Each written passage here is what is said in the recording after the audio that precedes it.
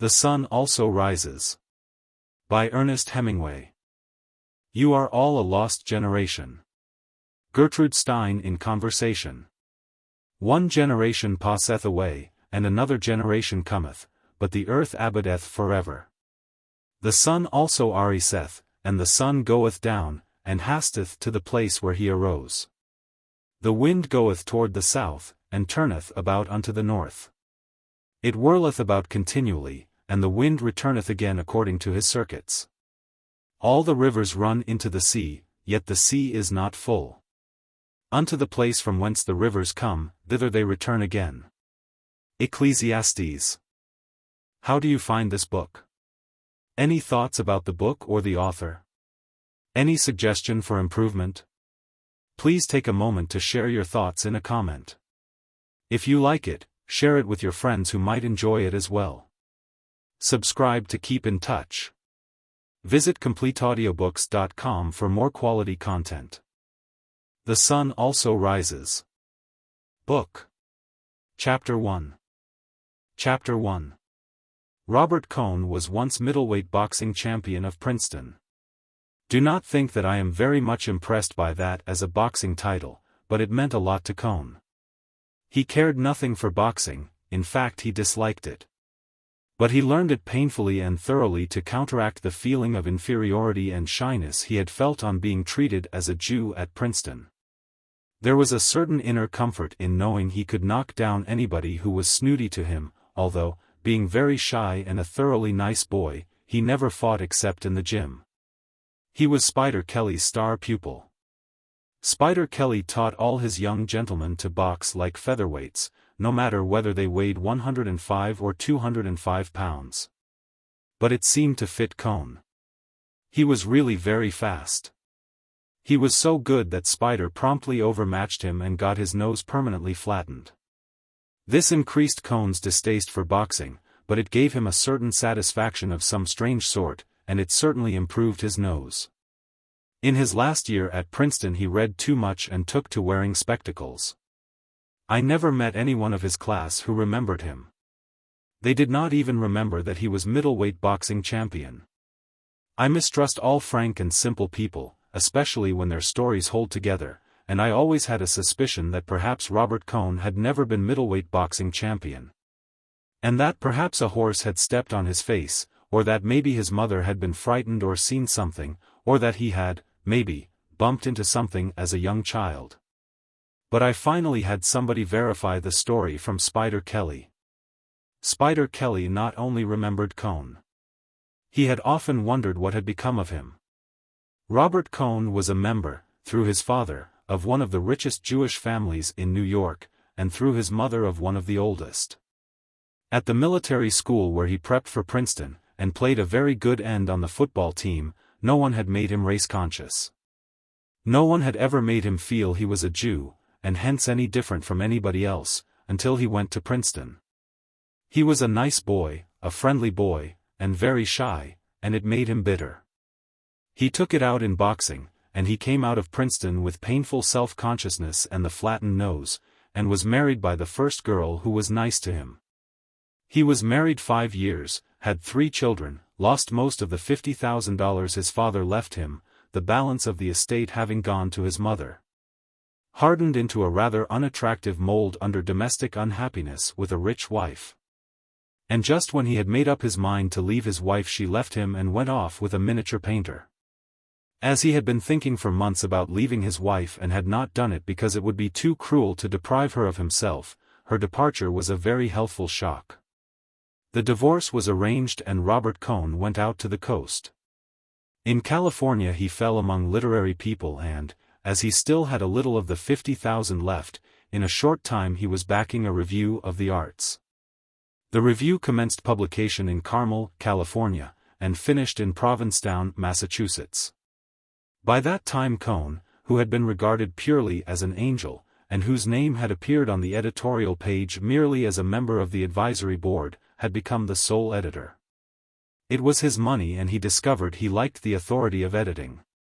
He was sorry when the magazine became too expensive and he had to give it up. By that time, though, he had other things to worry about. He had been taken in hand by a lady who hoped to rise with the magazine. She was very forceful, and Cohn never had a chance of not being taken in hand. Also, he was sure that he loved her. When this lady saw that the magazine was not going to rise, she became a little disgusted with Cohn and decided that she might as well get what there was to get while there was still something available, so she urged that they go to Europe, where Cohn could write. They came to Europe, where the lady had been educated, and stayed 3 years. During these 3 years, the first spent in travel, the last 2 in Paris, Robert Cohn had 2 friends, Braddock's and myself. Braddock's was his literary friend. I was his tennis friend. The lady who had him, her name was Frances, found toward the end of the 2nd year that her looks were going. And her attitude toward Robert changed from one of careless possession and exploitation to the absolute determination that he should marry her. During this time Robert's mother had settled an allowance on him, about $300 a month. During 2 years and a half I do not believe that Robert Cohn looked at another woman. He was fairly happy, except that, like many people living in Europe, he would rather have been in America, and he had discovered writing. He wrote a novel, and it was not really such a bad novel as the critics later called it, although it was a very poor novel. He read many books, played bridge, played tennis, and boxed at a local gymnasium. I first became aware of his lady's attitude toward him one night after the 3 of us had dined together. We had dined at Elle Avenues and afterward went to the Café de Versailles for coffee. We had several fines after the coffee, and I said I must be going. Cohn had been talking about the 2 of us going off somewhere on a weekend trip. He wanted to get out of town and get in a good walk. I suggested we fly to Strasbourg and walk up to Saint Odile, or somewhere or other in Alsace. I know a girl in Strasbourg who can show us the town, I said. Somebody kicked me under the table. I thought it was accidental and went on, she's been there 2 years and knows everything there is to know about the town. She's a swell girl. I was kicked again under the table and, looking, saw Frances, Robert's lady, her chin lifting and her face hardening. Hell, I said, why go to Strasbourg? We could go up to Bruges, or to the Ardennes. Cohn looked relieved. I was not kicked again. I said good night and went out. Cohn said he wanted to buy a paper and would walk to the corner with me. For God's sake, he said, why did you say that about that girl in Strasbourg for? Didn't you see Frances? No, why should I? If I know an American girl that lives in Strasbourg, what the hell is it to Frances? It doesn't make any difference. Any girl. I couldn't go, that would be all. Don't be silly. You don't know Frances. Any girl at all. Didn't you see the way she looked? Oh, well, I said, let's go to Senlis. Don't get sore. I'm not sore. Senlis is a good place and we can stay at the Grand Surf and take a hike in the woods and come home. Good, that will be fine. Well, I'll see you tomorrow at the courts, I said. Good night, Jake, he said, and started back to the café. You forgot to get your paper, I said. That's so. He walked with me up to the kiosk at the corner. You are not sore, are you, Jake? He turned with the paper in his hand. No, why should I be? See you at tennis, he said. I watched him walk back to the café holding his paper. I rather liked him and evidently she led him quite a life. Chapter 2. That winter Robert Cohn went over to America with his novel, and it was accepted by a fairly good publisher. His going made an awful row I heard, and I think that was where Frances lost him, because several women were nice to him in New York, and when he came back he was quite changed. He was more enthusiastic about America than ever, and he was not so simple, and he was not so nice. The publishers had praised his novel pretty highly and it rather went to his head. Then several women had put themselves out to be nice to him, and his horizons had all shifted.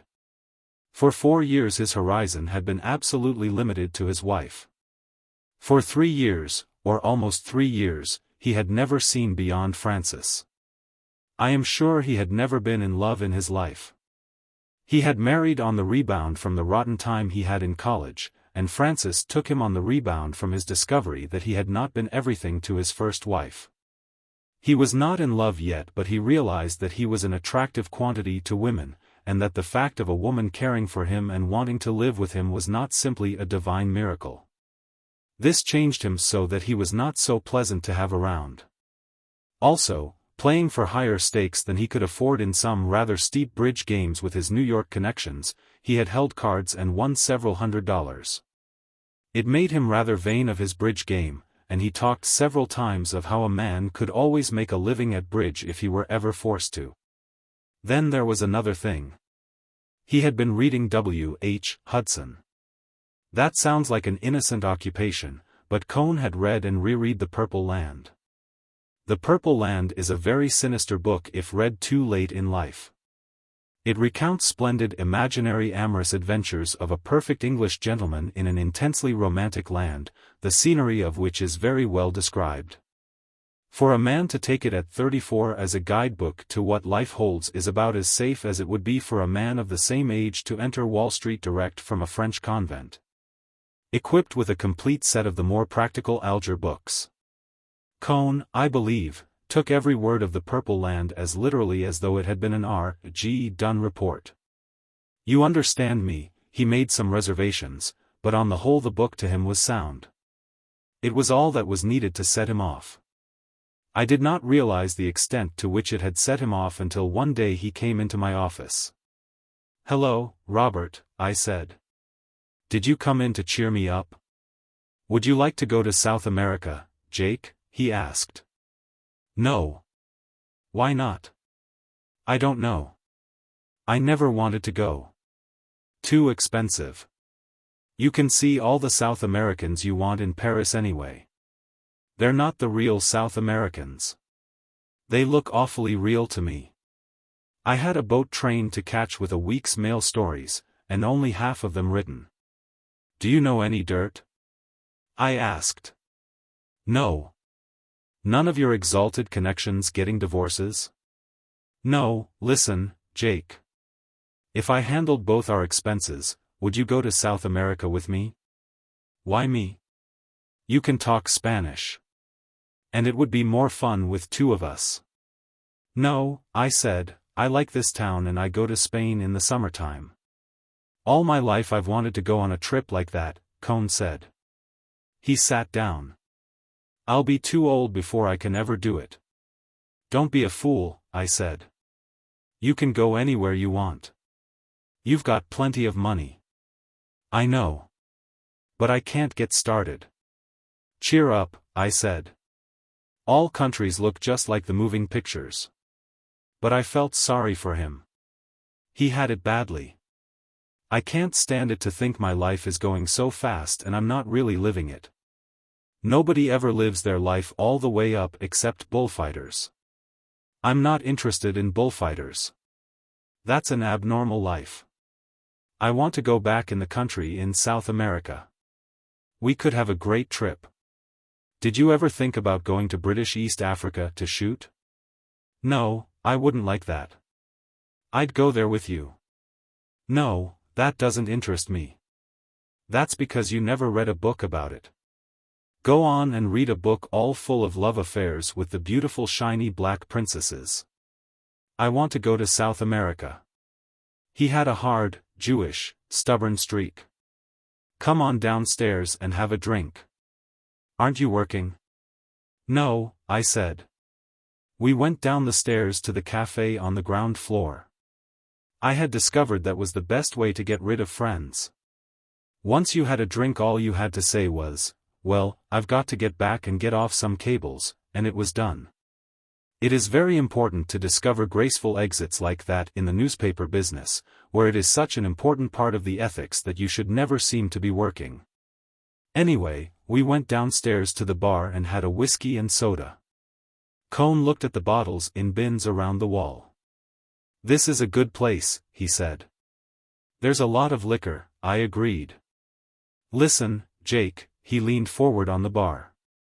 Don't you ever get the feeling that all your life is going by and you're not taking advantage of it? Do you realize you've lived nearly half the time you have to live already? Yes, every once in a while. Do you know that in about 35 years more will be dead? What the hell, Robert, I said. What the hell? I'm serious.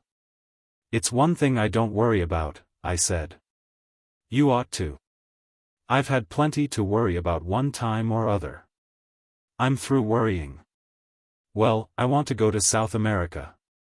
Listen, Robert, going to another country doesn't make any difference. I've tried all that. You can't get away from yourself by moving from one place to another. There's nothing to that. But you've never been to South America. South America, hell. If you went there the way you feel now, it would be exactly the same. This is a good town. Why don't you start living your life in Paris? I'm sick of Paris, and I'm sick of the Quarter. Stay away from the Quarter. Cruise around by yourself and see what happens to you.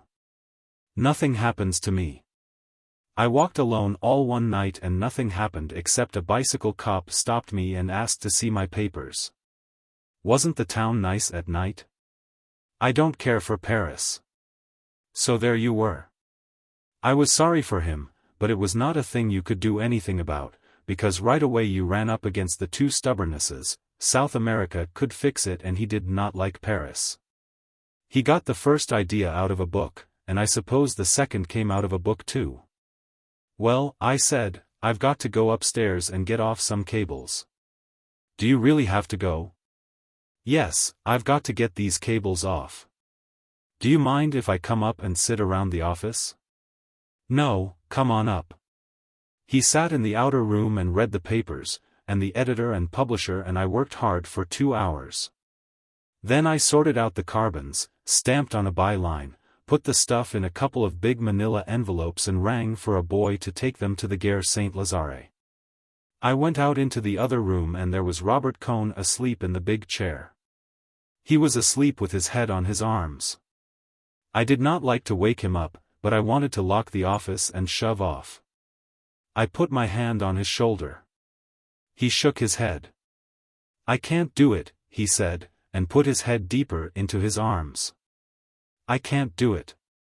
Nothing will make me do it. Robert, I said, and shook him by the shoulder. He looked up. He smiled and blinked. Did I talk out loud just then? Something. But it wasn't clear. God, what a rotten dream. Did the typewriter put you to sleep? Guess so. I didn't sleep all last night. What was the matter? Talking, he said. I could picture it. I have a rotten habit of picturing the bedroom scenes of my friends. We went out to the Café Napolitain to have an apéritif and watch the evening crowd on the boulevard. Chapter 3. It was a warm spring night and I sat at a table on the terrace of the Napolitain after Robert had gone, watching it get dark and the electric signs come on. And the red and green stop-and-go traffic signal, and the crowd going by, and the horse cabs clippity-clopping along at the edge of the solid taxi traffic, and the pools going by. Singly and in pairs, looking for the evening meal. I watched a good-looking girl walk past the table and watched her go up the street and lost sight of her, and watched another, and then saw the first one coming back again. She went by once more and I caught her eye, and she came over and sat down at the table. The waiter came up. Well, what will you drink? I asked. Pernod. That's not good for little girls.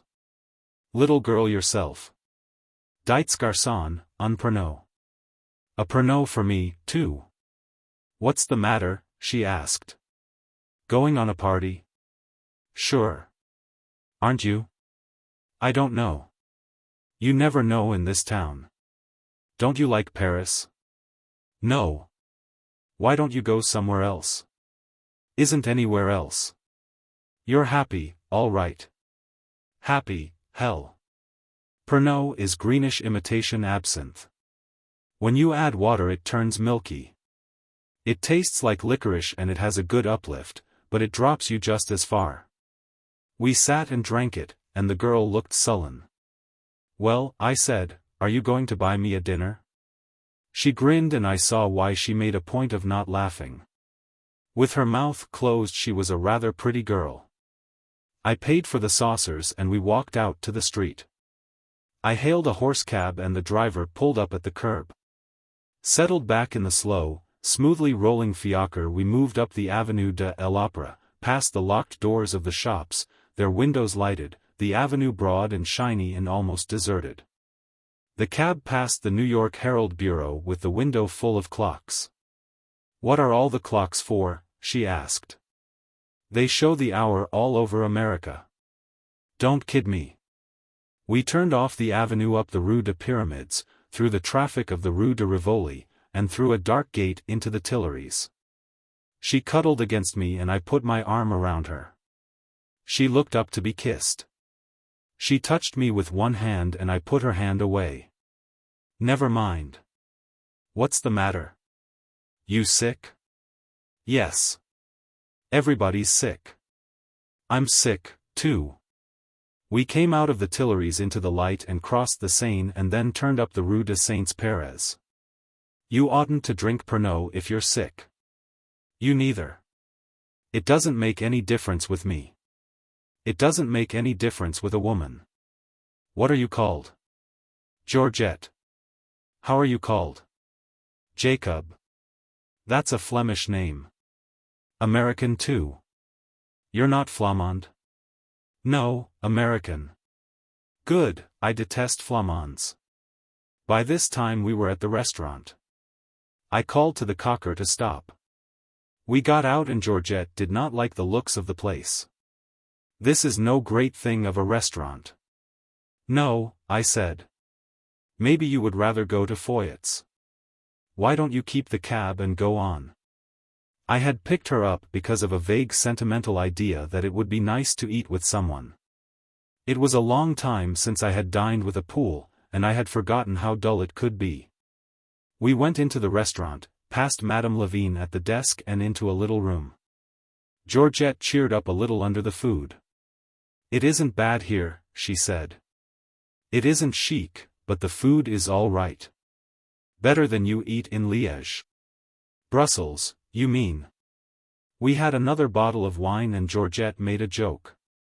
She smiled and showed all her bad teeth, and we touched glasses. "You're not a bad type," she said. "It's a shame you're sick. We get on well. What's the matter with you, anyway?" "I got hurt in the war," I said. "Oh, that dirty war." We would probably have gone on and discussed the war and agreed that it was in reality a calamity for civilization, and perhaps would have been better avoided. I was bored enough. Just then from the other room someone called, "Barnes." "I say, Barnes. Jacob Barnes." "It's a friend calling me," I explained, and went out. There was Braddock's at a big table with a party, Cohn, Francis Clyne, Mrs. Braddock's, several people I did not know. "You're coming to the dance, aren't you?" Braddock's asked. "What dance?" "Why, the dancings. Don't you know we've revived them?" Mrs. Braddock's put in. "You must come, Jake." "We're all going," Francis said from the end of the table. She was tall and had a smile. "Of course, he's coming," Braddock said. "Come in and have coffee with us, Barnes." "Right. And bring your friend," said Mrs. Braddock's laughing. She was a Canadian and had all their easy social graces. "Thanks, we'll be in," I said. I went back to the small room. "Who are your friends?" Georgette asked. "Writers and artists. There are lots of those on this side of the river." "Too many."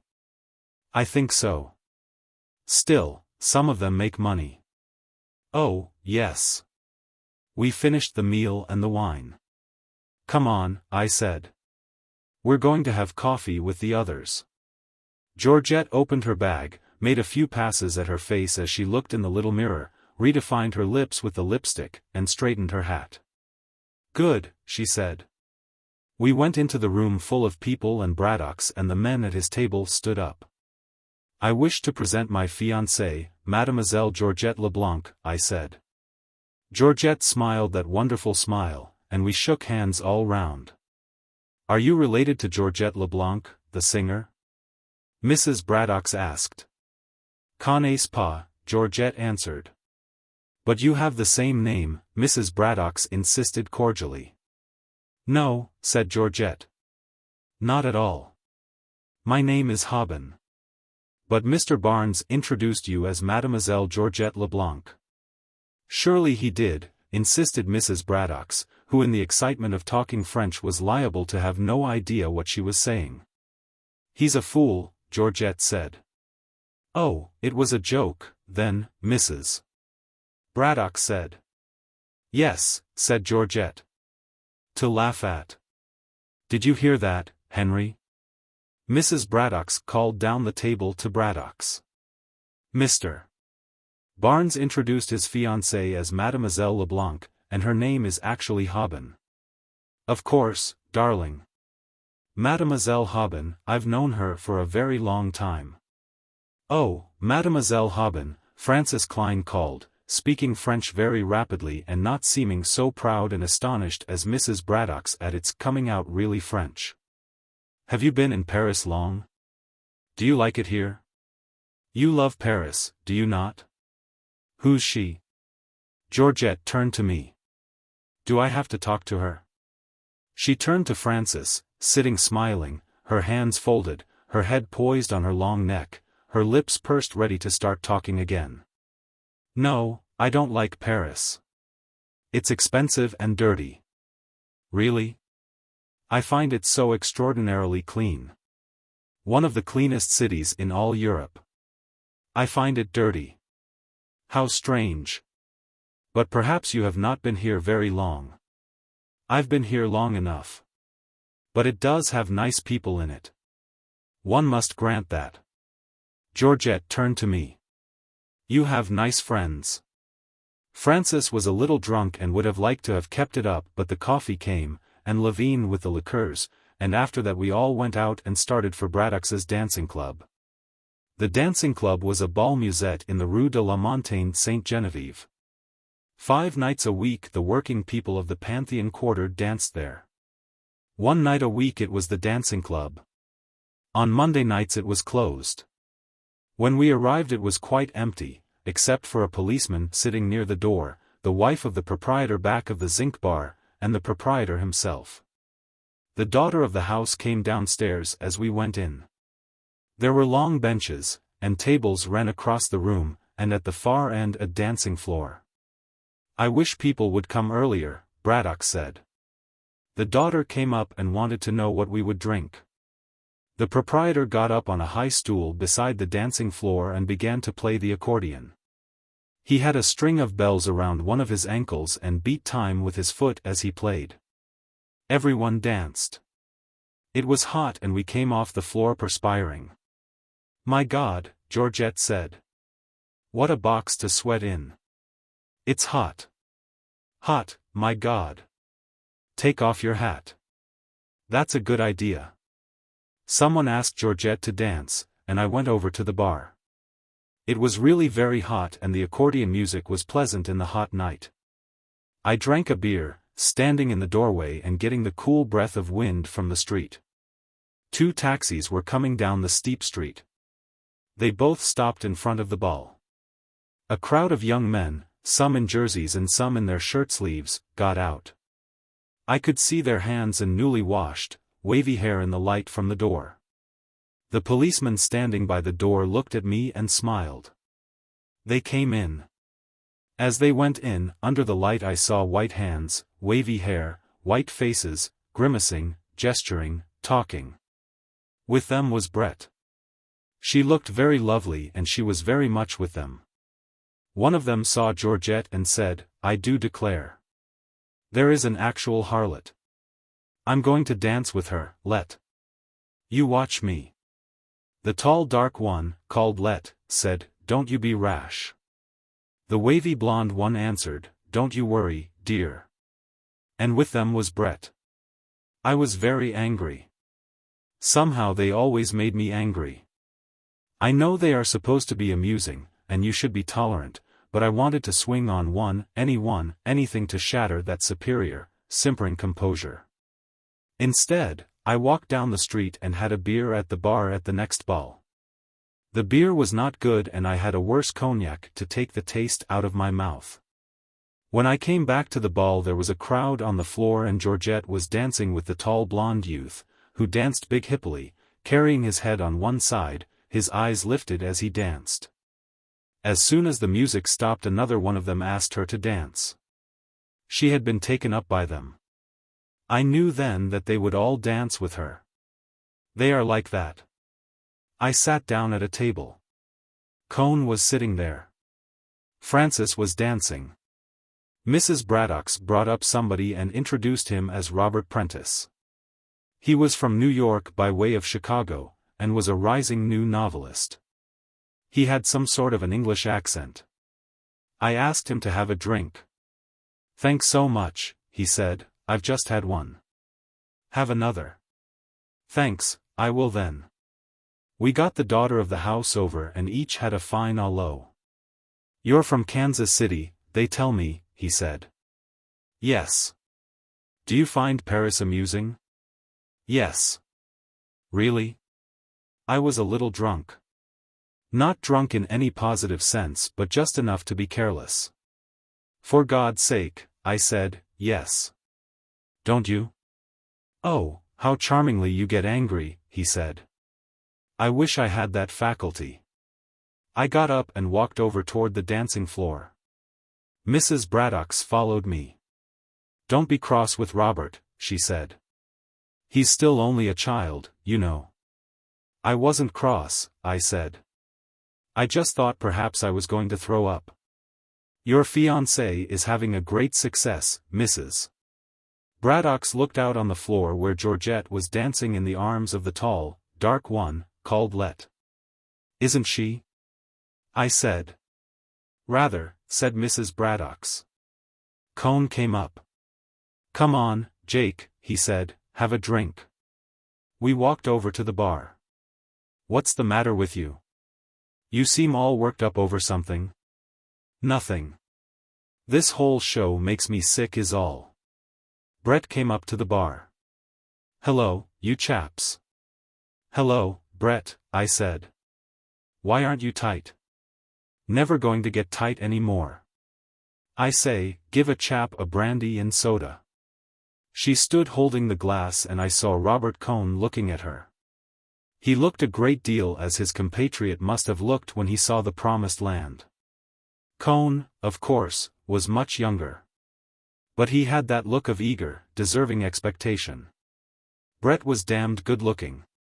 She wore a slip-over jersey sweater and a tweed skirt, and her hair was brushed back like a boy's. She started all that. She was built with curves like the hull of a racing yacht, and you missed none of it with that wool jersey. "It's a fine crowd you're with, Brett," I said. "Aren't they lovely? And you, my dear? Where did you get it?" "At the Napolitane." "And have you had a lovely evening?" "Oh, priceless," I said. Brett laughed. "It's wrong of you, Jake. It's an insult to all of us. Look at Francis there, and Joe." This for Cohn's benefit. "It's in restraint of trade," Brett said. She laughed again. "You're wonderfully sober," I said. "Yes. Aren't I? And when one's with the crowd I'm with, one can drink in such safety, too." The music started and Robert Cohn said, "Will you dance this with me, Lady Brett?" Brett smiled at him. "I've promised to dance this with Jacob," she laughed. "You've a hell of a biblical name, Jake." "How about the next?" asked Cohn. "We're going," Brett said. "We've a date up at Montmartre." Dancing, I looked over Brett's shoulder and saw Cohn, standing at the bar, still watching her. "You've made a new one there," I said to her. "Don't talk about it." "Poor chap. I never knew it till just now." "Oh, well," I said. I suppose you like to add them up. Don't talk like a fool. You do. Oh, well. What if I do? Nothing, I said. We were dancing to the accordion and someone was playing the banjo. It was hot and I felt happy. We passed close to Georgette dancing with another one of them. What possessed you to bring her? I don't know, I just brought her. You're getting damned romantic. No, bored. Now? No, not now. Let's get out of here. She's well taken care of. Do you want to? Would I ask you if I didn't want to? We left the floor and I took my coat off a hanger on the wall and put it on. Brett stood by the bar. Cohn was talking to her. I stopped at the bar and asked them for an envelope. The patron found one. I took a 50-franc note from my pocket, put it in the envelope, sealed it, and handed it to the patron. If the girl I came with asks for me, will you give her this? I said. If she goes out with one of those gentlemen, will you save this for me? C'est entendu, monsieur, the patron said. You go now? So early? Yes, I said. We started out the door. Cohn was still talking to Brett. She said good night and took my arm. Good night, Cohn, I said. Outside in the street we looked for a taxi. You're going to lose your 50 francs, Brett said. Oh, yes. No taxis. We could walk up to the Pantheon and get one. Come on and we'll get a drink in the pub next door and send for one.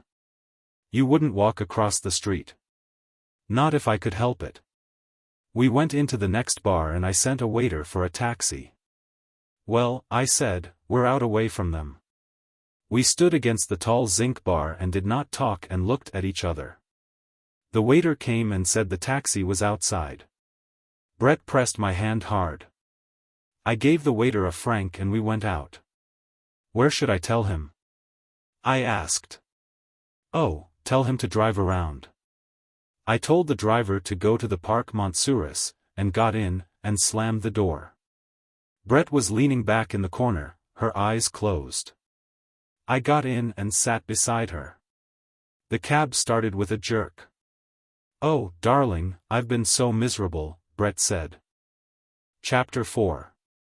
The taxi went up the hill, past the lighted square, then on into the dark, still climbing, then leveled out onto a dark street behind St. Etienne du Mont, went smoothly down the asphalt, past the trees and the standing bus at the Place de la Contrescarpe, then turned onto the cobbles of the Rue Mouffetard. There were lighted bars and late-open shops on each side of the street. We were sitting apart and we jolted close together going down the old street. Brett's hat was off. Her head was back. I saw her face in the lights from the open shops, then it was dark, then I saw her face clearly as we came out on the Avenue de Gobelins. The street was torn up and men were working on the car tracks by the light of acetylene flares. Brett's face was white and the long line of her neck showed in the bright light of the flares. The street was dark again and I kissed her. Our lips were tight together and then she turned away and pressed against the corner of the seat, as far away as she could get. Her head was down. Don't touch me, she said. Please don't touch me. What's the matter? I can't stand it. Oh, Brett. You mustn't. You must know. I can't stand it, that's all. Oh, darling, please understand. Don't you love me? Love you? I simply turn all to jelly when you touch me. Isn't there anything we can do about it? She was sitting up now. My arm was around her and she was leaning back against me, and we were quite calm. She was looking into my eyes with that way she had of looking that made you wonder whether she really saw out of her own eyes.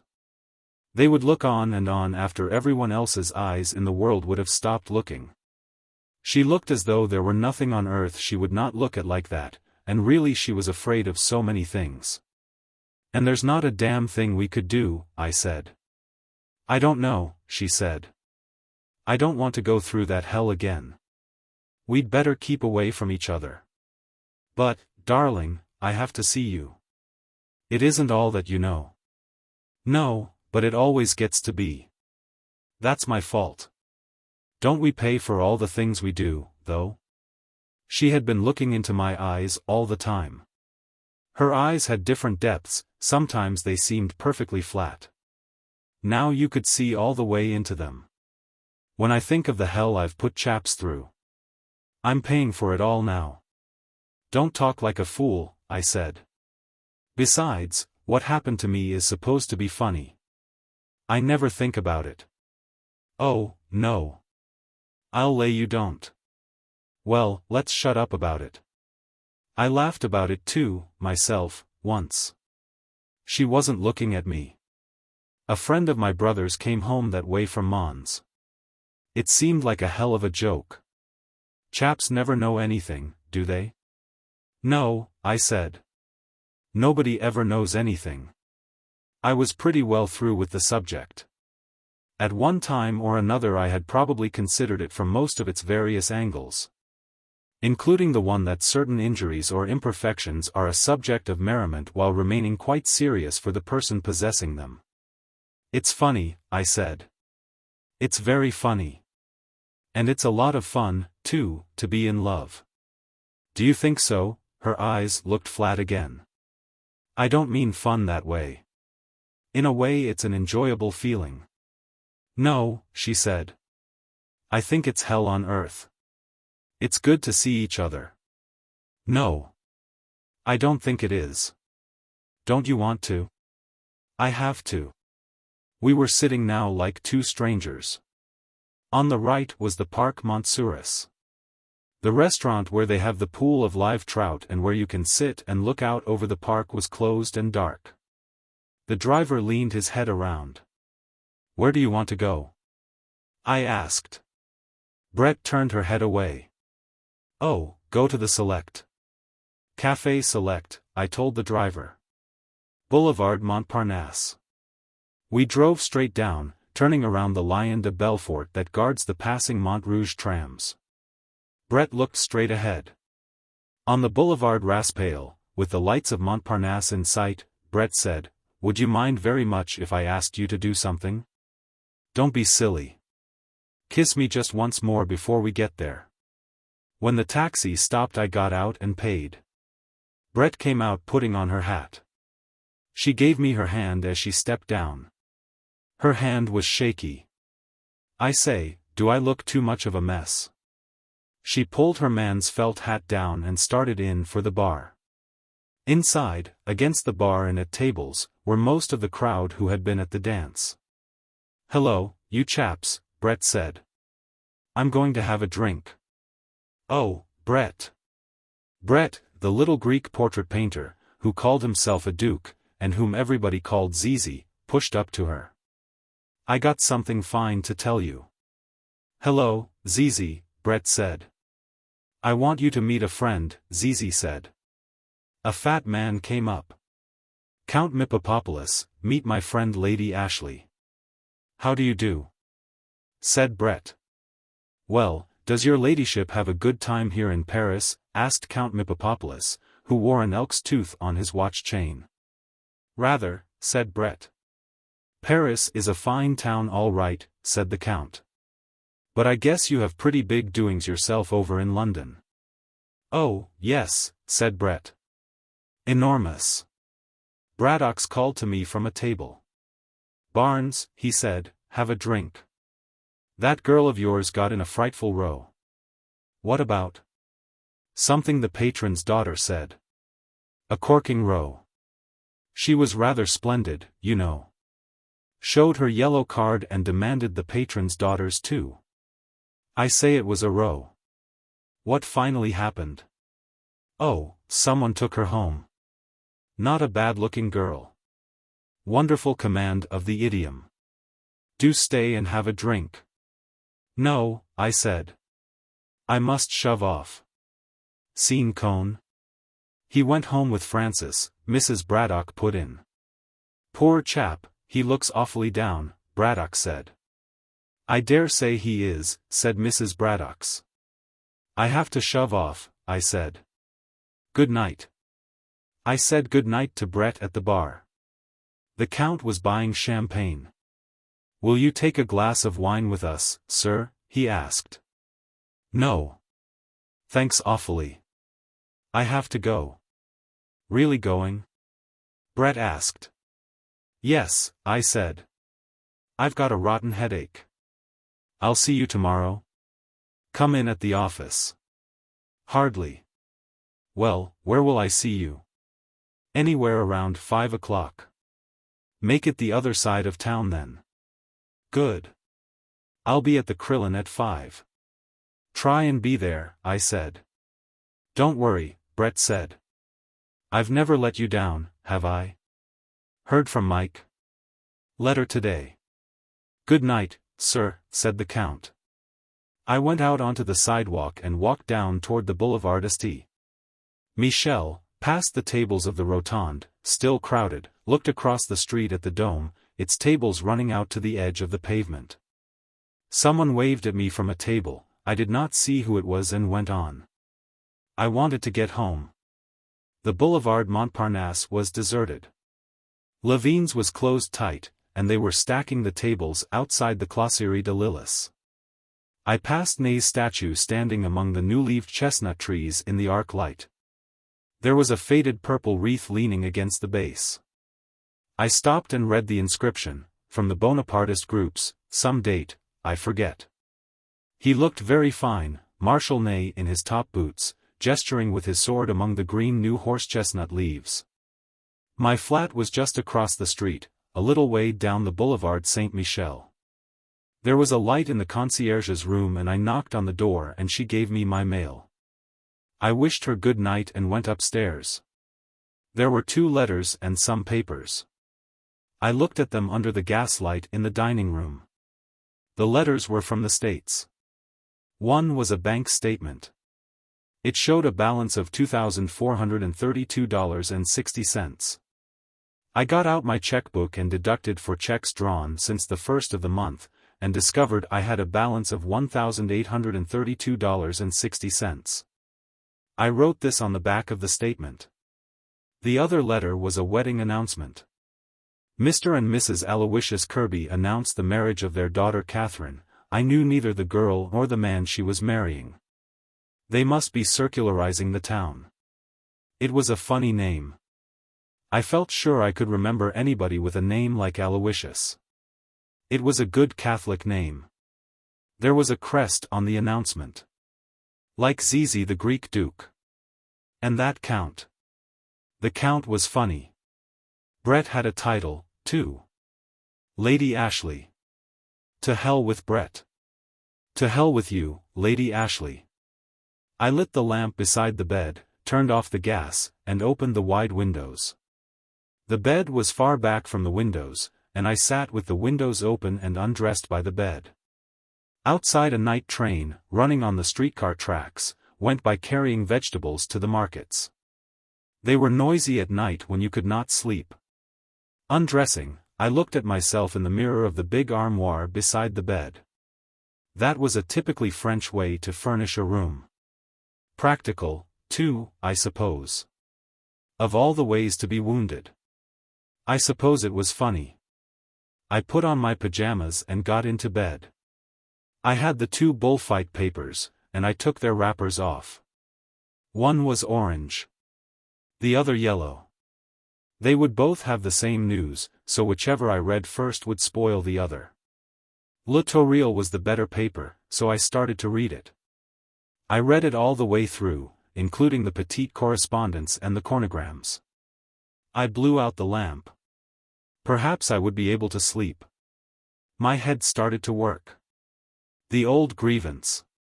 Well, it was a rotten way to be wounded and flying on a joke front like the Italian.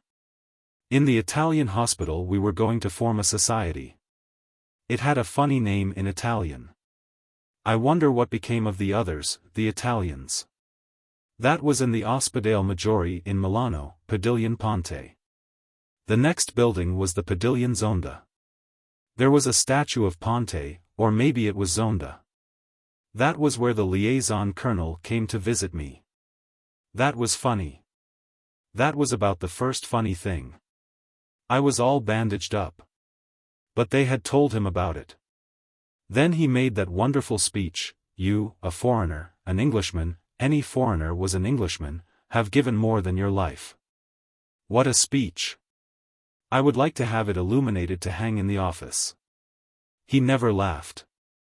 He was putting himself in my place, I guess. Che mala fortuna. Che mala fortuna. I never used to realize it, I guess. I try and play it along and just not make trouble for people. Probably I never would have had any trouble if I hadn't run into Brett when they shipped me to England. I suppose she only wanted what she couldn't have. Well, people were that way. To hell with people. The Catholic Church had an awfully good way of handling all that. Good advice, anyway. Not to think about it. Oh, it was swell advice. Try and take it sometime. Try and take it. I lay awake thinking and my mind jumping around. Then I couldn't keep away from it, and I started to think about Brett and all the rest of it went away. I was thinking about Brett and my mind stopped jumping around and started to go in sort of smooth waves. Then all of a sudden I started to cry. Then after a while it was better and I lay in bed and listened to the heavy trams go by and way down the street, and then I went to sleep. I woke up. There was a row going on outside. I listened and I thought I recognized a voice. I put on a dressing gown and went to the door. The concierge was talking downstairs. She was very angry. I heard my name and called down the stairs. "Is that you, Monsieur Barnes?" the concierge called. "Yes. It's me. There's a species of woman here who's waked the whole street up. What kind of a dirty business at this time of night? She says she must see you. I've told her you're asleep." Then I heard Brett's voice. Half asleep I had been sure it was Georgette. I don't know why. She could not have known my address. "Will you send her up, please?" Brett came up the stairs. I saw she was quite drunk. "Silly thing to do," she said. "Make an awful row. I say, you weren't asleep, were you? What did you think I was doing?" "Don't know. What time is it?" I looked at the clock. It was 4:30. "Had no idea what hour it was," Brett said. "I say, can a chap sit down? Don't be cross, darling. Just left the Count. He brought me here." "What's he like?" "I was getting brandy and soda and glasses." "Just a little," said Brett. "Don't try and make me drunk." "The Count?" "Oh, rather. He's quite one of us." "Is he a count?" "Here's how. I rather think so, you know. Deserves to be, anyhow. Knows hell's own amount about people. Don't know where he got it all. Owns a chain of sweet shops in the States." She sipped at her glass. "Think he called it a chain. Something like that. Linked them all up. Told me a little about it. Damned interesting. He's one of us, though." "Oh, quite. No doubt. One can always tell." She took another drink. "How do I buck on about all this?" "You don't mind, do you? He's putting up for XIII, you know." "Is XIII really a duke, too?" "I shouldn't wonder. Greek, you know. Rotten painter. I rather liked the Count." "Where did you go with him?" "Oh, everywhere. He just brought me here now. Offered me $10,000 to go to Biarritz with him." "How much is that in pounds?" "Around 2,000. Lot of money." I told him I couldn't do it. He was awfully nice about it. Told him I knew too many people in Biarritz. Brett laughed. "I say, you are slow on the uptake," she said. I had only sipped my brandy and soda. I took a long drink. "That's better." "Very funny," Brett said. Then he wanted me to go to Cannes with him. Told him I knew too many people in Monte Carlo. Told him I knew too many people in Monte Carlo. Told him I knew too many people everywhere. Quite true, too. So I asked him to bring me here. She looked at me, her hand on the table, her glass raised. Don't look like that, she said. Told him I was in love with you. True, too. Don't look like that. He was damn nice about it. Wants to drive us out to dinner tomorrow night. Like to go? Why not? I'd better go now. Why? Just wanted to see you. Damned silly idea. Want to get dressed and come down? He's got the car just up the street. The Count? Himself. And a chauffeur in livery. Going to drive me around and have breakfast in the Bois. Hampers. Got it all at Zelli's. Dozen bottles of Mums. Tempt you? I have to work in the morning, I said. I'm too far behind you now to catch up and be any fun. Don't be an ass. Can't do it. Right. Send him a tender message? Anything. Absolutely. Good night, darling. Don't be sentimental. You make me ill. We kissed good night and Brett shivered. I'd better go, she said. Good night, darling. You don't have to go. Yes. We kissed again on the stairs, and as I called for the cordon the concierge muttered something behind her door. I went back upstairs and from the open window watched Brett walking up the street to the big limousine drawn up to the curb under the arc light. She got in and it started off. I turned around. On the table was an empty glass and a glass half full of brandy and soda. I took them both out to the kitchen and poured the half-full glass down the sink. I turned off the gas in the dining room, kicked off my slippers sitting on the bed, and got into bed. This was Brett, that I had felt like crying about. Then I thought of her walking up the street and stepping into the car, as I had last seen her, and of course in a little while I felt like hell again. It is awfully easy to be hard-boiled about everything in the daytime, but at night it is another thing. Chapter 5. In the morning I walked down the boulevard to the Rue Soufflot for coffee and brioche. It was a fine morning. The horse-chestnut trees in the Luxembourg Gardens were in bloom. There was the pleasant early morning feeling of a hot day. I read the papers with the coffee and then smoked a cigarette. The flower women were coming up from the market and arranging their daily stock. Students went by going up to the law school, or down to the Sorbonne. The boulevard was busy with trams and people going to work. I got on an S-bus and rode down to the Madeleine, standing on the back platform. From the Madeleine I walked along the Boulevard des Capucines to the Opera, and up to my office. I passed the man with the jumping frogs and the man with the boxer toys. I stepped aside to avoid walking into the thread with which his girl assistant manipulated the boxers.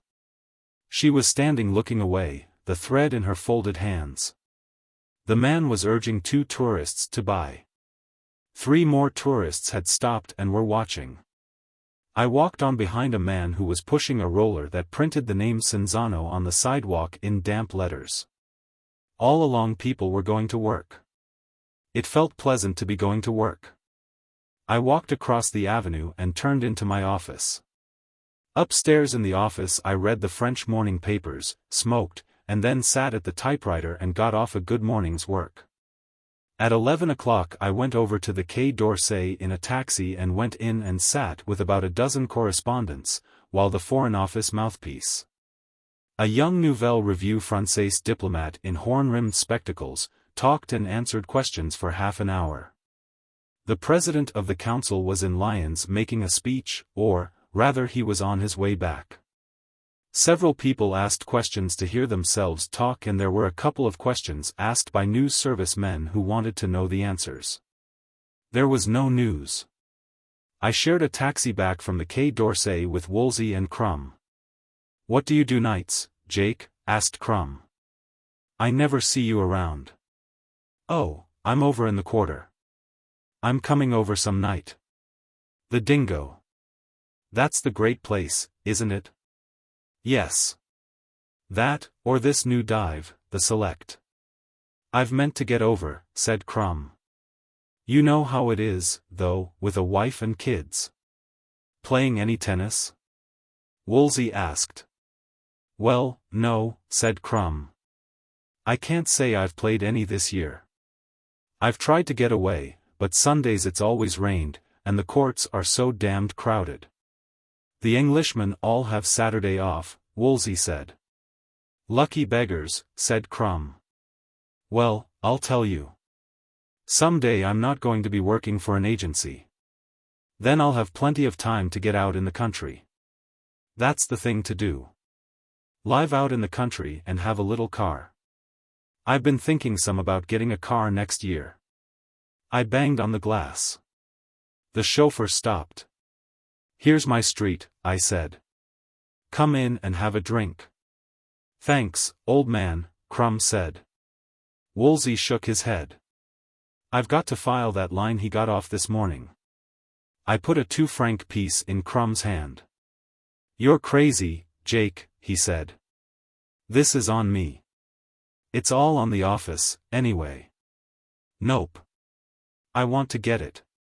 I waved goodbye. Crumb put his head out. See you at the lunch on Wednesday. You bet. I went to the office in the elevator. Robert Cohn was waiting for me. Hello, Jake, he said. Going out to lunch? Yes. Let me see if there is anything new. Where will we eat? Anywhere. I was looking over my desk. Where do you want to eat? How about Wetzel's? They've got good hors d'oeuvre. In the restaurant we ordered hors d'oeuvre and beer. The sommelier brought the beer, tall, beaded on the outside of the steins, and cold. There were a dozen different dishes of hors d'oeuvre. Have any fun last night? I asked. No. I don't think so. How's the writing going? Rotten.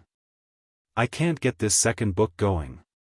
That happens to everybody. Oh, I'm sure of that. It gets me worried, though. Thought any more about going to South America? I mean that. Well, why don't you start off? Francis. Well, I said, take her with you. She wouldn't like it. That isn't the sort of thing she likes. She likes a lot of people around. Tell her to go to hell. I can't. I've got certain obligations to her. He shoved the sliced cucumbers away and took a pickled herring. What do you know about Lady Brett Ashley, Jake? Her name's Lady Ashley. Brett's her own name. She's a nice girl, I said. She's getting a divorce and she's going to marry Mike Campbell. He's over in Scotland now. Why? She's a remarkably attractive woman. Isn't she? There's a certain quality about her, a certain fineness. She seems to be absolutely fine and straight. She's very nice. I don't know how to describe the quality, Cohn said. I suppose it's breeding. You sound as though you liked her pretty well. I do. I shouldn't wonder if I were in love with her. She's a drunk, I said. She's in love with Mike Campbell, and she's going to marry him. He's going to be rich as hell someday. I don't believe she'll ever marry him. Why not? I don't know. I just don't believe it. Have you known her a long time? Yes, I said. She was a VAD in a hospital I was in during the war. She must have been just a kid then. She's 34 now. When did she marry Ashley? During the war. Her own true love had just kicked off with the dysentery. You talk sort of bitter. Sorry. I didn't mean to. I was just trying to give you the facts. I don't believe she would marry anybody she didn't love. Well, I said. She's done it twice. I don't believe it. Well, I said, don't ask me a lot of fool questions if you don't like the answers. I didn't ask you that. You asked me what I knew about Brett Ashley. I didn't ask you to insult her. Oh, go to hell. He stood up from the table, his face white, and stood there white and angry behind the little plates of hors d'oeuvre.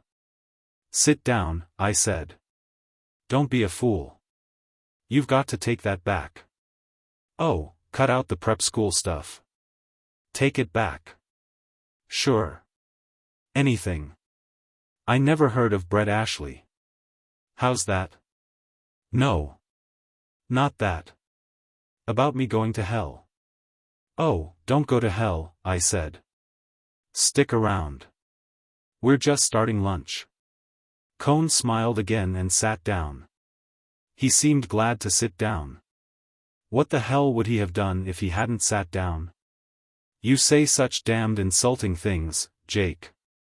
I'm sorry. I've got a nasty tongue. I never mean it when I say nasty things. I know it, Cohn said. You're really about the best friend I have, Jake. God help you, I thought. Forget what I said out loud. I'm sorry. It's all right. It's fine. I was just sore for a minute. Good. Let's get something else to eat. After we finished the lunch, we walked up to the Café de la Paix and had coffee. I could feel Cohn wanted to bring up Brett again, but I held him off it. We talked about one thing and another, and I left him to come to the office. Chapter 6. At 5 o'clock I was in the Hotel Clyne waiting for Brett. She was not there, so I sat down and wrote some letters. They were not very good letters, but I hoped their being on Clyne stationery would help them. Brett did not turn up, so about 5:45 I went down to the bar and had a Jack Rose with George the barman. Brett had not been in the bar either, and so I looked for her upstairs on my way out, and took a taxi to the Café Select. Crossing the Seine, I saw a string of barges being towed empty down the current, riding high, the bargemen at the sweeps as they came toward the bridge. The river looked nice. It was always pleasant crossing bridges in Paris. The taxi rounded the statue of the inventor of the semaphore engaged in doing same, and turned up the Boulevard Raspail, and I sat back to let that part of the ride pass. The Boulevard Raspail always made dull riding. It was like a certain stretch on the PLM between Fontainebleau and Montereau that always made me feel bored and dead and dull until it was over. I suppose it is some association of ideas that makes those dead places in a journey. There are other streets in Paris as ugly as the Boulevard Raspail. It is a street I do not mind walking down at all. But I cannot stand to ride along it. Perhaps I had read something about it once. That was the way Robert Cohn was about all of Paris. I wondered where Cohn got that incapacity to enjoy Paris. Possibly from Mencken. Mencken hates Paris, I believe. So many young men get their likes and dislikes from Mencken. The taxi stopped in front of the Rotonde. No matter what café in Montparnasse you ask a taxi driver to bring you to from the right bank of the river, they always take you to the Rotonde. 10 years from now it will probably be the Dome. It was near enough, anyway. I walked past the sad tables of the Rotonde to the Select. There were a few people inside at the bar, and outside, alone, sat Harvey Stone. He had a pile of saucers in front of him, and he needed a shave. "Sit down," said Harvey, "I've been looking for you." "What's the matter?" "Nothing. Just looking for you." "Been out to the races?" "No. Not since Sunday." "What do you hear from the States?" "Nothing. Absolutely nothing." "What's the matter?" "I don't know. I'm through with them. I'm absolutely through with them." He leaned forward and looked me in the eye. "Do you want to know something, Jake?" "Yes. I haven't had anything to eat for 5 days." I figured rapidly back in my mind. It was 3 days ago that Harvey had won 200 francs from me shaking poker dice in the New York bar. "What's the matter?" "No money." "Money hasn't come," he paused. "I tell you it's strange, Jake. When I'm like this I just want to be alone. I want to stay in my own room. I'm like a cat. I felt in my pocket. Would 100 help you any, Harvey? Yes. Come on. Let's go and eat. There's no hurry. Have a drink. Better eat. No. When I get like this I don't care whether I eat or not. We had a drink. Harvey added my saucer to his own pile. Do you know Mencken, Harvey? Yes. Why? What's he like? He's all right. He says some pretty funny things. Last time I had dinner with him we talked about Hoffenheimer. The trouble is, he said, he's a garter snapper. That's not bad. That's not bad. He's through now, Harvey went on. He's written about all the things he knows, and now he's on all the things he doesn't know. I guess he's all right, I said. I just can't read him. Oh, nobody reads him now, Harvey said, except the people that used to read the Alexander Hamilton Institute. Well, I said. That was a good thing, too. Sure, said Harvey. So we sat and thought deeply for a while. Have another port? All right, said Harvey. There comes Cohn, I said. Robert Cohn was crossing the street. That moron, said Harvey. Cohn came up to our table. Hello, you bums, he said. Hello, Robert, Harvey said. I was just telling Jake here that you're a moron. What do you mean? Tell us right off. Don't think. What would you rather do if you could do anything you wanted? Cohn started to consider. Don't think. Bring it right out. I don't know, Cohn said. What's it all about, anyway? I mean, what would you rather do? What comes into your head first? No matter how silly it is. I don't know, Cohn said. I think I'd rather play football again with what I know about handling myself, now. I misjudged you, Harvey said. You're not a moron. You're only a case of arrested development. You're awfully funny, Harvey, Cohn said. Someday somebody will push your face in. Harvey Stone laughed. You think so? They won't, though. Because it wouldn't make any difference to me. I'm not a fighter. It would make a difference to you if anybody did it. No, it wouldn't. That's where you make your big mistake. Because you're not intelligent. Cut it out about me. Sure, said Harvey. It doesn't make any difference to me. You don't mean anything to me. Come on, Harvey, I said. Have another Porto. No, he said. I'm going up the street and eat.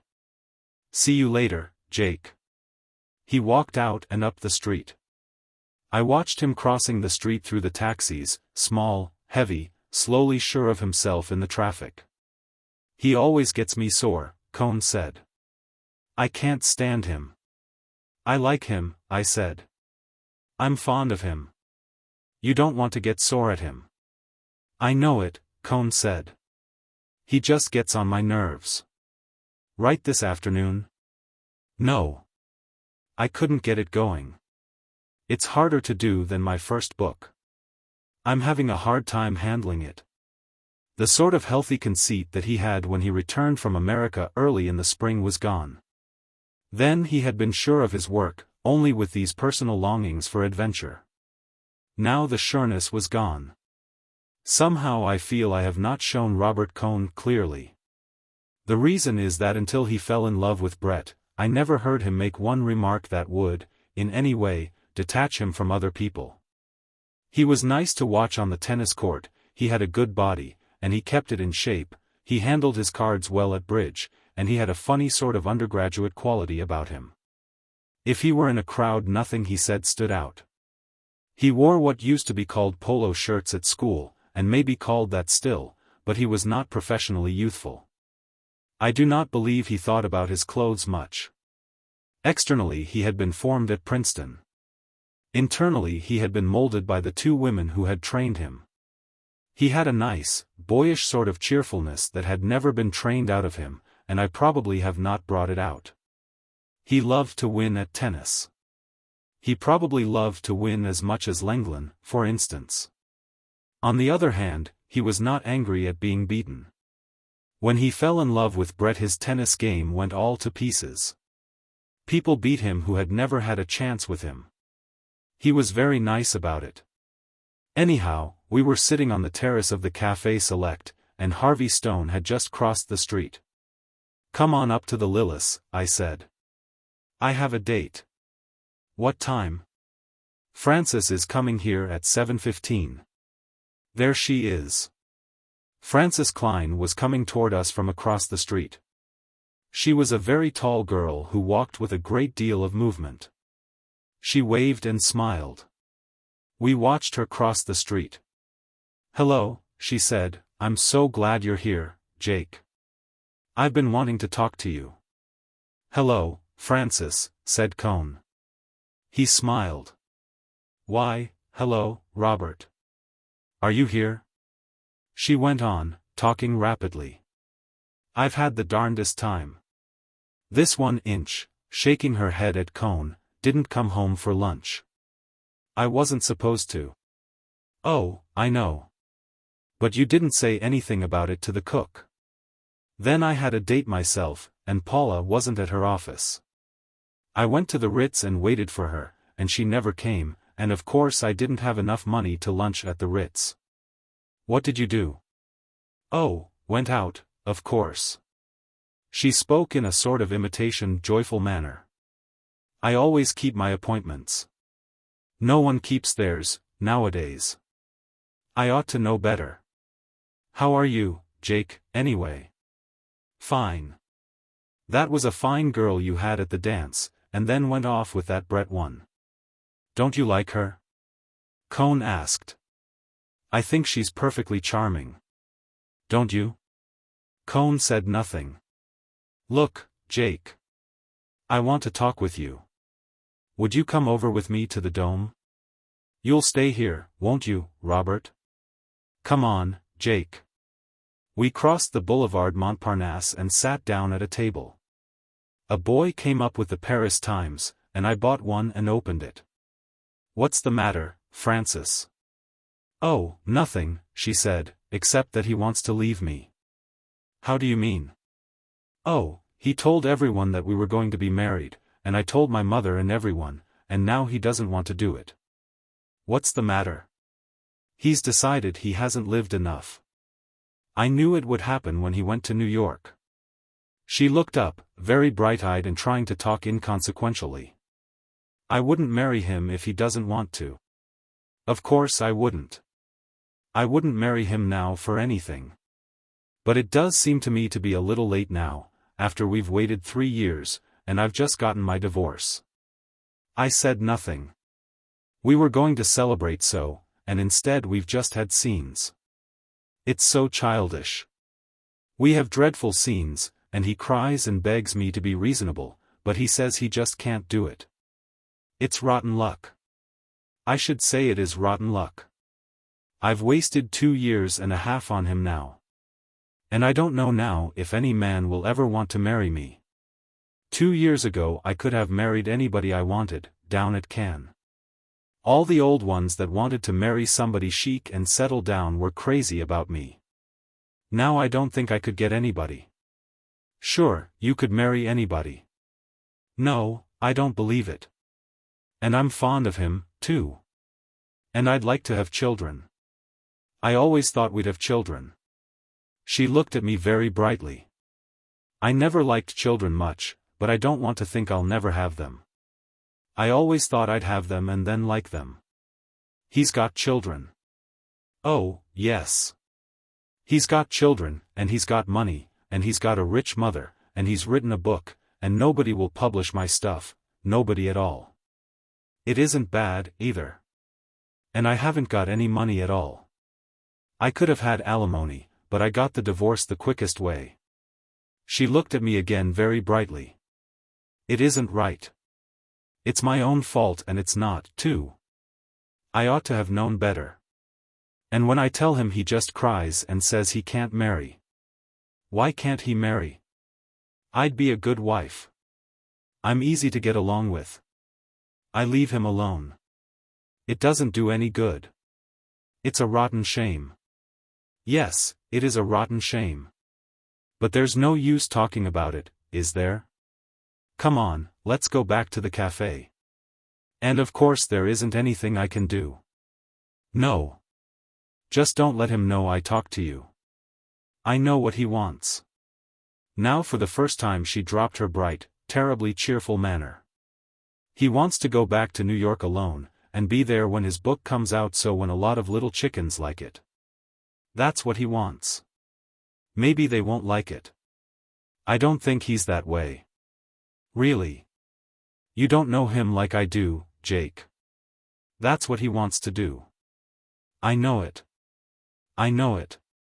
That's why he doesn't want to marry. He wants to have a big triumph this fall all by himself. Want to go back to the cafe? Yes. Come on. We got up from the table, they had never brought us a drink, and started across the street toward the Select, where Cohn sat smiling at us from behind the marble-topped table. Well, what are you smiling at? Francis asked him. Feel pretty happy? I was smiling at you and Jake with your secrets. Oh, what I've told Jake isn't any secret. Everybody will know it soon enough. I only wanted to give Jake a decent version. What was it? About your going to England? Yes, about my going to England. Oh, Jake. I forgot to tell you. I'm going to England. Isn't that fine? Yes, that's the way it's done in the very best families. Robert's sending me. He's going to give me £200 and then I'm going to visit friends. Won't it be lovely? The friends don't know about it, yet. She turned to Cohn and smiled at him. He was not smiling now. You were only going to give me £100, weren't you, Robert? But I made him give me 200. He's really very generous. Aren't you, Robert? I do not know how people could say such terrible things to Robert Cohn. There are people to whom you could not say insulting things. They give you a feeling that the world would be destroyed, would actually be destroyed before your eyes, if you said certain things. But here was Cohn taking it all. Here it was, all going on right before me, and I did not even feel an impulse to try and stop it. And this was friendly joking to what went on later. How can you say such things, Francis? Cohn interrupted. Listen to him. I'm going to England. I'm going to visit friends. Ever visit friends that didn't want you? Oh, they'll have to take me, all right. How do you do, my dear? Such a long time since we've seen you. And how is your dear mother? Yes, how is my dear mother? She put all her money into French war bonds. Yes, she did. Probably the only person in the world that did. And what about Robert, or else very careful talking around Robert. You must be most careful not to mention him, my dear. Poor Francis has had a most unfortunate experience. Won't it be fun, Robert? Don't you think it will be fun, Jake? She turned to me with that terribly bright smile. It was very satisfactory to her to have an audience for this.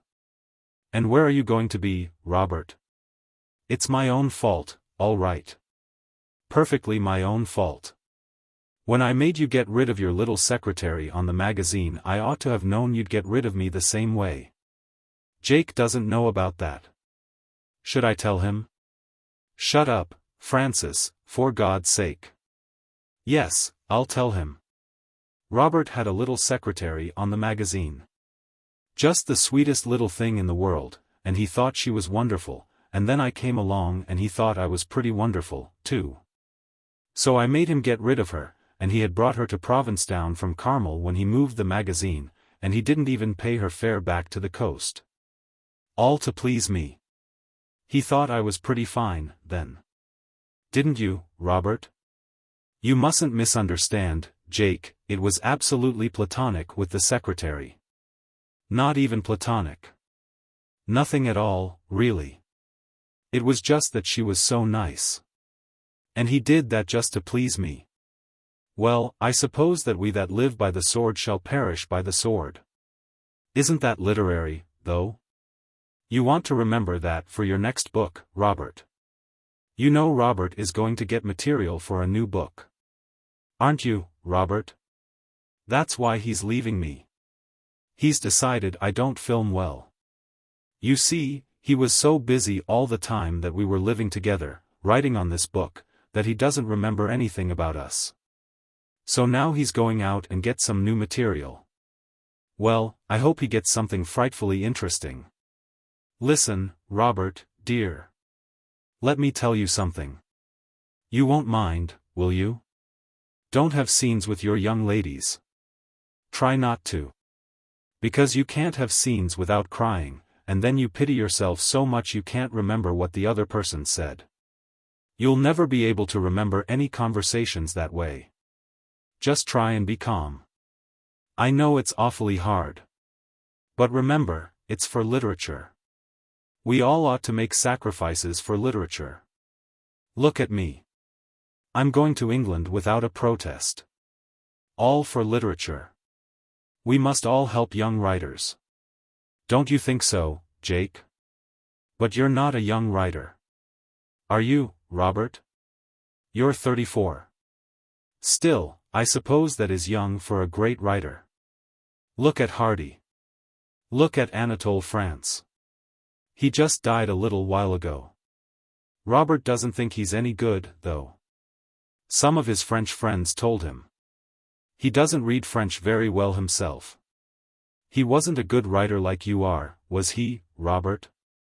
Do you think he ever had to go and look for material?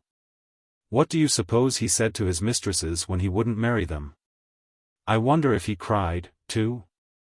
Oh, I've just thought of something. She put her gloved hand up to her lips. I know the real reason why Robert won't marry me, Jake. It's just come to me. They've sent it to me in a vision in the Café Select. Isn't it mystic? Someday they'll put a tablet up. Like at Lourdes. Do you want to hear, Robert? I'll tell you. It's so simple. I wonder why I never thought about it. Why, you see, Robert's always wanted to have a mistress, and if he doesn't marry me, why, then he's had one. She was his mistress for over 2 years. See how it is? And if he marries me, like he's always promised he would, that would be the end of all the romance. Don't you think that's bright of me to figure that out? It's true, too. Look at him and see if it's not. Where are you going, Jake? I've got to go in and see Harvey Stone a minute. Cohn looked up as I went in. His face was white. Why did he sit there? Why did he keep on taking it like that? As I stood against the bar looking out I could see them through the window. Frances was talking on to him, smiling brightly, looking into his face each time she asked, "Isn't it so, Robert?" Or maybe she did not ask that now. Perhaps she said something else. I told the barman I did not want anything to drink and went out through the side door. As I went out the door I looked back through the 2 thicknesses of glass and saw them sitting there. She was still talking to him. I went down a side street to the Boulevard Raspail. A taxi came along and I got in and gave the driver the address of my flat. Chapter 7. As I started up the stairs the concierge knocked on the glass of the door of her lodge, and as I stopped she came out. She had some letters and a telegram. Here is the post. And there was a lady here to see you. Did she leave a card? No. She was with a gentleman. It was the one who was here last night. In the end I find she is very nice.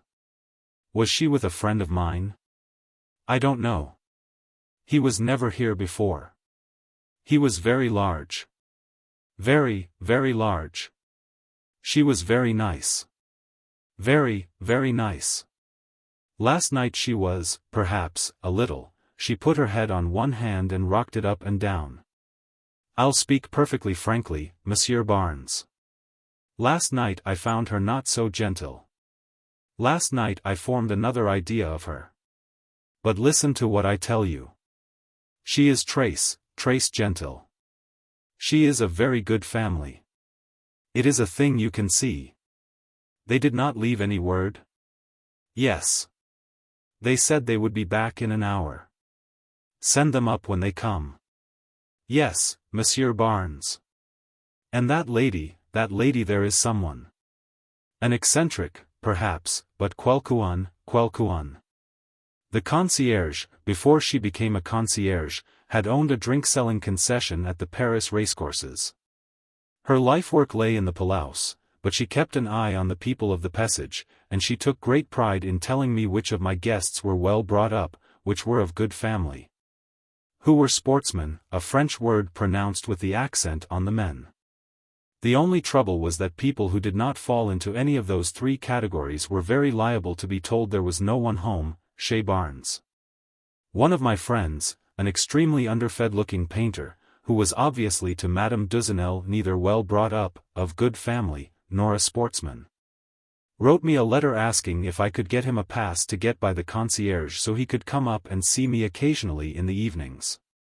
I went up to the flat wondering what Brett had done to the concierge.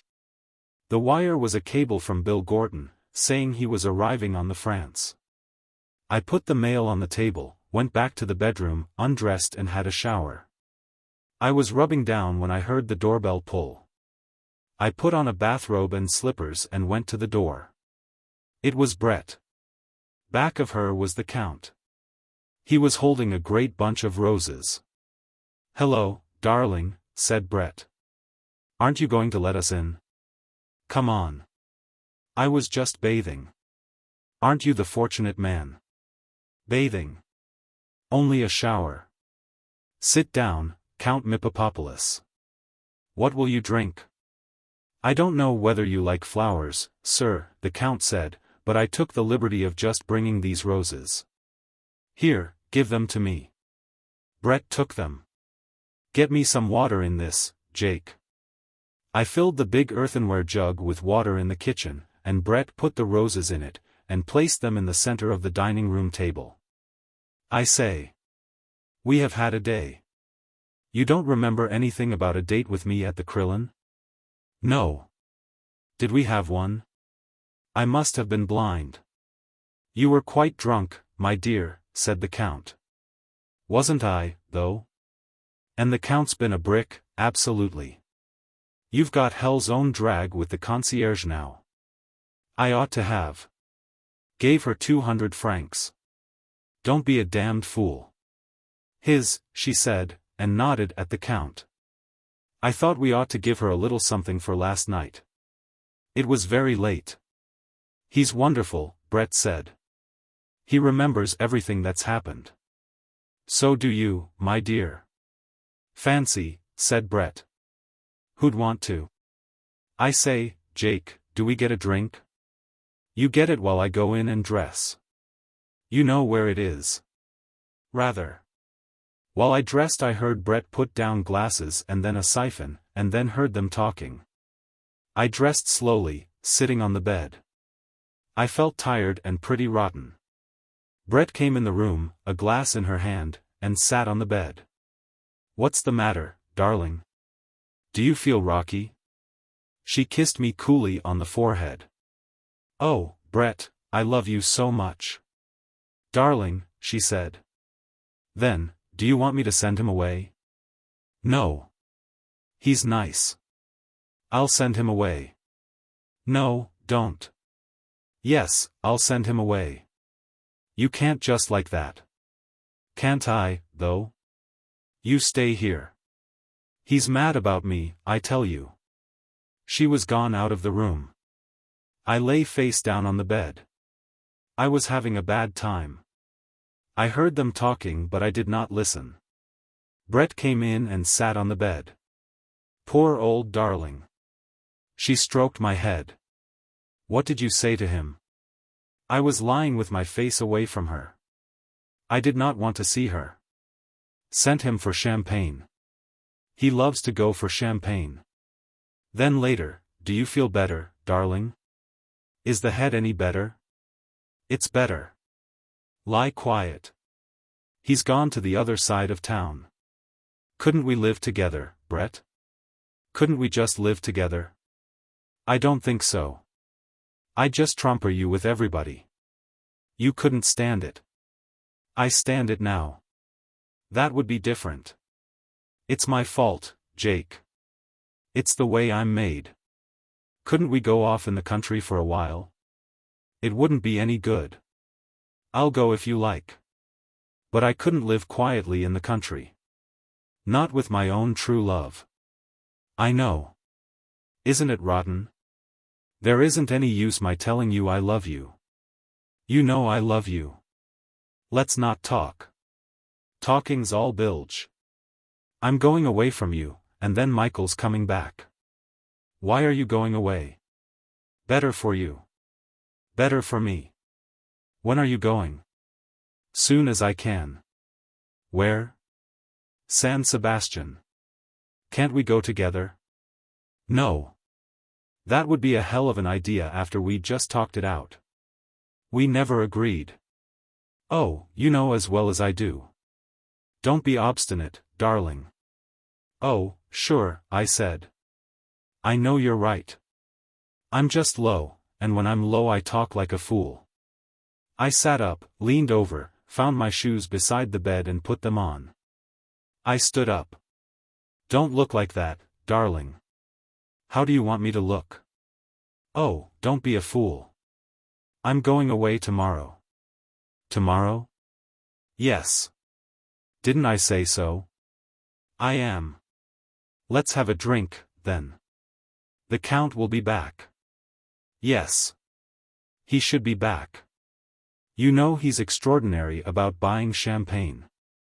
It means any amount to him. We went into the dining room. I took up the brandy bottle and poured Brett a drink and one for myself. There was a ring at the bell pull. I went to the door and there was the Count. Behind him was the chauffeur carrying a basket of champagne. Where should I have him put it, sir? Asked the Count. In the kitchen, Brett said. Put it in there, Henry, the Count motioned. Now go down and get the ice. He stood looking after the basket inside the kitchen door.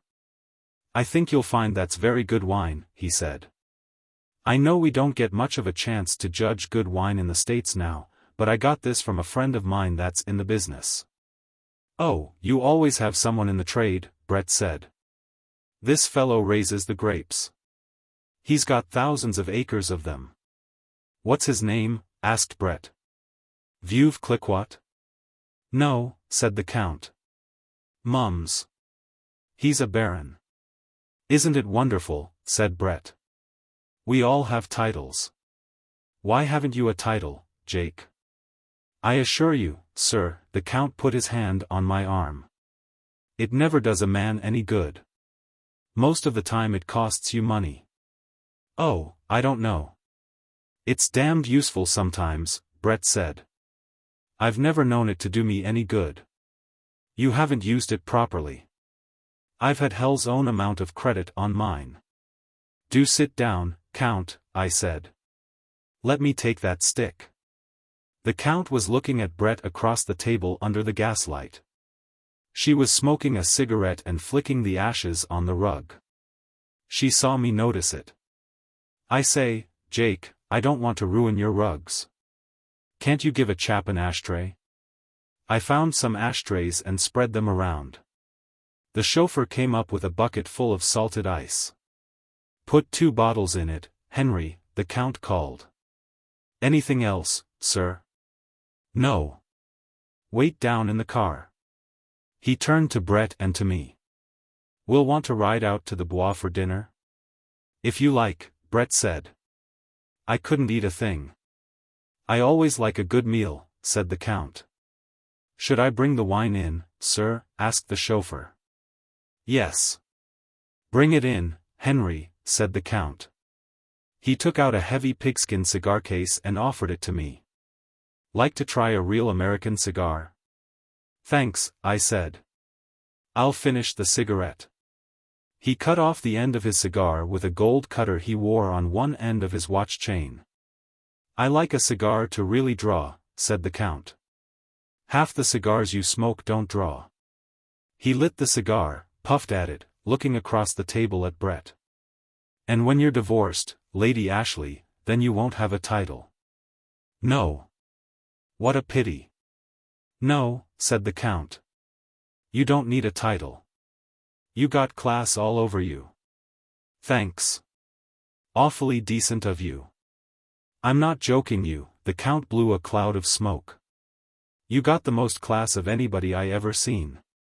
You got it. That's all. Nice of you, said Brett. Mummy would be pleased. Couldn't you write it out, and I'll send it in a letter to her? I'd tell her, too, said the Count. I'm not joking you. I never joke people. Joke people and you make enemies. That's what I always say. You're right, Brett said. You're terribly right. I always joke people and I haven't a friend in the world. Except Jake here. You don't joke him. That's it. Do you, now? Asked the Count. Do you joke him? Brett looked at me and wrinkled up the corners of her eyes. No, she said. I wouldn't joke him. See, said the Count. You don't joke him. This is a hell of a dull talk, Brett said. How about some of that champagne? The Count reached down and twirled the bottles in the shiny bucket. It isn't cold, yet. You're always drinking, my dear. Why don't you just talk? I've talked too ruddy much. I've talked myself all out to Jake. I should like to hear you really talk, my dear. When you talk to me you never finish your sentences at all. Leave them for you to finish. Let anyone finish them as they like. It is a very interesting system. The Count reached down and gave the bottles a twirl. Still I would like to hear you talk sometime. Isn't he a fool? Brett asked. Now, the Count brought up a bottle. I think this is cool. I brought a towel and he wiped the bottle dry and held it up. I like to drink champagne from magnums. The wine is better but it would have been too hard to cool. He held the bottle, looking at it. I put out the glasses. I say. You might open it, Brett suggested. Yes, my dear. Now I'll open it. It was amazing champagne. I say that is wine, Brett held up her glass. We ought to toast something. Here's to royalty. This wine is too good for toast drinking, my dear. You don't want to mix emotions up with a wine like that. You lose the taste. Brett's glass was empty. You ought to write a book on wines, Count, I said. Mr. Barnes, answered the Count, all I want out of wines is to enjoy them. Let's enjoy a little more of this. Brett pushed her glass forward. The Count poured very carefully. There, my dear. Now you enjoy that slowly, and then you can get drunk. Drunk? Drunk? My dear, you are charming when you are drunk. Listen to the man. Mr. Barnes, the Count poured my glass full. She is the only lady I have ever known who was as charming when she was drunk as when she was sober. You haven't been around much, have you? Yes, my dear. I have been around very much. I have been around a very great deal. Drink your wine, said Brett. We've all been around. I dare say Jake here has seen as much as you have. My dear, I am sure Mr. Barnes has seen a lot.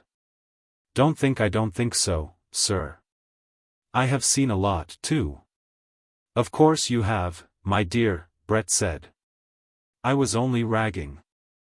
I have been in 7 wars and 4 revolutions, the Count said. Soldiering?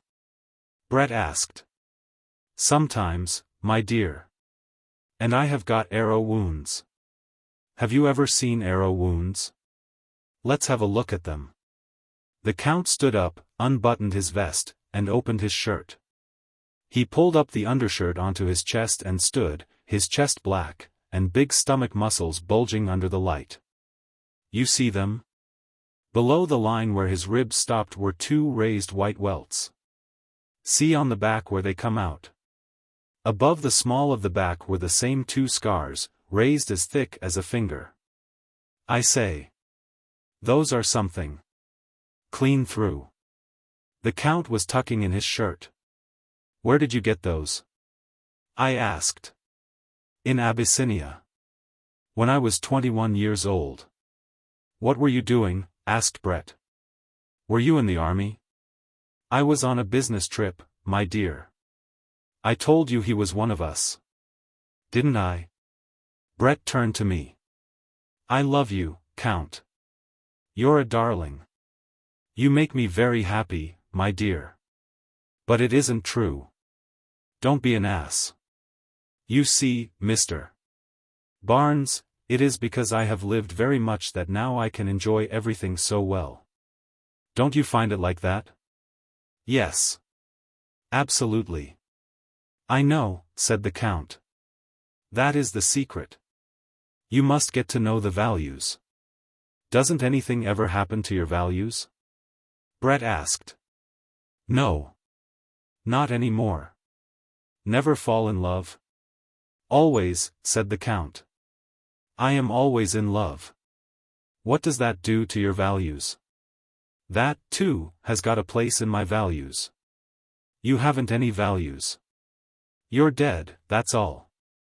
No, my dear. You're not right. I'm not dead at all. We drank 3 bottles of the champagne and the Count left the basket in my kitchen. We dined at a restaurant in the Bois. It was a good dinner.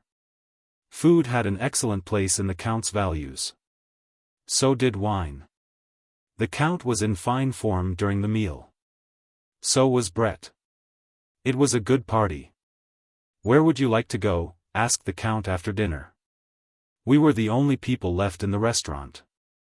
The 2 waiters were standing over against the door. They wanted to go home. We might go up on the hill, Brett said.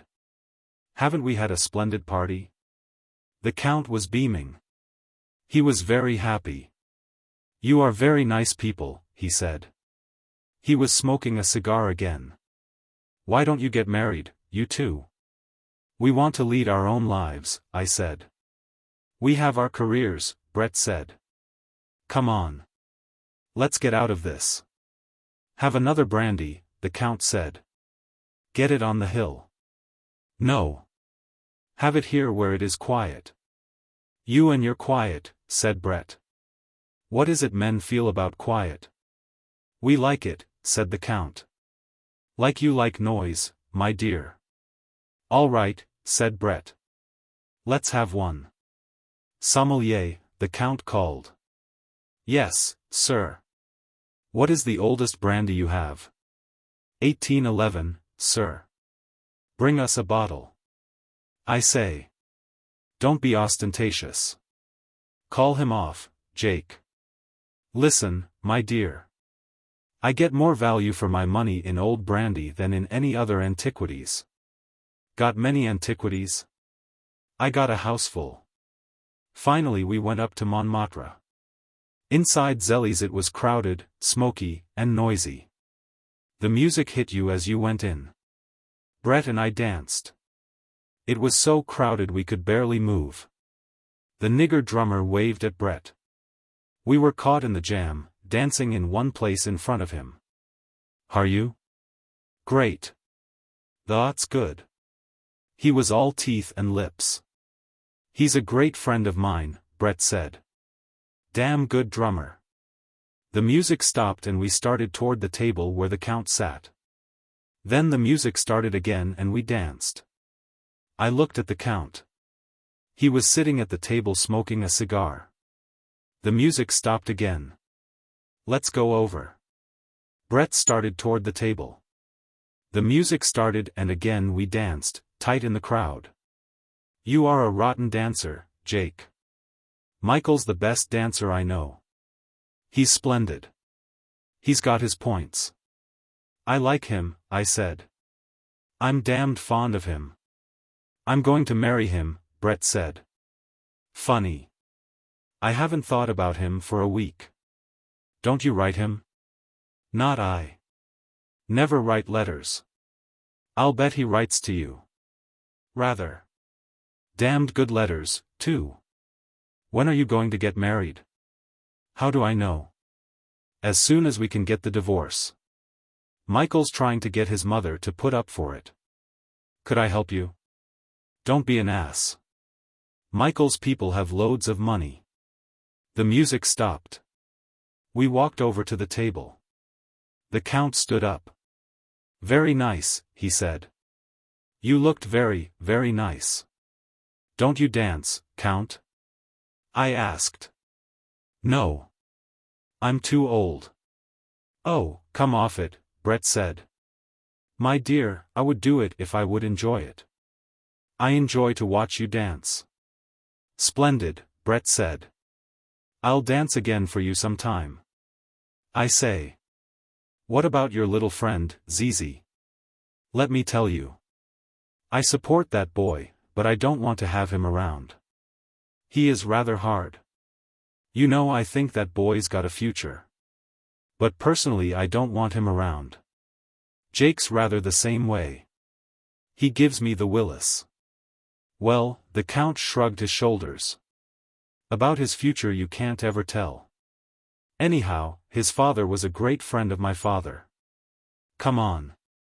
Let's dance, Brett said. We danced. It was crowded and close.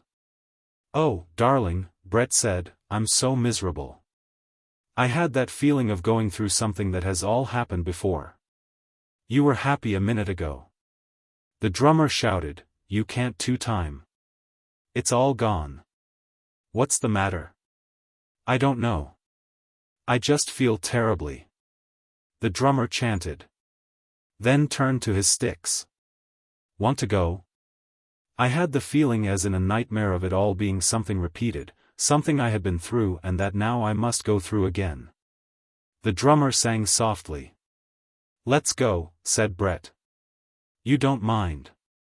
The drummer shouted and grinned at Brett. All right, I said. We got out from the crowd. Brett went to the dressing room. Brett wants to go, I said to the Count. He nodded. Does she? That's fine. You take the car. I'm going to stay here for a while, Mr. Barnes. We shook hands. It was a wonderful time, I said. I wish you would let me get this. I took a note out of my pocket. Mr. Barnes, don't be ridiculous, the Count said. Brett came over with her wrap on. She kissed the Count and put her hand on his shoulder to keep him from standing up. As we went out the door I looked back and there were 3 girls at his table. We got into the big car. Brett gave the chauffeur the address of her hotel. No, don't come up, she said at the hotel. She had rung and the door was unlatched. Really? No. Please. Good night, Brett, I said. I'm sorry you feel rotten. Good night, Jake. Good night, darling. I won't see you again. We kissed standing at the door. She pushed me away. We kissed again. Oh, don't. Brett said. She turned quickly and went into the hotel. The chauffeur drove me around to my flat. I gave him 20 francs and he touched his cap and said, "Good night, sir," and drove off. I rang the bell. The door opened and I went upstairs and went to bed. Book. Chapter 2. Chapter 8. I did not see Brett again until she came back from San Sebastian. One card came from her from there. It had a picture of the Concha, and said, "Darling. Very quiet and healthy. Love to all the chaps. Brett." Nor did I see Robert Cohn again. I heard Francis had left for England and I had a note from Cohn saying he was going out in the country for a couple of weeks, he did not know where. But that he wanted to hold me to the fishing trip in Spain we had talked about last winter. I could reach him always, he wrote, through his bankers. Brett was gone. I was not bothered by Cohn's troubles. I rather enjoyed not having to play tennis. There was plenty of work to do. I went often to the races, dined with friends, and put in some extra time at the office getting things ahead so I could leave it in charge of my secretary when Bill Gorton and I should shove off to Spain the end of June. Bill Gorton arrived, put up a couple of days at the flat and went off to Vienna. He was very cheerful and said the States were wonderful. New York was wonderful. There had been a grand theatrical season and a whole crop of great young light heavyweights. Any one of them was a good prospect to grow up, put on weight and trim Dempsey. Bill was very happy. He had made a lot of money on his last book, and was going to make a lot more. We had a good time while he was in Paris, and then he went off to Vienna. He was coming back in 3 weeks and we would leave for Spain to get in some fishing and go to the fiesta at Pamplona. He wrote that Vienna was wonderful. Then a card from Budapest, Jake, Budapest is wonderful. Then I got a wire, back on Monday. Monday evening he turned up at the flat. I heard his taxi stop and went to the window and called to him. He waved and started upstairs carrying his bags. I met him on the stairs, and took one of the bags. Well, I said, I hear you had a wonderful trip. Wonderful, he said. Budapest is absolutely wonderful. How about Vienna? Not so good, Jake. Not so good. It seemed better than it was. How do you mean? I was getting glasses and a siphon. Tight, Jake. I was tight. That's strange. Better have a drink. Bill rubbed his forehead. Remarkable thing, he said. Don't know how it happened. Suddenly it happened. Last long? 4 days, Jake. Lasted just 4 days. Where did you go? Don't remember. Wrote you a postcard. Remember that perfectly. Do anything else? Not so sure. Possible. Go on. Tell me about it. Can't remember. Tell you anything I could remember. Go on. Take that drink and remember. Might remember a little, Bill said. Remember something about a prize fight. Enormous Vienna prize fight. Had a nigger in it. Remember the nigger perfectly. Go on. Wonderful nigger. Looked like tiger flowers, only 4 times as big. All of a sudden everybody started to throw things. Not me. Nigger just knocked local boy down. Nigger put up his glove. Wanted to make a speech. Awful noble-looking nigger. Started to make a speech. Then local white boy hit him. Then he knocked white boy cold. Then everybody commenced to throw chairs. Nigger went home with us in our car. Couldn't get his clothes. Wore my coat. Remember the whole thing now. Big sporting evening. What happened? Loaned the nigger some clothes and went around with him to try and get his money. Claimed nigger owed them money on account of wrecking Hull. Wonder who translated? Was it me? Probably it wasn't you. You're right. Wasn't me at all. Was another fellow. Think we called him the local Harvard man. Remember him now. Studying music. How'd you come out? Not so good, Jake. Injustice everywhere. Promoter claimed nigger promised let local boy stay. Claimed nigger violated contract. Can't knock out Vienna boy in Vienna. My God, Mr. Gorton, said nigger, I didn't do nothing in there for 40 minutes but try and let him stay. That white boy must-a ruptured himself swinging at me. I never did hit him. Did you get any money? No money, Jake. All we could get was nigger's clothes. Somebody took his watch, too. Splendid nigger. Big mistake to have come to Vienna. Not so good, Jake. Not so good.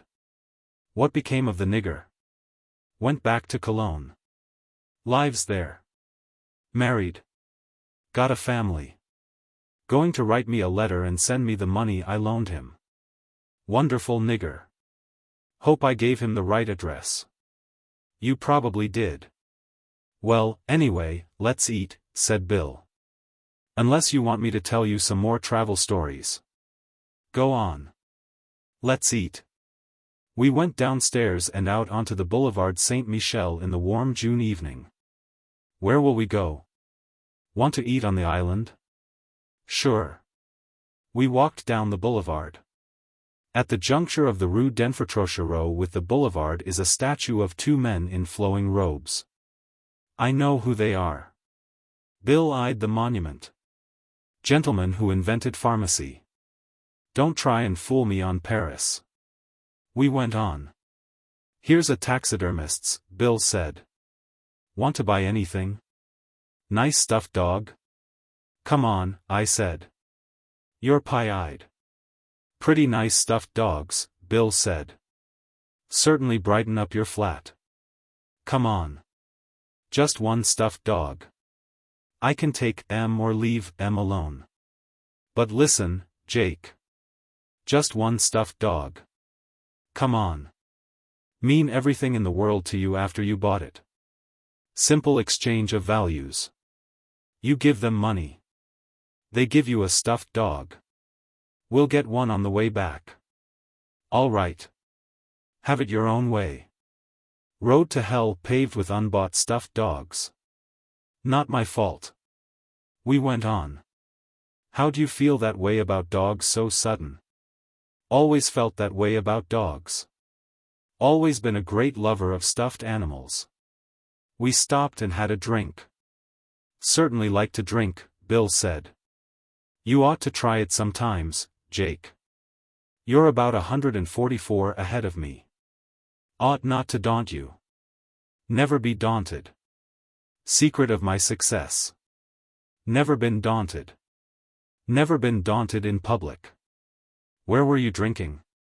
Stopped at the Krillin. George made me a couple of Jack Roses. George is a great man.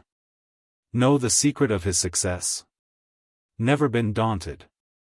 You'll be daunted after about 3 more Pernots. Not in public. If I begin to feel daunted, I'll go off by myself. I'm like a cat that way. When did you see Harvey Stone? At the Krillin. Harvey was just a little daunted. Hadn't eaten for 3 days. Doesn't eat any more. Just goes off like a cat. Pretty sad. He's all right. Splendid. Wish he wouldn't keep going off like a cat, though. Makes me nervous. What'll we do tonight? Doesn't make any difference. Only let's not get daunted. Suppose they got any hard-boiled eggs here? If they had hard-boiled eggs here, we wouldn't have to go all the way down to the island to eat. Nix, I said. We're going to have a regular meal. Just a suggestion, said Bill. Want to start now? Come on. We started on again down the boulevard. A horse cab passed us. Bill looked at it. See that horse cab? Going to have that horse cab stuffed for you for Christmas. Going to give all my friends stuffed animals. I'm a nature writer. A taxi passed, someone in it waved, then banged for the driver to stop. The taxi backed up to the curb. In it was Brett. Beautiful lady, said Bill. Going to kidnap us. Hello. Brett said. Hello. This is Bill Gorton. Lady Ashley. Brett smiled at Bill. I say I'm just back. Haven't bathed even. Michael comes in tonight. Good. Come on and eat with us, and we'll all go to meet him. Must clean myself. Oh, rot. Come on. Must bathe. He doesn't get in till 9. Come and have a drink, then, before you bathe. Might do that. Now you're not talking rot. We got in the taxi. The driver looked around. Stop at the nearest bistro, I said. We might as well go to the Classerie, Brett said. I can't drink these rotten brandies. Clausiri de Lillis. Brett turned to Bill. Have you been in this pestilential city long?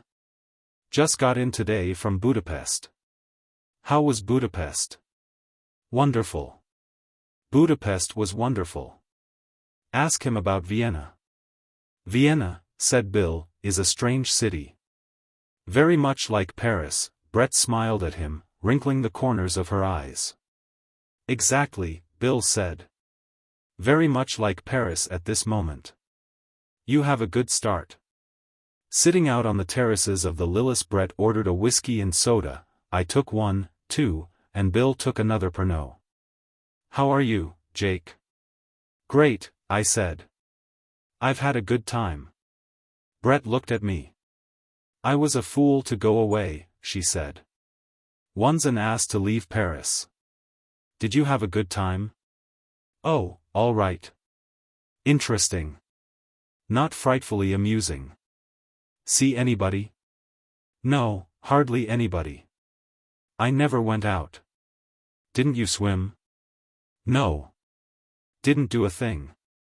Sounds like Vienna, Bill said. Brett wrinkled up the corners of her eyes at him. So that's the way it was in Vienna. It was like everything in Vienna. Brett smiled at him again. You've a nice friend, Jake. He's all right, I said. He's a taxidermist. That was in another country, Bill said.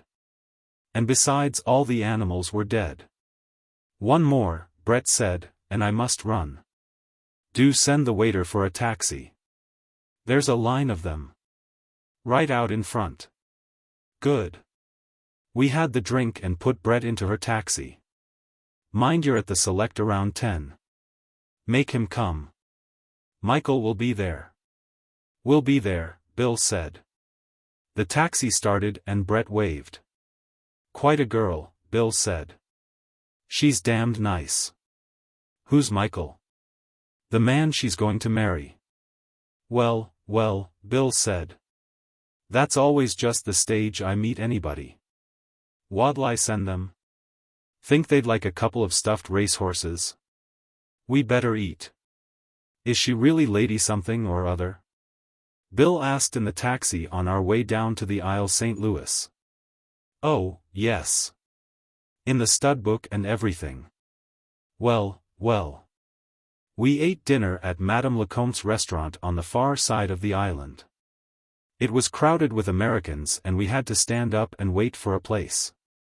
Someone had put it in the American Women's Club list as a quaint restaurant on the Paris quays as yet untouched by Americans, so we had to wait 45 minutes for a table. Bill had eaten at the restaurant in 1918, and right after the armistice, and Madame Lecomte made a great fuss over seeing him. Doesn't get us a table, though, Bill said. Grand woman, though. We had a good meal, a roast chicken, new green beans, mashed potatoes, a salad, and some apple pie and cheese. You've got the world here all right, Bill said to Madame Lecomte. She raised her hand. Oh, my God. You'll be rich. I hope so. After the coffee and a fine we got the bill, chalked up the same as ever on a slate, that was doubtless one of the quaint features, paid it, shook hands, and went out. You never come here any more, Monsieur Barnes, Madame Lecomte said. Too many compatriots. Come at lunchtime. It's not crowded then.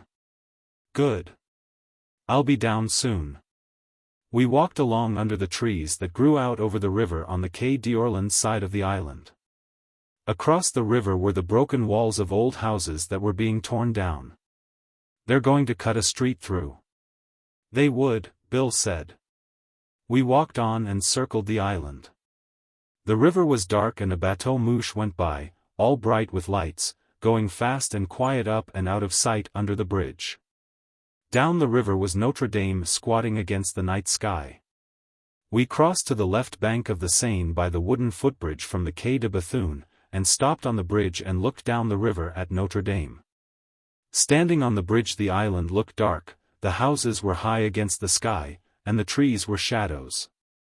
It's pretty grand, Bill said. God, I love to get back. We leaned on the wooden rail of the bridge and looked up the river to the lights of the big bridges. Below, the water was smooth and black. It made no sound against the piles of the bridge. A man and a girl passed us. They were walking with their arms around each other. We crossed the bridge and walked up the Rue du Cardinal Lemoyne. It was steep walking, and we went all the way up to the Place Contrescarpe. The arc light shone through the leaves of the trees in the square, and underneath the trees was an S-bus ready to start. Music came out of the door of the Niger Joyeux. Through the window of the Café aux Amateurs I saw the long zinc bar. Outside on the terrace working people were drinking. In the open kitchen of the amateurs a girl was cooking potato chips in oil. There was an iron pot of stew. The girl ladled some onto a plate for an old man who stood holding a bottle of red wine in one hand. "Want to have a drink?" "No," said Bill. "I don't need it." We turned to the right off the Place Contrescarpe, walking along smooth narrow streets with high old houses on both sides. Some of the houses jutted out toward the street. Others were cut back. We came onto the Rue du Pot de Fer and followed it along until it brought us to the rigid north and south of the Rue Saint-Jacques and then walked south, past Val de Grace. Set back behind the courtyard and the iron fence, to the Boulevard du Port Royal. "What do you want to do?" I asked. "Go up to the café and see Brett and Mike?" "Why not?" We walked along Port Royal until it became Montparnasse, and then on past the Lillis, Levine's, and all the little cafés, Desmois, crossed the street to the Rotonde. Past its lights and tables to the Select. Michael came toward us from the tables. He was tanned and healthy looking. "Hello, Jake," he said. "Hello. Hello. How are you, old lad? You look very fit, Mike." "Oh, I am. I'm frightfully fit. I've done nothing but walk. Walk all day long. One drink a day with my mother at tea." Bill had gone into the bar. He was standing talking with Brett, who was sitting on a high stool, her legs crossed.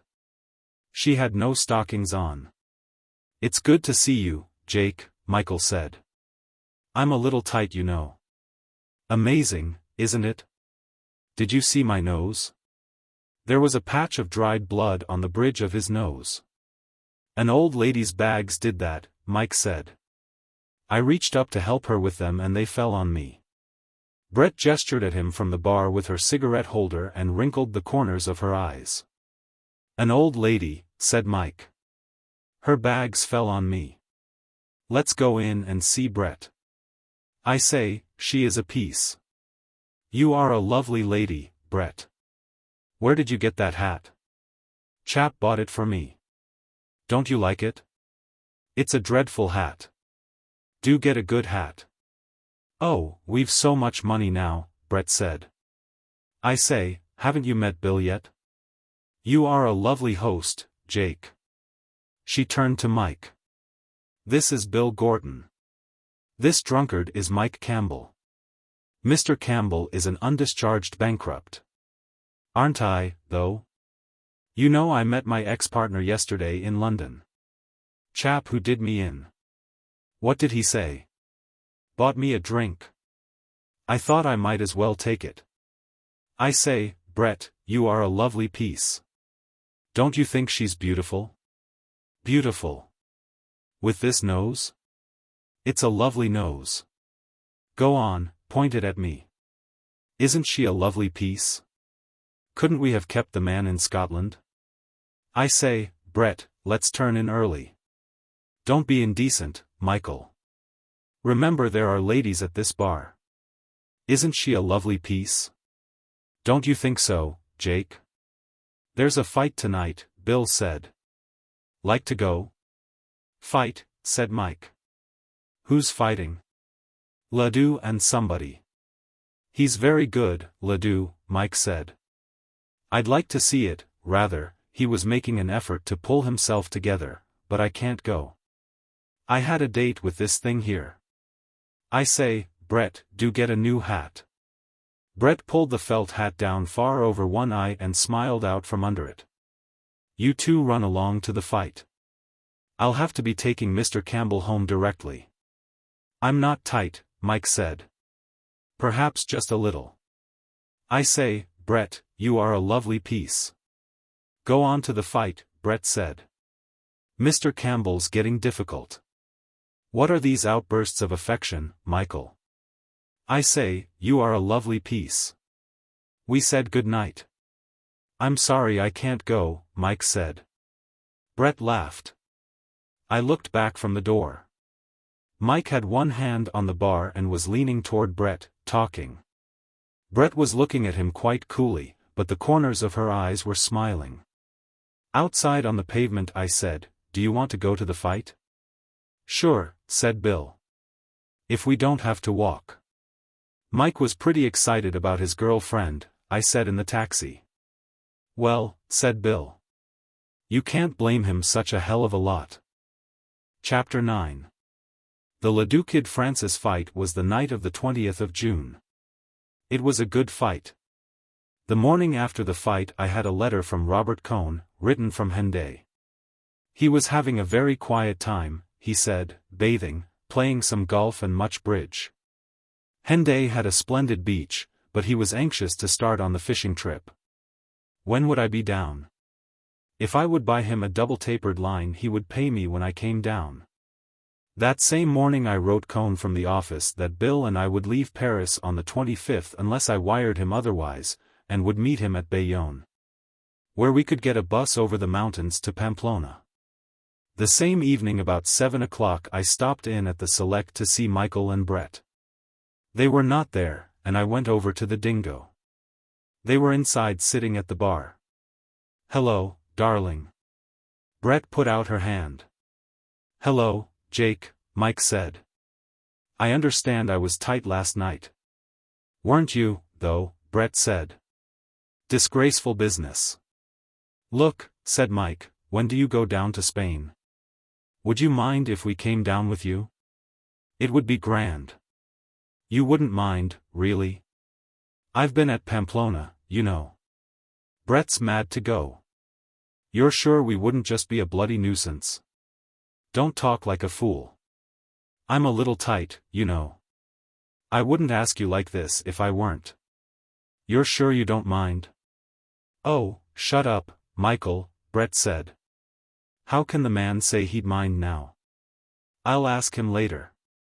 But you don't mind, do you? Don't ask that again unless you want to make me sore.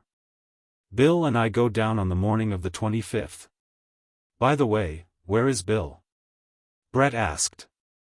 He's out at Chantilly dining with some people. He's a good chap. Splendid chap, said Mike. He is, you know. You don't remember him, Brett said. I do. Remember him perfectly. Look, Jake, we'll come down the night of the 25th, Brett can't get up in the morning. Indeed not. If our money comes and you're sure you don't mind. It will come, all right. I'll see to that. Tell me what tackle to send for. Get 2 or 3 rods with reels, and lines, and some flies. I won't fish, Brett put in. Get 2 rods, then, and Bill won't have to buy one. Right, said Mike. I'll send a wire to the keeper. Won't it be splendid, Brett said. Spain. We will have fun. The 25th. When is that? Saturday. We will have to get ready. I say, said Mike, I'm going to the barber's. I must bathe, said Brett. Walk up to the hotel with me, Jake. Be a good chap. We have got the loveliest hotel, Mike said. I think it's a brothel. We left our bags here at the Dingo when we got in, and they asked us at this hotel if we wanted a room for the afternoon only. Seemed frightfully pleased we were going to stay all night. I believe it's a brothel, Mike said. And I should know. Oh, shut it and go and get your hair cut. Mike went out. Brett and I sat on at the bar. Have another? Might. I needed that, Brett said. We walked up the Rue de Lambert. I haven't seen you since I've been back, Brett said. No. How are you, Jake? Fine. Brett looked at me. I say, she said, is Robert Cohn going on this trip? Yes. Why? Don't you think it will be a bit rough on him? Why should it? Who did you think I went down to San Sebastian with? Congratulations, I said. We walked along. What did you say that for? I don't know. What would you like me to say? We walked along and turned a corner. He behaved rather well, too. He gets a little dull. Does he? I rather thought it would be good for him. You might take up social service. Don't be nasty. I won't. Didn't you really know? No, I said. I guess I didn't think about it. Do you think it will be too rough on him? That's up to him, I said. Tell him you're coming. He can always not come. I'll write him and give him a chance to pull out of it. I did not see Brett again until the night of the 24th of June. Did you hear from Cohn? Rather. He's keen about it. My God. I thought it was rather odd myself. Says he can't wait to see me. Does he think you're coming alone? No. I told him we were all coming down together. Michael and all. He's wonderful. Isn't he? They expected their money the next day. We arranged to meet at Pamplona. They would go directly to San Sebastian and take the train from there. We would all meet at the Montoya in Pamplona. If they did not turn up on Monday at the latest, we would go on ahead up to Birgit in the mountains, to start fishing. There was a bus to Birgit. I wrote out an itinerary so they could follow us. Bill and I took the morning train from the Gare d'Orsay. It was a lovely day, not too hot, and the country was beautiful from the start. We went back into the diner and had breakfast. Leaving the dining car, I asked the conductor for tickets for the first service. Nothing until the 5th. What's this? There were never more than 2 servings of lunch on that train, and always plenty of places for both of them. They're all reserved, the dining car conductor said. There will be a 5th service at 3:30. This is serious, I said to Bill. Give him 10 francs. Here, I said. We want to eat in the first service. The conductor put the 10 francs in his pocket. Thank you, he said. I would advise you gentlemen to get some sandwiches. All the places for the first 4 services were reserved at the office of the company. You'll go a long way, brother, Bill said to him in English. I suppose if I'd given you 5 francs you would have advised us to jump off the train. Comment? Go to hell, said Bill. Get the sandwiches made and a bottle of wine. You tell him, Jake. And send it up to the next car. I described where we were. In our compartment were a man and his wife and their young son. I suppose you're Americans, aren't you? The man asked. Having a good trip? Wonderful, said Bill. That's what you want to do.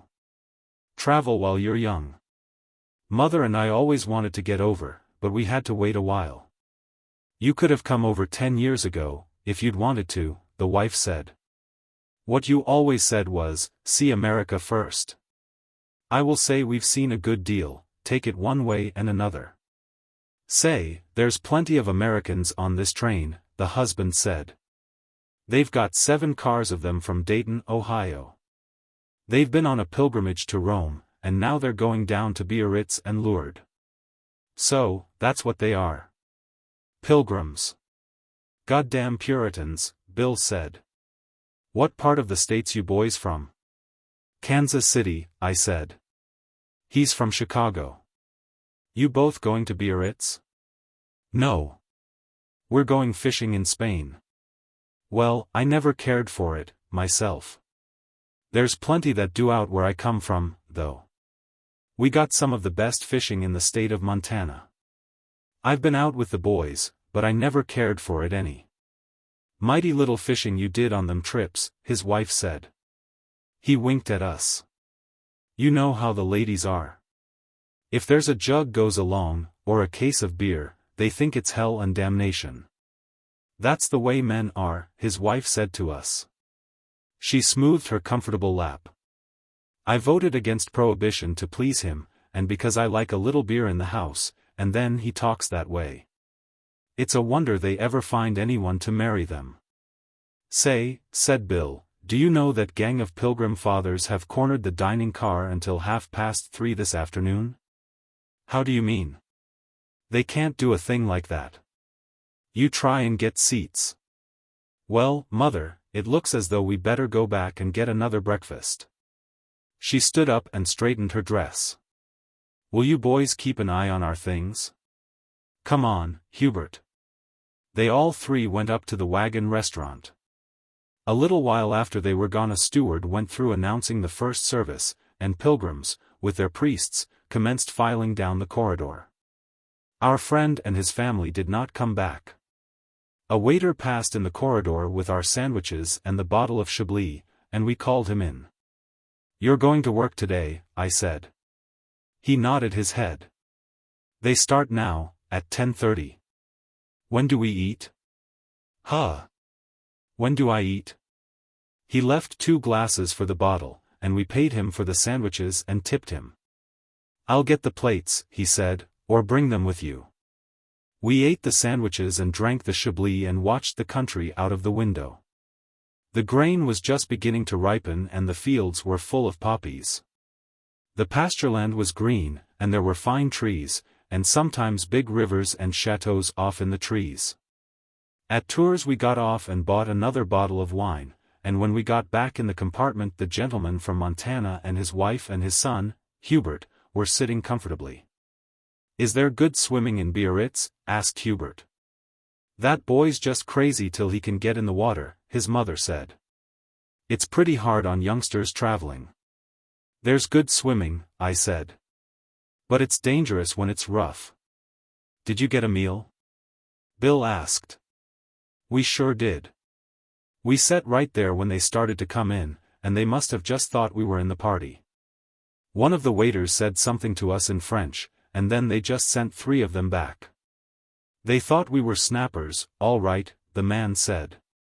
It certainly shows you the power of the Catholic Church. It's a pity you boys ain't Catholics. You could get a meal, then, all right. I am, I said. That's what makes me so sore. Finally at 4:15 we had lunch. Bill had been rather difficult at the last. He buttonholed a priest who was coming back with one of the returning streams of pilgrims. When do us Protestants get a chance to eat, Father? I don't know anything about it. Haven't you got tickets? It's enough to make a man join the clan, Bill said. The priest looked back at him. Inside the dining car the waiters served the 5th successive table d'hôte meal. The waiter who served us was soaked through. His white jacket was purple under the arms. He must drink a lot of wine. Or wear purple undershirts. Let's ask him. No. He's too tired. The train stopped for half an hour at Bordeaux and we went out through the station for a little walk. There was not time to get into the town. Afterward we passed through the Landis and watched the sun set. There were wide fire gaps cut through the pines, and you could look up them like avenues and see wooded hills way off. About 7:30 we had dinner and watched the country through the open window in the diner. It was all sandy pine country full of heather. There were little clearings with houses in them, and once in a while we passed a sawmill. It got dark and we could feel the country hot and sandy and dark outside of the window, and about 9 o'clock we got into Bayonne. The man and his wife and Hubert all shook hands with us. They were going on to Lonnegresse to change for Biarritz. Well, I hope you have lots of luck, he said. Be careful about those bullfights. Maybe we'll see you at Biarritz, Hubert said. We got off with our bags and rod cases and passed through the dark station and out to the lights and the line of cabs and hotel buses. There, standing with the hotel runners, was Robert Cohn. He did not see us at first. Then he started forward. "Hello, Jake. Have a good trip?" "Fine," I said. "This is Bill Gordon. How are you?" "Come on," said Robert. "I've got a cab." He was a little nearsighted. I had never noticed it before. He was looking at Bill, trying to make him out. He was shy, too. "We'll go up to my hotel." "It's all right. It's quite nice." We got into the cab, and the cabman put the bags up on the seat beside him and climbed up and cracked his whip, and we drove over the dark bridge and into the town. "I'm awfully glad to meet you," Robert said to Bill. "I've heard so much about you from Jake and I've read your books. Did you get my line, Jake?" The cab stopped in front of the hotel and we all got out and went in. It was a nice hotel, and the people at the desk were very cheerful, and we each had a good small room. Chapter 10. In the morning it was bright, and they were sprinkling the streets of the town, and we all had breakfast in a café. Bayonne is a nice town. It is like a very clean Spanish town and it is on a big river. Already, so early in the morning, it was very hot on the bridge across the river. We walked out on the bridge and then took a walk through the town. I was not at all sure Mike's rods would come from Scotland in time, so we hunted a tackle store and finally bought a rod for Bill upstairs over a dry goods store. The man who sold the tackle was out, and we had to wait for him to come back. Finally he came in, and we bought a pretty good rod cheap, and 2 landing nets. We went out into the street again and took a look at the cathedral. Cohn made some remark about it being a very good example of something or other, I forget what. It seemed like a nice cathedral, nice and dim, like Spanish churches. Then we went up past the old fort and out to the local Syndicate D Initiative office, where the bus was supposed to start from. There they told us the bus service did not start until the 1st of July. We found out at the tourist office what we ought to pay for a motor car to Pamplona and hired one at a big garage just around the corner from the municipal theater for 400 francs. The car was to pick us up at the hotel in 40 minutes, and we stopped at the cafe on the square where we had eaten breakfast, and had a beer. It was hot, but the town had a cool, fresh, early morning smell and it was pleasant sitting in the cafe. A breeze started to blow, and you could feel that the air came from the sea. There were pigeons out in the square, and the houses were a yellow, sun-baked color, and I did not want to leave the cafe. But we had to go to the hotel to get our bags packed and pay the bill. We paid for the beers, we matched and I think Cohn paid, and went up to the hotel. It was only 16 francs apiece for Bill and me, with 10% added for the service, and we had the bags sent down and waited for Robert Cohn. While we were waiting I saw a cockroach on the parquet floor that must have been at least 3 inches long. I pointed him out to Bill and then put my shoe on him. We agreed he must have just come in from the garden. It was really an awfully clean hotel. Cohn came down, finally, and we all went out to the car.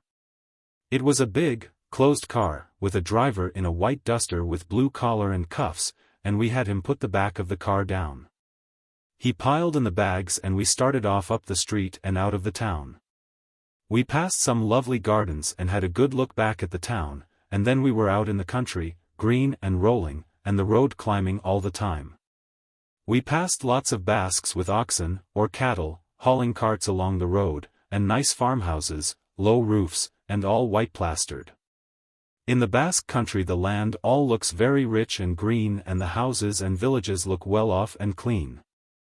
Every village had a pelota court and on some of them kids were playing in the hot sun. There were signs on the walls of the churches saying it was forbidden to play pelota against them, and the houses in the villages had red-tiled roofs. And then the road turned off and commenced to climb and we were going way up close along a hillside, with a valley below and hills stretched off back toward the sea. You couldn't see the sea. It was too far away. You could see only hills and more hills, and you knew where the sea was. We crossed the Spanish frontier. There was a little stream and a bridge, and Spanish carabiners, with patent leather Bonaparte hats, and short guns on their backs, on one side, and on the other fat Frenchmen in kepis and mustaches. They only opened one bag and took the passports in and looked at them. There was a general store and inn on each side of the line. The chauffeur had to go in and fill out some papers about the car, and we got out and went over to the stream to see if there were any trout. Bill tried to talk some Spanish to one of the carabiners, but it did not go very well. Robert Cohn asked, pointing with his finger, if there were any trout in the stream, and the carabiner said yes, but not many. I asked him if he ever fished, and he said no, that he didn't care for it. Just then an old man with long, sunburned hair and beard, and clothes that looked as though they were made of gunny sacking, came striding up to the bridge. He was carrying a long staff, and he had a kid slung on his back, tied by the four legs, the head hanging down. The carabiner waved him back with his sword. The man turned without saying anything, and started back up the white road into Spain. "What's the matter with the old one?" I asked. "He hasn't got any passport." I offered the guard a cigarette. He took it and thanked me. "What will he do?" I asked. The guard spat in the dust. "Oh, he'll just wade across the stream." "Do you have much smuggling?" "Oh," he said, "they go through." The chauffeur came out, folding up the papers and putting them in the inside pocket of his coat. We all got in the car and it started up the white dusty road into Spain. For a while the country was much as it had been, then, climbing all the time, we crossed the top of a col, the road winding back and forth on itself, and then it was really Spain. There were long brown mountains and a few pines and far-off forests of beech trees on some of the mountainsides. The road went along the summit of the col and then dropped down, and the driver had to honk, and slow up, and turn out to avoid running into two donkeys that were sleeping in the road. We came down out of the mountains and through an oak forest, and there were white cattle grazing in the forest. Down below there were grassy plains and clear streams, and then we crossed a stream and went through a gloomy little village, and started to climb again. We climbed up and crossed another high col and turned along it, and the road ran down to the right, and we saw a whole new range of mountains off to the south. All brown and baked looking and furrowed in strange shapes. After a while we came out of the mountains, and there were trees along both sides of the road, and a stream and ripe fields of grain, and the road went on, very white and straight ahead. And then lifted to a little rise, and off on the left was a hill with an old castle, with buildings close around it and a field of grain going right up to the walls and shifting in the wind. I was up in front with the driver and I turned around. Robert Cohn was asleep, but Bill looked and nodded his head. Then we crossed a wide plain, and there was a big river off on the right shining in the sun from between the line of trees, and away off you could see the plateau of Pamplona rising out of the plain. And the walls of the city, and the great brown cathedral, and the broken skyline of the other churches. In back of the plateau were the mountains, and every way you looked there were other mountains, and ahead the road stretched out white across the plain going toward Pamplona. We came into the town on the other side of the plateau, the road slanting up steeply and dustily with shade trees on both sides. And then leveling out through the new part of town they are building up outside the old walls. We passed the bullring, high and white and concrete looking in the sun, and then came into the big square by a side street and stopped in front of the Hotel Montoya. The driver helped us down with the bags. There was a crowd of kids watching the car, and the square was hot, and the trees were green, and the flags hung on their staffs. And it was good to get out of the sun and under the shade of the arcade that runs all the way around the square. Montoya was glad to see us, and shook hands and gave us good rooms looking out on the square, and then we washed and cleaned up and went downstairs in the dining room for lunch. The driver stayed for lunch, too, and afterward we paid him and he started back to Bayonne. There are two dining rooms in the Montoya. One is upstairs on the second floor and looks out on the square. The other is down one floor below the level of the square and has a door that opens on the back street that the bulls pass along when they run through the streets early in the morning on their way to The ring. It is always cool in the downstairs dining room and we had a very good lunch.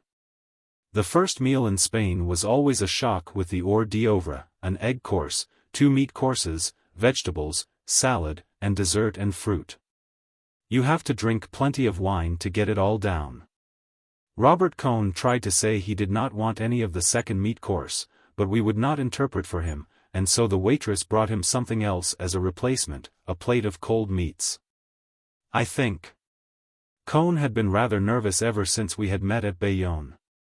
He did not know whether we knew Brett had been with him at San Sebastian, and it made him rather awkward. Well, I said, Brett and Mike ought to get in tonight. I'm not sure they'll come, Cohn said. Why not? Bill said. Of course they'll come. They're always late, I said.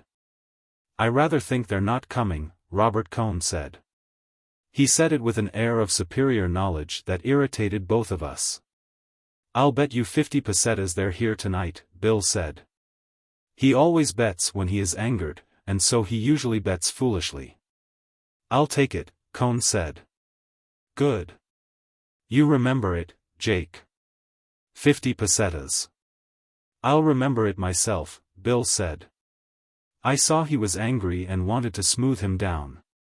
It's a sure thing they'll come, I said. But maybe not tonight. Want to call it off? Cohn asked. No. Why should I? Make it 100 if you like. All right. I'll take that. That's enough, I said. Or you'll have to make a book and give me some of it. I'm satisfied, Cohn said. He smiled. You'll probably win it back at bridge, anyway. You haven't got it yet, Bill said. We went out to walk around under the arcade to the Café Iruna for coffee. Cohn said he was going over and get a shave. Say, Bill said to me, have I got any chance on that bet? You've got a rotten chance. They've never been on time anywhere.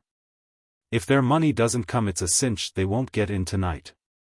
I was sorry as soon as I opened my mouth. But I had to call him. He's all right, I guess, but where does he get this inside stuff? Mike and Brett fixed it up with us about coming down here. I saw Cohn coming over across the square.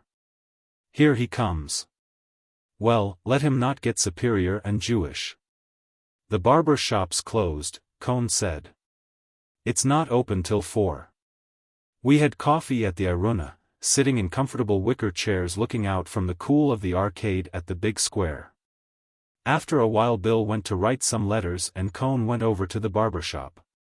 It was still closed, so he decided to go up to the hotel and get a bath, and I sat out in front of the cafe and then went for a walk in the town. It was very hot, but I kept on the shady side of the streets and went through the market and had a good time seeing the town again. I went to the Ayuntamiento and found the old gentleman who subscribes for the bullfight tickets for me every year, and he had gotten the money I sent him from Paris and renewed my subscriptions. So that was all set. He was the archivist, and all the archives of the town were in his office. That has nothing to do with the story. Anyway, his office had a green baize door and a big wooden door, and when I went out I left him sitting among the archives that covered all the walls, and I shut both the doors. And as I went out of the building into the street the porter stopped me to brush off my coat. You must have been in a motor car, he said. The back of the collar and the upper part of the shoulders were grey with dust. From Bayonne. Well, he said. I knew you were in a motor car from the way the dust was. So I gave him 2 copper coins. At the end of the street I saw the cathedral and walked up toward it. The first time I ever saw it I thought the facade was ugly but I liked it now. I went inside. It was dim and dark and the pillars went high up, and there were people praying, and it smelt of incense, and there were some wonderful big windows. I knelt and started to pray and prayed for everybody I thought of, Brett and Mike and Bill and Robert Cohn and myself, and all the bullfighters, separately for the ones I liked. And lumping all the rest, then I prayed for myself again, and while I was praying for myself I found I was getting sleepy, so I prayed that the bullfights would be good. And that it would be a fine fiesta, and that we would get some fishing. I wondered if there was anything else I might pray for, and I thought I would like to have some money, so I prayed that I would make a lot of money, and then I started to think how I would make it. And thinking of making money reminded me of the Count, and I started wondering about where he was, and regretting I hadn't seen him since that night in Montmartre. And about something funny Brett told me about him, and as all the time I was kneeling with my forehead on the wood in front of me, and was thinking of myself as praying, I was a little ashamed. And regretted that I was such a rotten Catholic, but realized there was nothing I could do about it, at least for a while, and maybe never, but that anyway it was a grand religion. And I only wished I felt religious, and maybe I would the next time. And then I was out in the hot sun on the steps of the cathedral, and the forefingers and the thumb of my right hand were still damp, and I felt them dry in the sun. The sunlight was hot and hard, and I crossed over beside some buildings, and walked back along side streets to the hotel. At dinner that night we found that Robert Cohn had taken a bath, had had a shave and a haircut and a shampoo, and something put on his hair afterward to make it stay down. He was nervous, and I did not try to help him any. The train was due in at 9 o'clock from San Sebastian, and, if Brett and Mike were coming, they would be on it. At 20 minutes to 9 we were not half through dinner. Robert Cohn got up from the table and said he would go to the station. I said I would go with him, just to devil him. Bill said he would be damned if he would leave his dinner. I said we would be right back. We walked to the station. I was enjoying Cohn's nervousness. I hoped Brett would be on the train. At the station the train was late, and we sat on a baggage truck and waited outside in the dark. I have never seen a man in civil life as nervous as Robert Cohn, nor as eager. I was enjoying it. It was lousy to enjoy it, but I felt lousy. Cohn had a wonderful quality of bringing out the worst in anybody. After a while we heard the train whistle way off below on the other side of the plateau, and then we saw the headlight coming up the hill. We went inside the station and stood with a crowd of people just back of the gates, and the train came in and stopped, and everybody started coming out through the gates. They were not in the crowd. We waited till everybody had gone through and out of the station and gotten into buses, or taken cabs, or were walking with their friends or relatives through the dark into the town. I knew they wouldn't come, Robert said. We were going back to the hotel. I thought they might, I said. Bill was eating fruit when we came in and finishing a bottle of wine. Didn't come, eh? No. Do you mind if I give you that 100 pesetas in the morning, Cohn? Bill asked. I haven't changed any money here yet. Oh, forget about it, Robert Cohn said.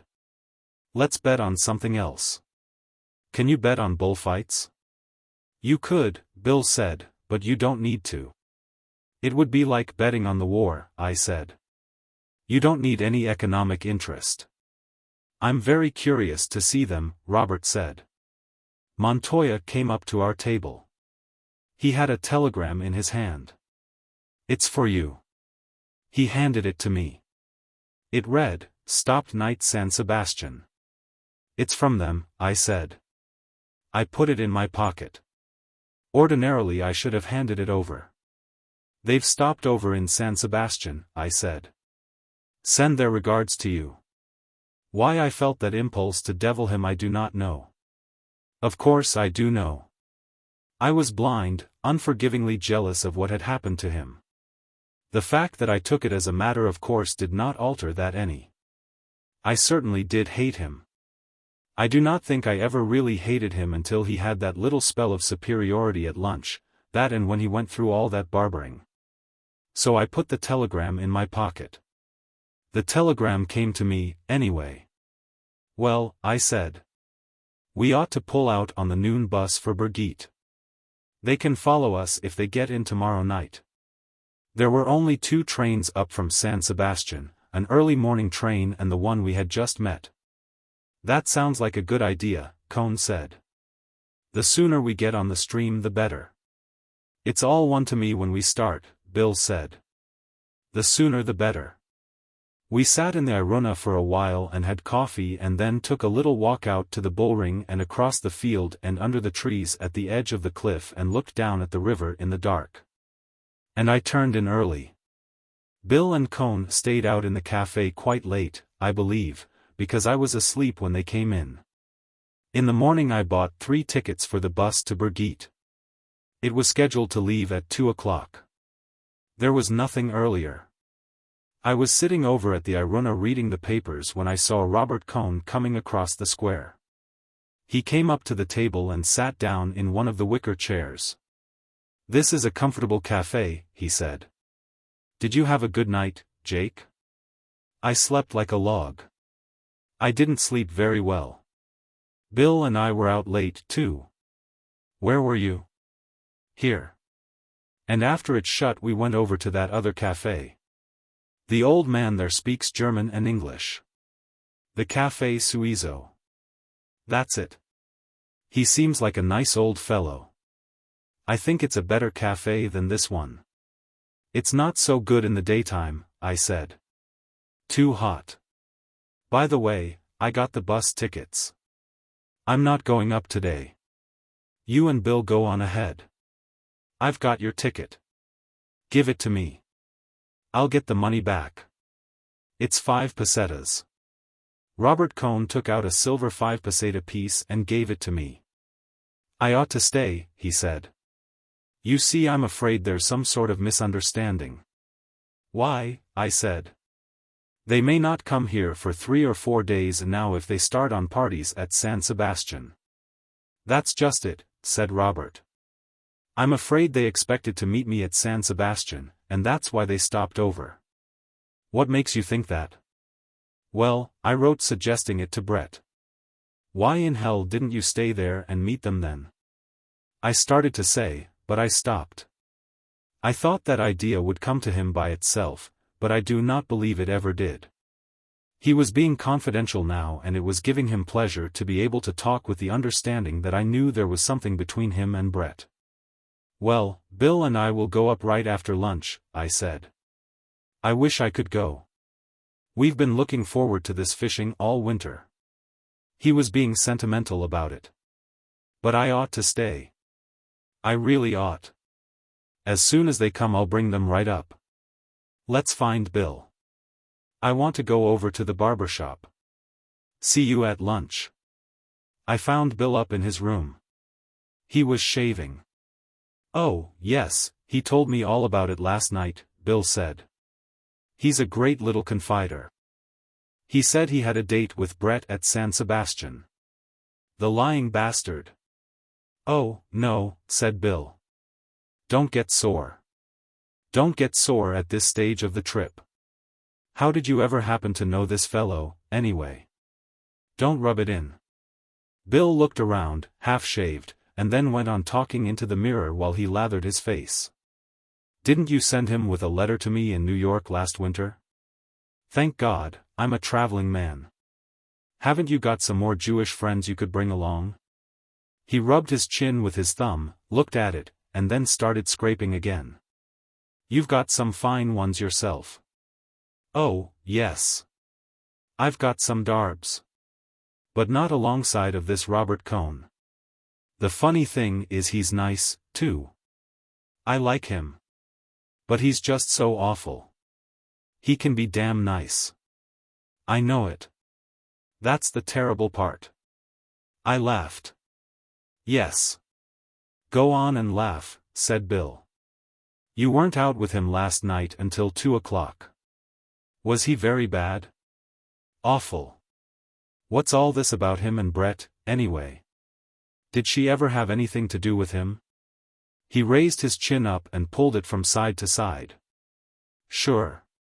She went down to San Sebastian with him. What a damn fool thing to do. Why did she do that? She wanted to get out of town and she can't go anywhere alone. She said she thought it would be good for him. What bloody fool things people do. Why didn't she go off with some of her own people? Or you?" He slurred that over, "or me. Why not me?" He looked at his face carefully in the glass, put a big dab of lather on each cheekbone. It's an honest face. It's a face any woman would be safe with. She'd never seen it. She should have. All women should see it. It's a face that ought to be thrown on every screen in the country. Every woman ought to be given a copy of this face as she leaves the altar. Mothers should tell their daughters about this face. My son, he pointed the razor at me, go west with this face and grow up with the country. He ducked down to the bowl, rinsed his face with cold water, put on some alcohol, and then looked at himself carefully in the glass, pulling down his long upper lip. My God! He said, isn't it an awful face? He looked in the glass. And as for this Robert Cohn, Bill said, he makes me sick, and he can go to hell, and I'm damn glad he's staying here so we won't have him fishing with us. You're damn right. We're going trout fishing. We're going trout fishing in the Irati River, and we're going to get tight now at lunch on the wine of the country, and then take a swell bus ride. Come on. Let's go over to the Iruna and start, I said.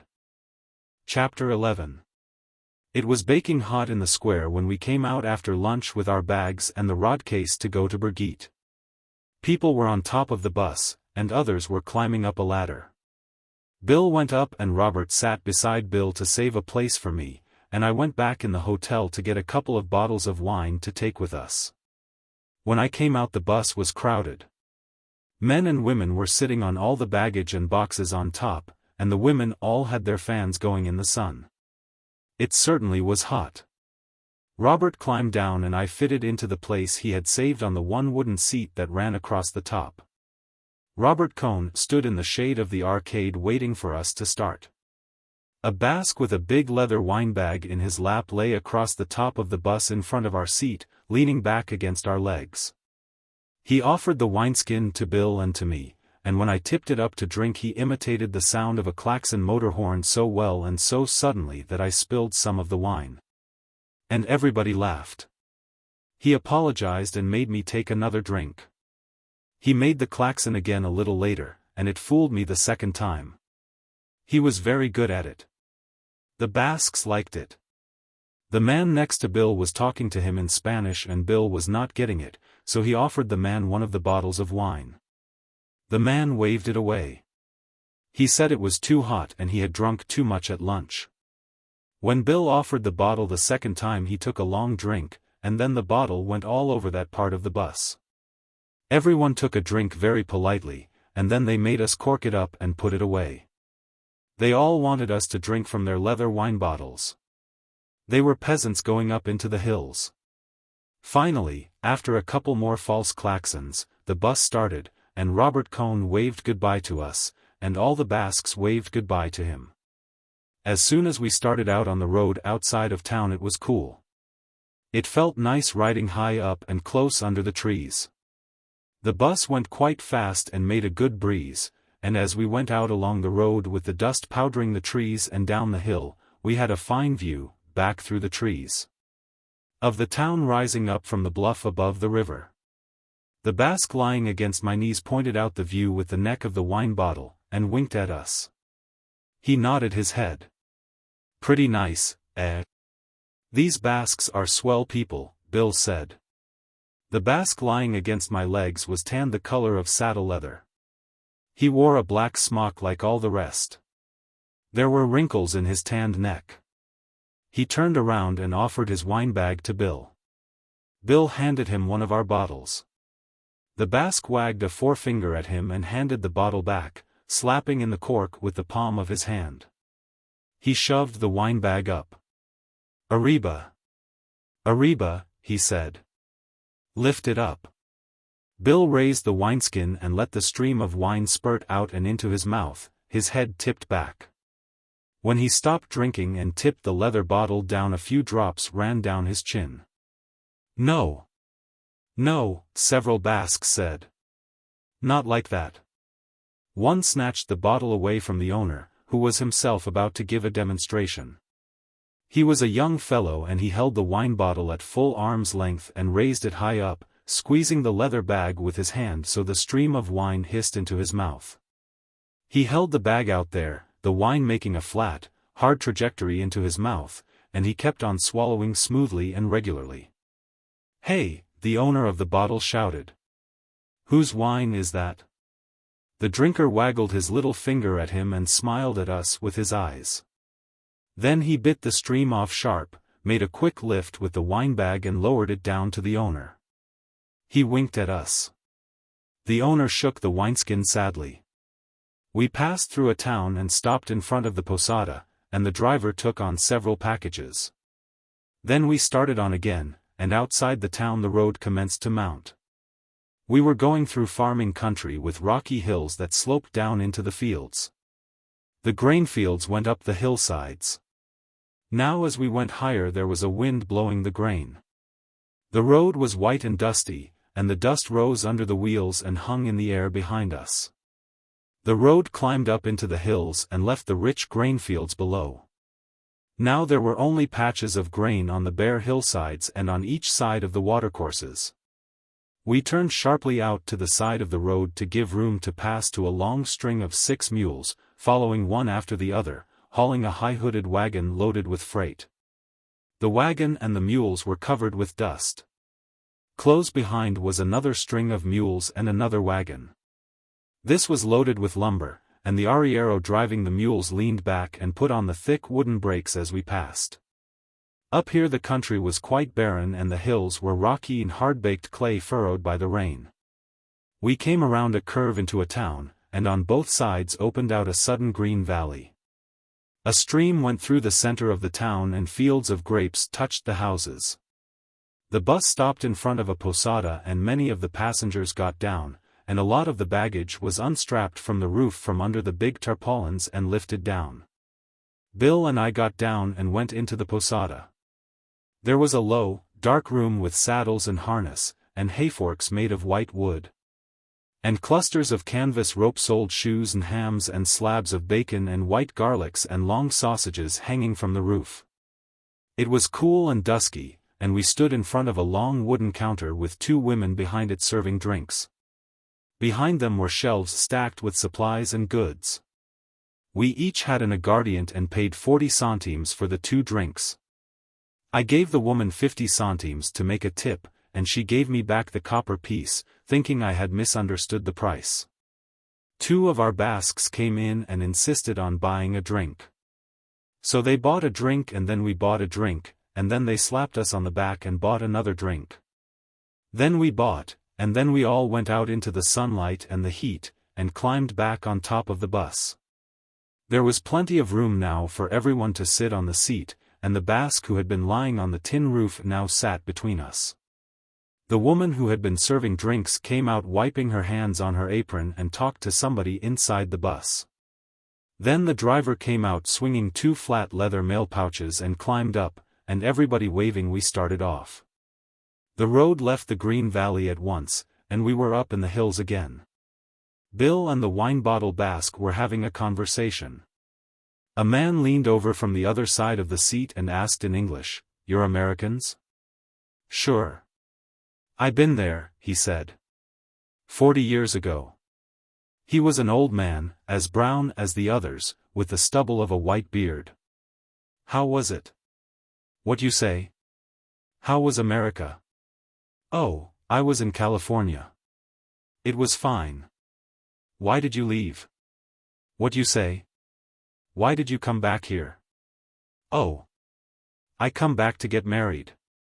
I was going to go back but my wife she don't like to travel." "Where you from?" "Kansas City." "I been there," he said. "I been in Chicago, St. Louis, Kansas City, Denver, Los Angeles, Salt Lake City." He named them carefully. "How long were you over?" 15 years. Then I come back and got married." "Have a drink?" "All right," he said. "You can't get this in America, eh? There's plenty if you can pay for it." "What you come over here for?" "We're going to the fiesta at Pamplona."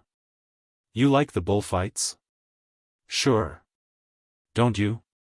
"Yes," he said. "I guess I like them."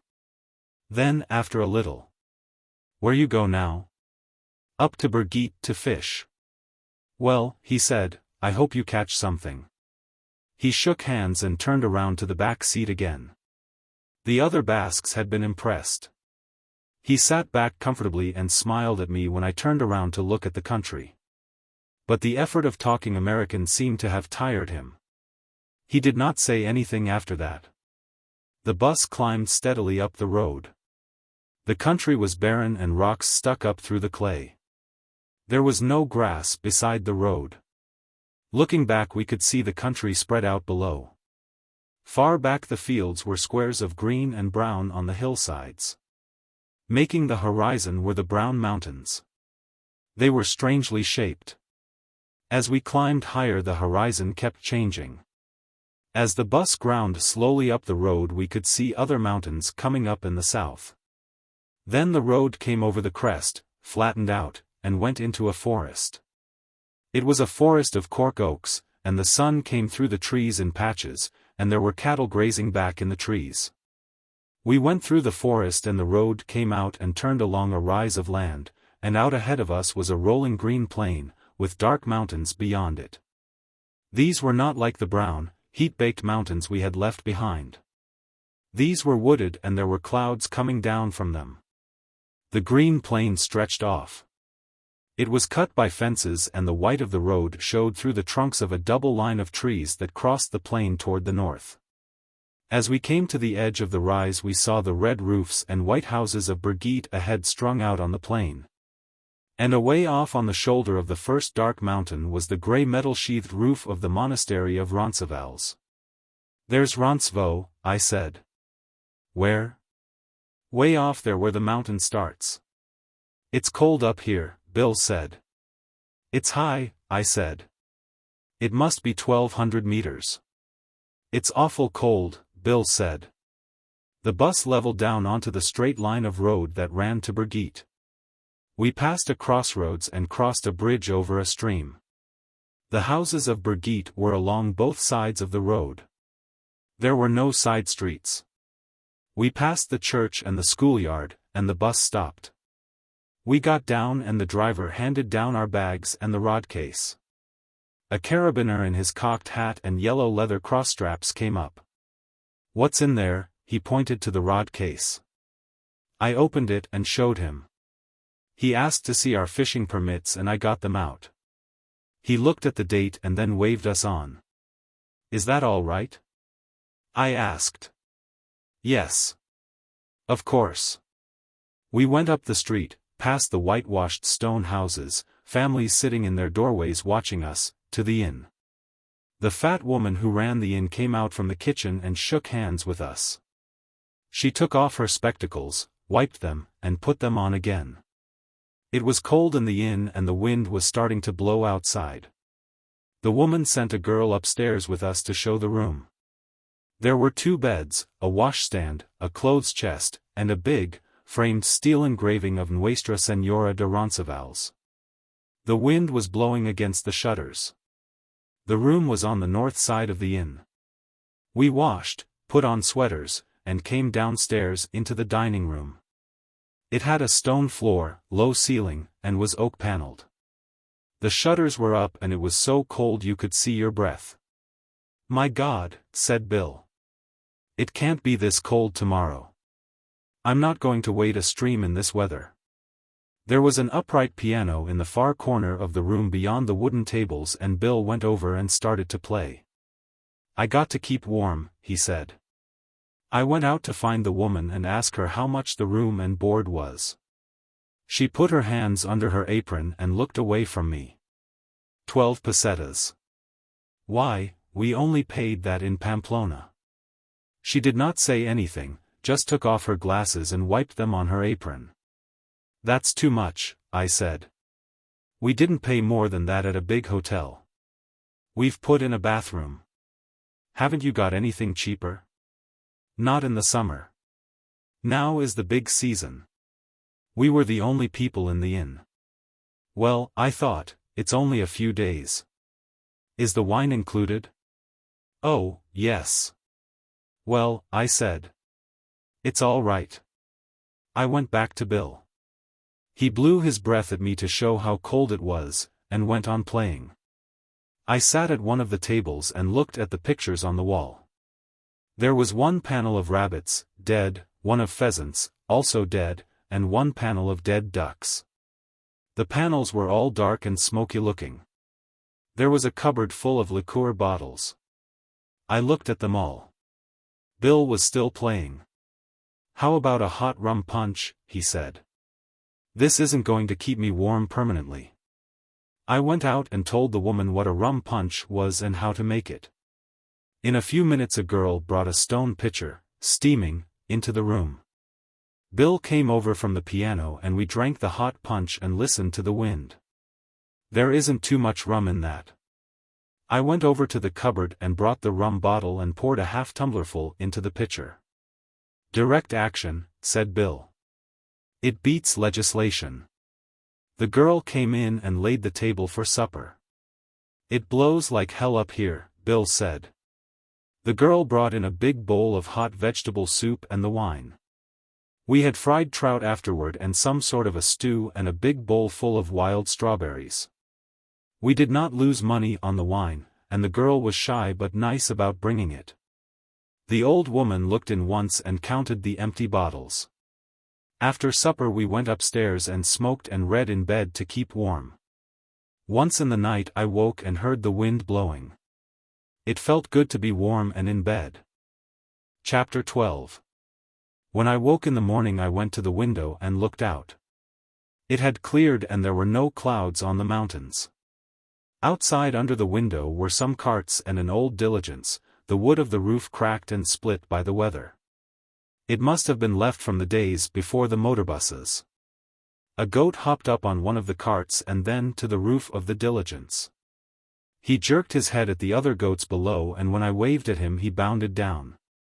Bill was still sleeping, so I dressed, put on my shoes outside in the hall, and went downstairs. No one was stirring downstairs, so I unbolted the door and went out.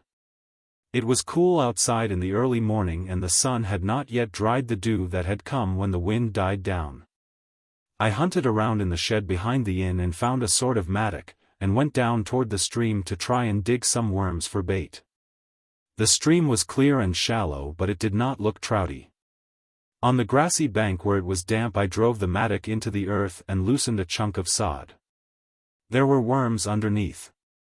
They slid out of sight as I lifted the sod and I dug carefully and got a good many. Digging at the edge of the damp ground I filled 2 empty tobacco tins with worms and sifted dirt onto them. The goats watched me dig.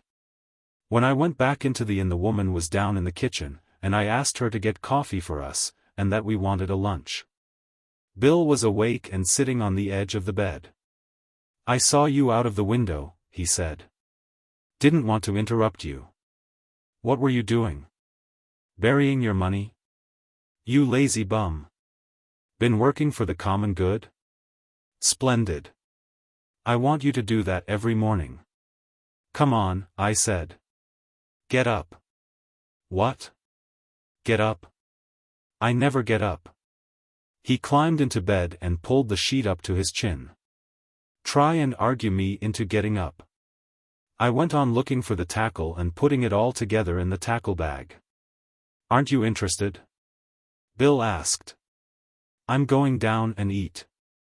"Eat? Why didn't you say eat? I thought you just wanted me to get up for fun." "Eat? Fine. Now you're reasonable. You go out and dig some more worms and I'll be right down." "Oh, go to hell. Work for the good of all." Bill stepped into his underclothes. Show irony and pity. I started out of the room with the tackle bag, the nets, and the rod case. "Hey! Come back." I put my head in the door. "Aren't you going to show a little irony and pity?" I thumbed my nose. "That's not irony." As I went downstairs I heard Bill singing, "Irony and pity. When you're feeling. Oh, give them irony and give them pity. Oh, give them irony. When they're feeling. Just a little irony. Just a little pity." He kept on singing until he came downstairs. The tune was, "The bells are ringing for me and my gal." I was reading a week-old Spanish paper. What's all this irony and pity? What? Don't you know about irony and pity? No. Who got it up? Everybody. They're mad about it in New York. It's just like the Fratellinis used to be. The girl came in with the coffee and buttered toast. Or, rather, it was bread toasted and buttered. "Ask her if she's got any jam," Bill said. "Be ironical with her. Have you got any jam?" That's not ironical. I wish I could talk Spanish. The coffee was good and we drank it out of big bowls. The girl brought in a glass dish of raspberry jam. "Thank you." "Hey. That's not the way," Bill said. "Say something ironical. Make some crack about Primo de Rivera." I could ask her what kind of a jam they think they've gotten into in the riff. "Poor," said Bill. "Very poor. You can't do it. That's all. You don't understand irony. You have no pity. Say something pitiful." Robert Cohn. "Not so bad. That's better. Now why is Cohn pitiful? Be ironic." He took a big gulp of coffee. "Ah, hell," I said. "It's too early in the morning." "There you go. And you claim you want to be a writer, too. You're only a newspaper man. An expatriated newspaper man. You ought to be ironical the minute you get out of bed. You ought to wake up with your mouth full of pity." "Go on," I said. "Who did you get this stuff from?" "Everybody." "Don't you read? Don't you ever see anybody? You know what you are. You're an expatriate. Why don't you live in New York? Then you'd know these things. What do you want me to do? Come over here and tell you every year?" "Take some more coffee," I said. "Good. Coffee is good for you. It's the caffeine in it. Caffeine, we are here. Caffeine puts a man on her horse and a woman in his grave. You know what's the trouble with you? You're an expatriate. One of the worst type. Haven't you heard that? Nobody that ever left their own country ever wrote anything worth printing.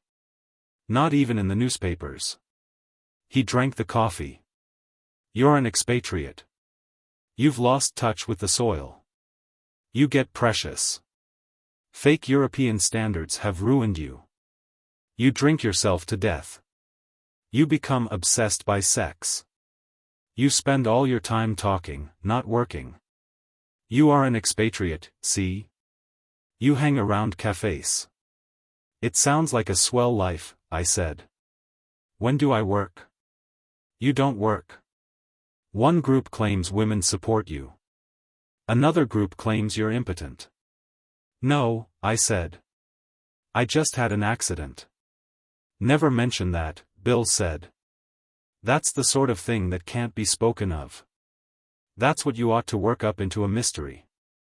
Like Henry's bicycle. He had been going splendidly, but he stopped. I was afraid he thought he had hurt me with that crack about being impotent. I wanted to start him again. It wasn't a bicycle," I said. "He was riding horseback. I heard it was a tricycle." "Well," I said. "A plane is sort of like a tricycle. The joystick works the same way. But you don't pedal it." "No," I said, "I guess you don't pedal it." "Let's lay off that," Bill said. "All right. I was just standing up for the tricycle." "I think he's a good writer, too," Bill said. "And you're a hell of a good guy. Anybody ever tell you you were a good guy?" "I'm not a good guy." "Listen. You're a hell of a good guy, and I'm fonder of you than anybody on earth. I couldn't tell you that in New York. It'd mean I was a faggot. That was what the Civil War was about. Abraham Lincoln was a faggot. He was in love with General Grant. So was Jefferson Davis. Lincoln just freed the slaves on a bet. The Dred Scott case was framed by the Anti-Saloon League. Sex explains it all. The Colonel's lady and Judy O'Grady are lesbians under their skin. He stopped. Want to hear some more? Shoot, I said. I don't know any more. Tell you some more at lunch. Old Bill, I said. You bum. We packed the lunch and 2 bottles of wine in the rucksack, and Bill put it on. I carried the rod case and the landing net slung over my back. We started up the road and then went across a meadow and found a path that crossed the fields and went toward the woods on the slope of the first hill. We walked across the fields on the sandy path. The fields were rolling and grassy and the grass was short from the sheep grazing. The cattle were up in the hills. We heard their bells in the woods. The path crossed a stream on a footlog. The log was surfaced off, and there was a sapling bent across for a rail. In the flat pool beside the stream tadpoles spotted the sand. We went up a steep bank and across the rolling fields. Looking back we saw Brigitte, white houses and red roofs, and the white road with a truck going along it and the dust rising. Beyond the fields we crossed another faster flowing stream. A sandy road led down to the ford and beyond into the woods. The path crossed the stream on another footlog below the ford, and joined the road, and we went into the woods. It was a beech wood and the trees were very old. Their roots bulked above the ground and the branches were twisted. We walked on the road between the thick trunks of the old beeches and the sunlight came through the leaves in light patches on the grass. The trees were big, and the foliage was thick but it was not gloomy. There was no undergrowth, only the smooth grass, very green and fresh, and the big gray trees well spaced as though it were a park. This is country, Bill said. The road went up a hill and we got into thick woods, and the road kept on climbing. Sometimes it dipped down but rose again steeply. All the time we heard the cattle in the woods. Finally, the road came out on the top of the hills. We were on the top of the height of land that was the highest part of the range of wooded hills we had seen from Brigitte. There were wild strawberries growing on the sunny side of the ridge in a little clearing in the trees. Ahead the road came out of the forest and went along the shoulder of the ridge of hills. The hills ahead were not wooded, and there were great fields of yellow gorse. Way off we saw the steep bluffs, dark with trees and jutting with gray stone, that marked the course of the Irati River. We have to follow this road along the ridge, cross these hills, go through the woods on the far hills, and come down to the Irati Valley, I pointed out to Bill. That's a hell of a hike. It's too far to go and fish and come back the same day, comfortably. Comfortably. That's a nice word. We'll have to go like hell to get there and back and have any fishing at all.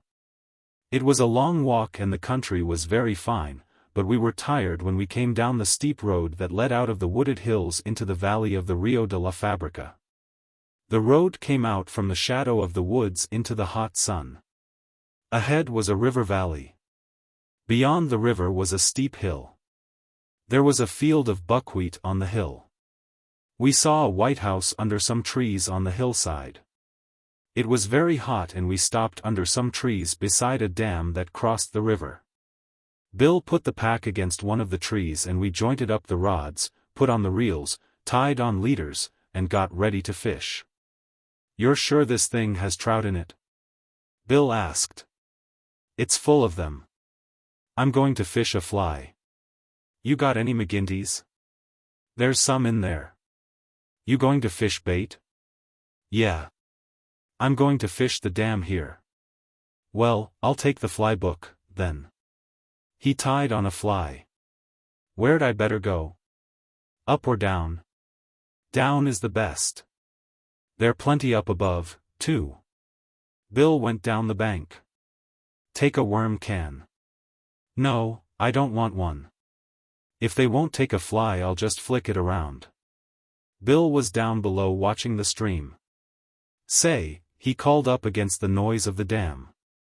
How about putting the wine in that spring up the road? All right, I shouted.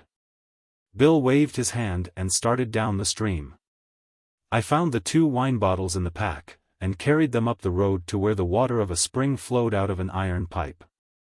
There was a board over the spring and I lifted it and, knocking the corks firmly into the bottles, lowered them down into the water. It was so cold my hand and wrist felt numbed. I put back the slab of wood, and hoped nobody would find the wine. I got my rod that was leaning against the tree, took the bait can and landing net, and walked out onto the dam. It was built to provide a head of water for driving logs. The gate was up, and I sat on one of the squared timbers and watched the smooth apron of water before the river tumbled into the falls. In the white water at the foot of the dam it was deep. As I baited up, a trout shot up out of the white water into the falls and was carried down. Before I could finish baiting, another trout jumped at the falls, making the same lovely arc and disappearing into the water that was thundering down. I put on a good-sized sinker and dropped into the white water close to the edge of the timbers of the dam. I did not feel the first trout strike. When I started to pull up I felt that I had won and brought him, fighting and bending the rod almost double, out of the boiling water at the foot of the falls, and swung him up and onto the dam. He was a good trout, and I banged his head against the timber so that he quivered out straight, and then slipped him into my bag. While I had him on, several trout had jumped at the falls.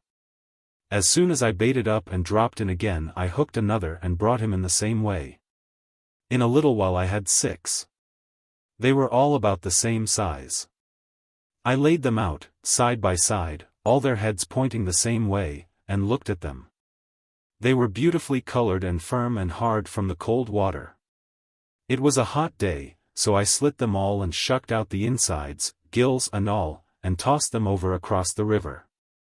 I took the trout ashore, washed them in the cold, smoothly heavy water above the dam, and then picked some ferns and packed them all in the bag, 3 trout on a layer of ferns. Then another layer of ferns, then 3 more trout, and then covered them with ferns. They looked nice in the ferns, and now the bag was bulky, and I put it in the shade of the tree. It was very hot on the dam, so I put my worm can in the shade with the bag, and got a book out of the pack and settled down under the tree to read until Bill should come up for lunch. It was a little past noon and there was not much shade, but I sat against the trunk of 2 of the trees that grew together, and read. The book was something by A.E.W. Mason, and I was reading a wonderful story about a man who had been frozen in the Alps and then fallen into a glacier and disappeared. And his bride was going to wait 24 years exactly for his body to come out on the moraine, while her true love waited too, and they were still waiting when Bill came up. "Get any?" he asked. He had his rod and his bag and his net all in one hand, and he was sweating. I hadn't heard him come up, because of the noise from the dam. 6. What did you get? Bill sat down, opened up his bag, laid a big trout on the grass.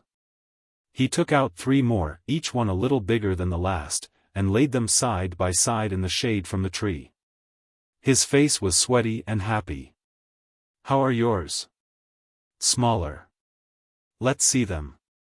"They're packed." "How big are they really?" "They're all about the size of your smallest." "You're not holding out on me?" "I wish I were."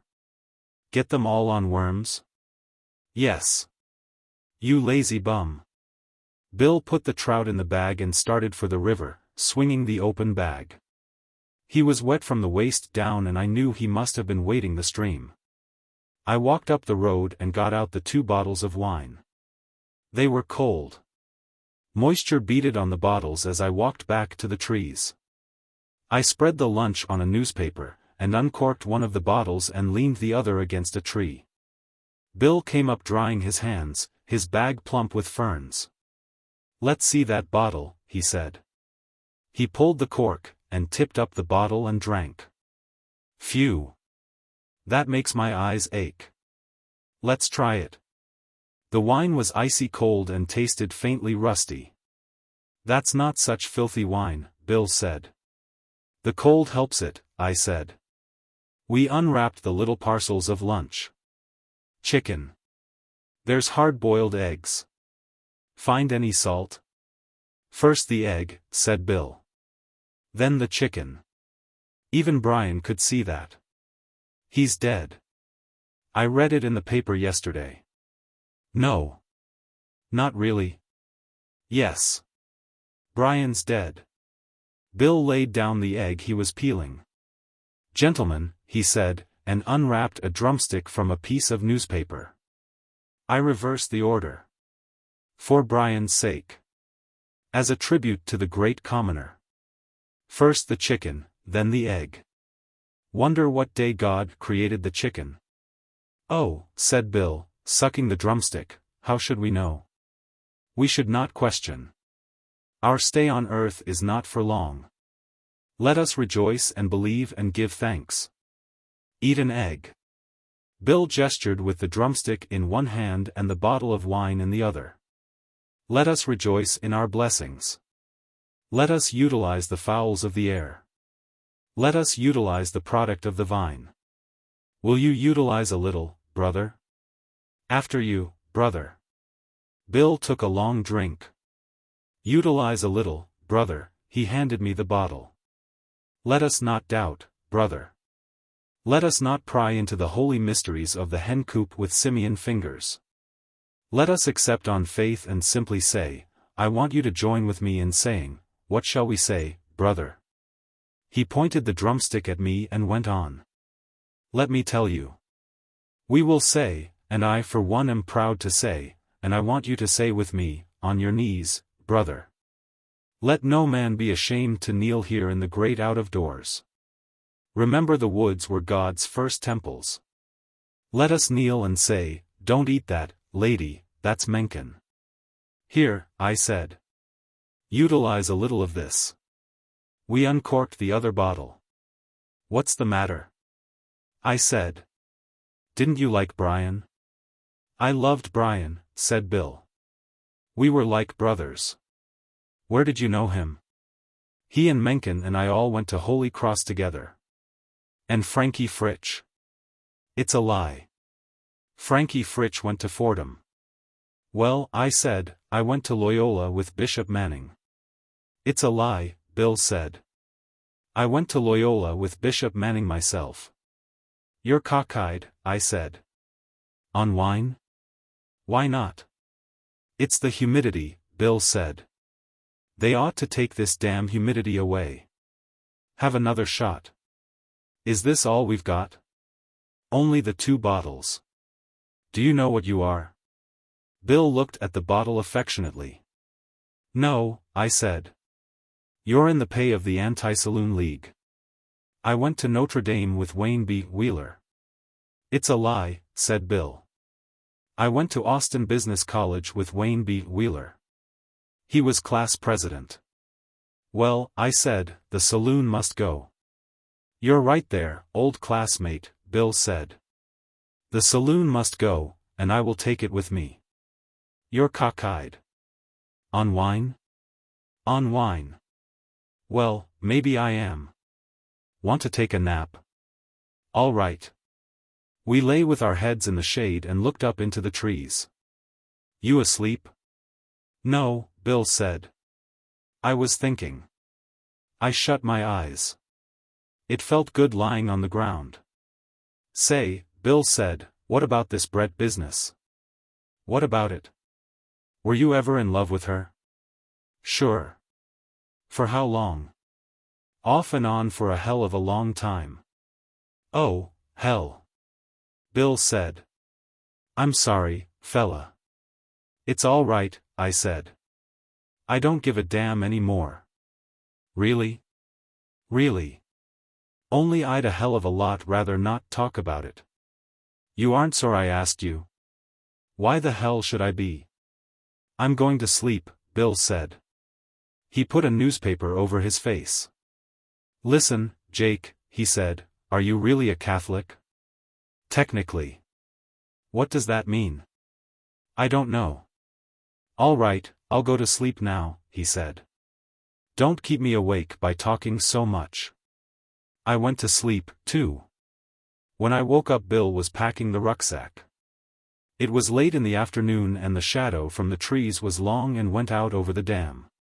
I was stiff from sleeping on the ground. What did you do? Wake up? Bill asked. Why didn't you spend the night? I stretched and rubbed my eyes. I had a lovely dream, Bill said. I don't remember what it was about, but it was a lovely dream. I don't think I dreamt. You ought to dream, Bill said. All our biggest businessmen have been dreamers. Look at Ford. Look at President Coolidge. Look at Rockefeller.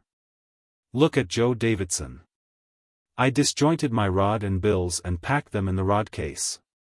I put the reels in the tackle bag. Bill had packed the rucksack and we put one of the trout bags in. I carried the other. Well, said Bill, have we got everything? The worms. Your worms. Put them in there. He had the pack on his back and I put the worm cans in one of the outside flap pockets. You got everything now? I looked around on the grass at the foot of the elm trees. Yes. We started up the road into the woods. It was a long walk home to Brigitte, and it was dark when we came down across the fields to the road, and along the road between the houses of the town, their windows lighted, to the inn. We stayed 5 days at Brigitte and had good fishing. The nights were cold and the days were hot, and there was always a breeze even in the heat of the day. It was hot enough so that it felt good to wade in a cold stream, and the sun dried you when you came out and sat on the bank. We found a stream with a pool deep enough to swim in. In the evenings we played three-handed bridge with an Englishman named Harris, who had walked over from St. Jean-Pied-de-Port and was stopping at the inn for the fishing. He was very pleasant and went with us twice to the Irati River. There was no word from Robert Cohn nor from Brett and Mike. Chapter 13. One morning I went down to breakfast and the Englishman, Harris, was already at the table. He was reading the paper through spectacles. He looked up and smiled. Good morning, he said. Letter for you. I stopped at the post and they gave it me with mine. The letter was at my place at the table, leaning against a coffee cup. Harris was reading the paper again. I opened the letter. It had been forwarded from Pamplona. It was dated San Sebastian, Sunday. Dear Jake. We got here Friday. Brett passed out on the train, so brought her here for 3 days' rest with old friends of ours. We go to Montoya Hotel Pamplona Tuesday, arriving at I don't know what hour. Will you send a note by the bus to tell us what to do to rejoin you all on Wednesday? All our love and sorry to be late, but Brett was really done in and will be quite all right by Tuesday and is practically so now. I know her so well and try to look after her but it's not so easy. Love to all the chaps. Michael. What day of the week is it? I asked Harris. Wednesday, I think. Yes, quite. Wednesday. Wonderful how one loses track of the days up here in the mountains. Yes. We've been here nearly a week. I hope you're not thinking of leaving. Yes. We'll go in on the afternoon bus, I'm afraid. What a rotten business. I had hoped we'd all have another go at the Irati together. We have to go into Pamplona. We're meeting people there. What rotten luck for me. We've had a jolly time here at Brigitte. Come on into Pamplona. We can play some bridge there, and there's going to be a damned fine fiesta. I'd like to. Awfully nice of you to ask me. I'd best stop on here, though. I've not much more time to fish. You want those big ones in the Irati? I say, I do, you know. They're enormous trout there. I'd like to try them once more. Do. Stop over another day. Be a good chap. We really have to get into town, I said. What a pity. After breakfast Bill and I were sitting warming in the sun on a bench out in front of the inn and talking it over. I saw a girl coming up the road from the center of the town. She stopped in front of us and took a telegram out of the leather wallet that hung against her skirt. Pour Usteds. I looked at it. The address was, Barnes, Brigitte. Yes. It's for us. She brought out a book for me to sign, and I gave her a couple of coppers.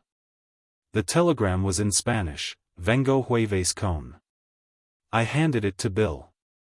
What does the word con mean? He asked. What a lousy telegram. I said. He could send 10 words for the same price. I come Thursday. That gives you a lot of dope, doesn't it? It gives you all the dope that's of interest to Cohn. We're going in, anyway, I said. There's no use trying to move Brett and Mike out here and back before the fiesta. Should we answer it? We might as well, said Bill. There's no need for us to be snooty. We walked up to the post office and asked for a telegraph blank. What will we say? Bill asked. Arriving tonight. That's enough. We paid for the message and walked back to the inn. Harris was there and the three of us walked up to Roncesvalles. We went through the monastery. It's a remarkable place, Harris said, when we came out. But you know I'm not much on those sort of places. Me either, Bill said. It's a remarkable place, though, Harris said. I wouldn't not have seen it. I'd been intending coming up each day.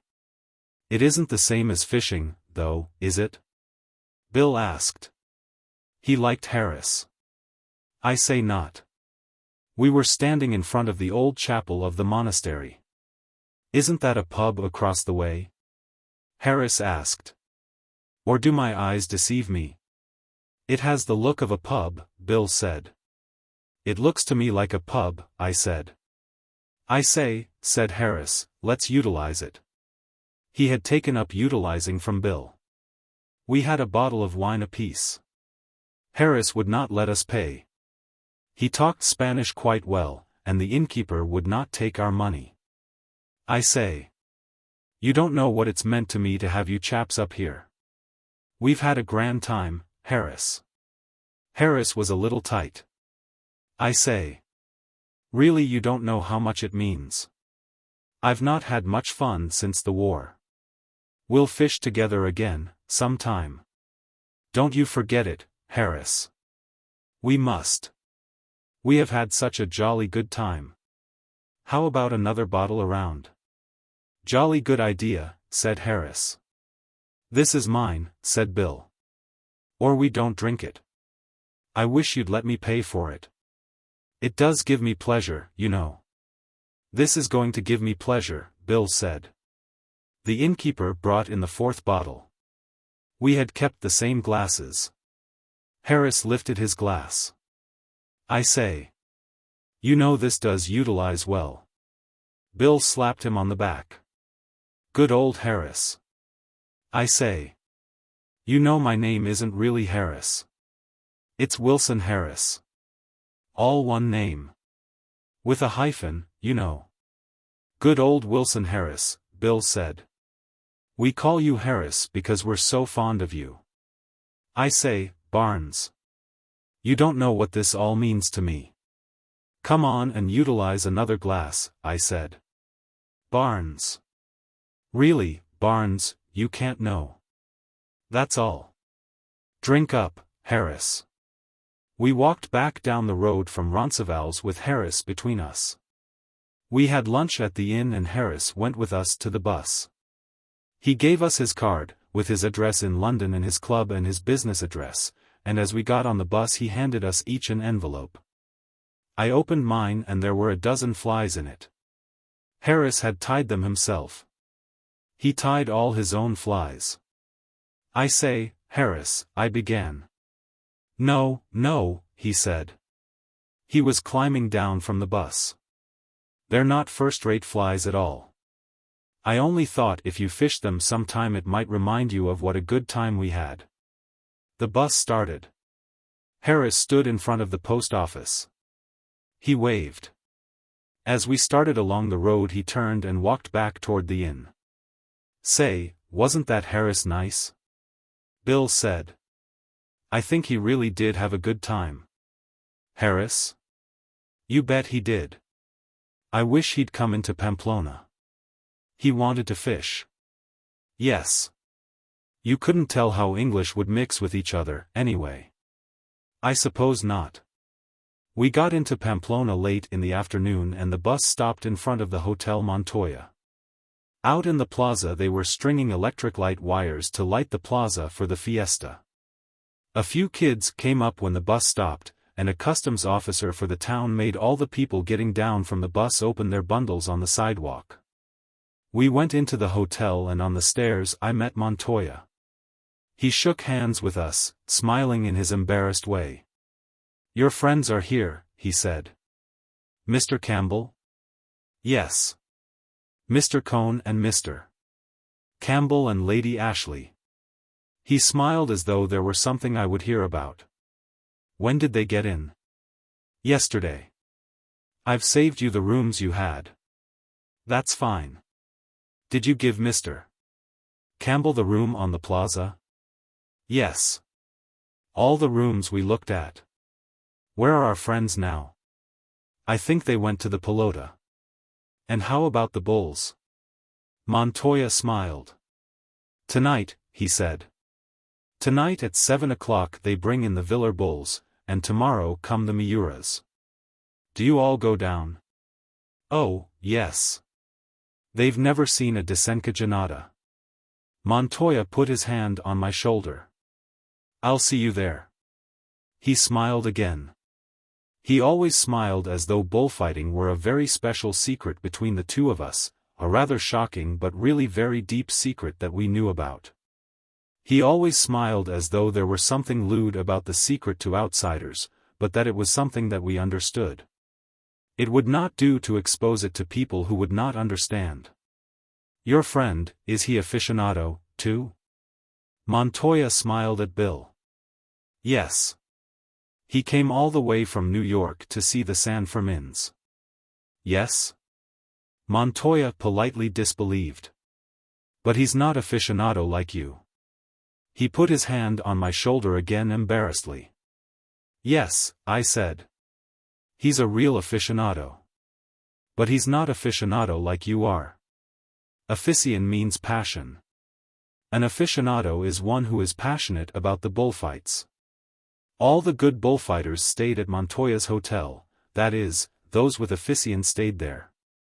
The commercial bullfighters stayed once, perhaps, and then did not come back. The good ones came each year. In Montoya's room were their photographs. The photographs were dedicated to Juanito Montoya or to his sister. The photographs of bullfighters Montoya had really believed in were framed. Photographs of bullfighters who had been without afición Montoya kept in a drawer of his desk. They often had the most flattering inscriptions. But they did not mean anything. One day Montoya took them all out and dropped them in the wastebasket. He did not want them around. We often talked about bulls and bullfighters. I had stopped at the Montoya for several years. We never talked for very long at a time. It was simply the pleasure of discovering what we each felt. Men would come in from distant towns and before they left Pamplona stop and talk for a few minutes with Montoya about bulls. These men were aficionados. Those who were aficionados could always get rooms even when the hotel was full. Montoya introduced me to some of them. They were always very polite at first, and it amused them very much that I should be an American. Somehow it was taken for granted that an American could not have afición. He might simulate it or confuse it with excitement, but he could not really have it. When they saw that I had afición, and there was no password, no set questions that could bring it out. Rather it was a sort of oral spiritual examination with the questions always a little on the defensive and never apparent, there was this same embarrassed putting the hand on the shoulder. Or a buen hombre. But nearly always there was the actual touching. It seemed as though they wanted to touch you to make it certain. Montoya could forgive anything of a bullfighter who had afición. He could forgive attacks of nerves, panic, bad unexplainable actions, all sorts of lapses. For one who had afición he could forgive anything. At once he forgave me all my friends. Without his ever saying anything they were simply a little something shameful between us, like the spilling open of the horses in bullfighting. Bill had gone upstairs as we came in, and I found him washing and changing in his room. "Well," he said, "talk a lot of Spanish?" He was telling me about the Bulls coming in tonight. "Let's find the gang and go down." "All right. They'll probably be at the cafe." "Have you got tickets?" "Yes. I got them for all the unloadings." "What's it like?" He was pulling his cheek before the glass, looking to see if there were unshaved patches under the line of the jaw. "It's pretty good," I said. "They let the bulls out of the cages one at a time, and they have steers in the corral to receive them and keep them from fighting. And the bulls tear in at the steers and the steers run around like old maids trying to quiet them down." "Do they ever gore the steers?" "Sure. Sometimes they go right after them and kill them." "Can't the steers do anything?" "No.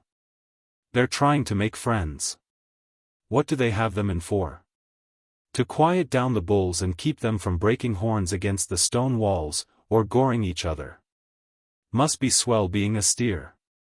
We went down the stairs and out of the door and walked across the square toward the Café Iruna. There were two lonely-looking ticket houses standing in the square.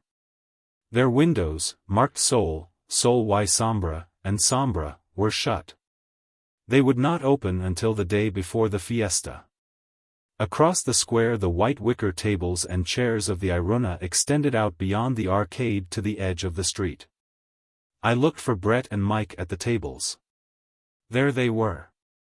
Brett and Mike and Robert Cohn. Brett was wearing a Basque beret. So was Mike.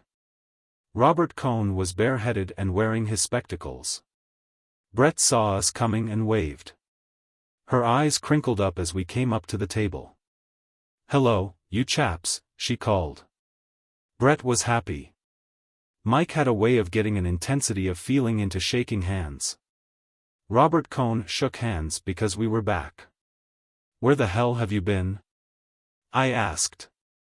"I brought them up here," Cohn said. "What rot," Brett said. "We'd have gotten here earlier if you hadn't come." "You'd never have gotten here." "What rot? You chaps are brown. Look at Bill. Did you get good fishing?" Mike asked. "We wanted to join you. It wasn't bad.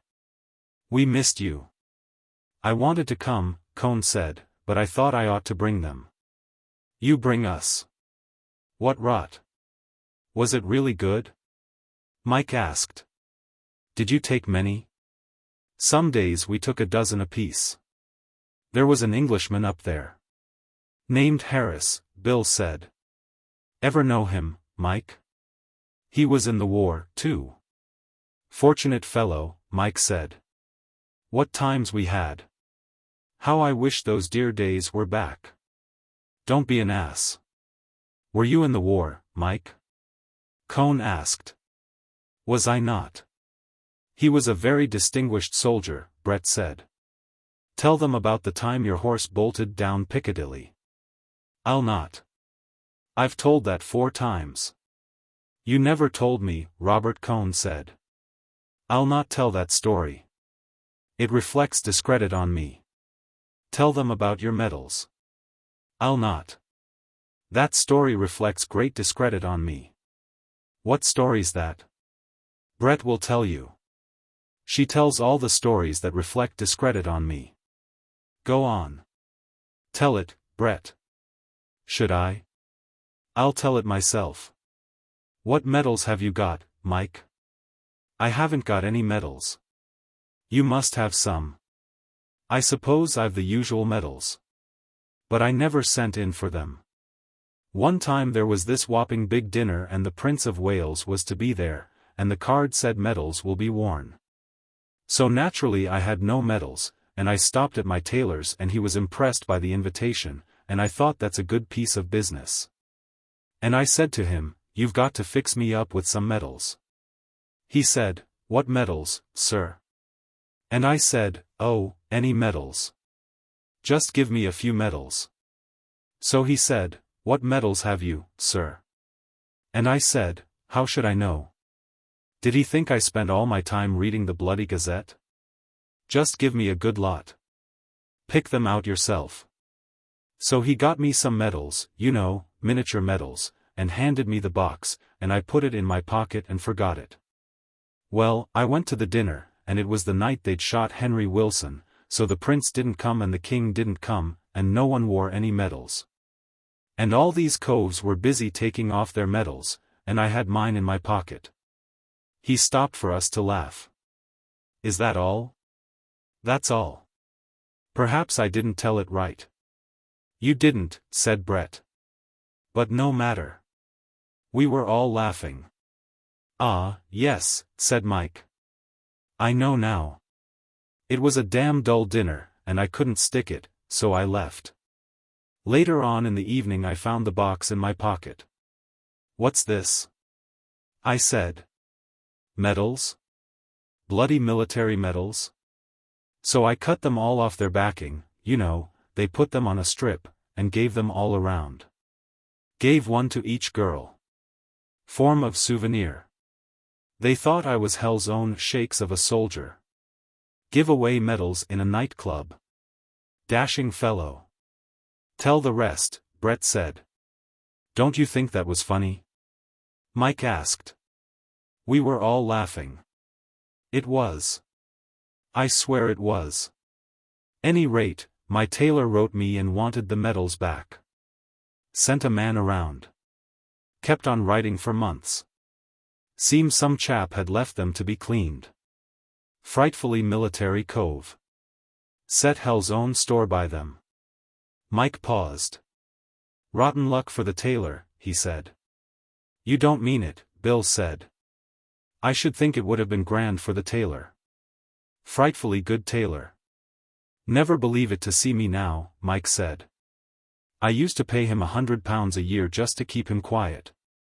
So he wouldn't send me any bills. Frightful blow to him when I went bankrupt. It was right after the medals. Gave his letters rather a bitter tone. How did you go bankrupt? Bill asked. 2 ways, Mike said. Gradually and then suddenly. What brought it on? Friends, said Mike. I had a lot of friends. False friends. Then I had creditors, too. Probably had more creditors than anybody in England. Tell them about in the court, Brett said. I don't remember, Mike said. I was just a little tight. Tight? Brett exclaimed. You were blind. Extraordinary thing, Mike said. Met my former partner the other day. Offered to buy me a drink. Tell them about your learned counsel, Brett said. I will not, Mike said. My learned counsel was blind, too. I say this is a gloomy subject. Are we going down and see these bulls unloaded or not? Let's go down. We called the waiter, paid, and started to walk through the town. I started off walking with Brett, but Robert Cohn came up and joined her on the other side. The 3 of us walked along, past the ayuntamiento with the banners hung from the balcony, down past the market and down past the steep street that led to the bridge across the Arga.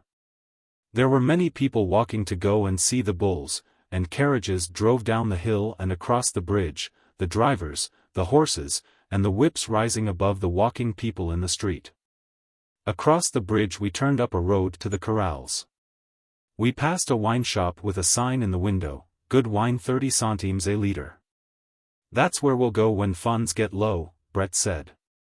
The woman standing in the door of the wine shop looked at us as we passed.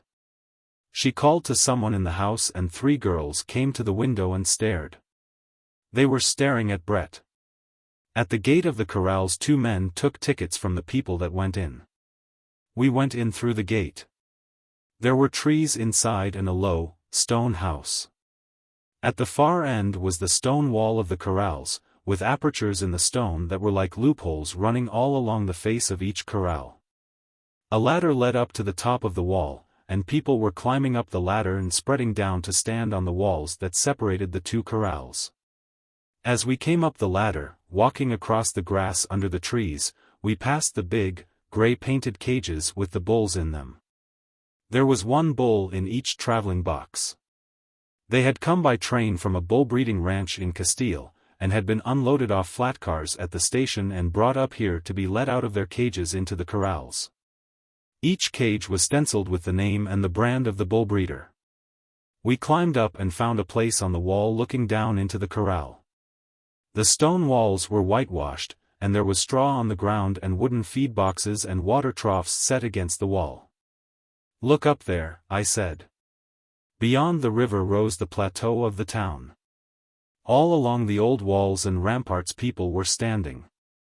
The 3 lines of fortifications made 3 black lines of people. Above the walls there were heads in the windows of the houses. At the far end of the plateau boys had climbed into the trees. "They must think something is going to happen," Brett said. "They want to see the bulls." Mike and Bill were on the other wall across the pit of the corral.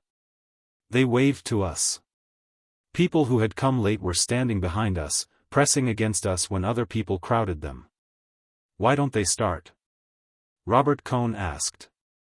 A single mule was hitched to one of the cages and dragged it up against the gate in the corral wall. The men shoved and lifted it with crowbars into position against the gate. Men were standing on the wall ready to pull up the gate of the corral and then the gate of the cage. At the other end of the corral a gate opened and 2 steers came in, swaying their heads and trotting, their lean flanks swinging. They stood together at the far end, their heads toward the gate where the bull would enter. "They don't look happy," Brett said. The men on top of the wall leaned back and pulled up the door of the corral. Then they pulled up the door of the cage. I leaned way over the wall and tried to see into the cage. It was dark. Someone rapped on the cage with an iron bar. Inside something seemed to explode.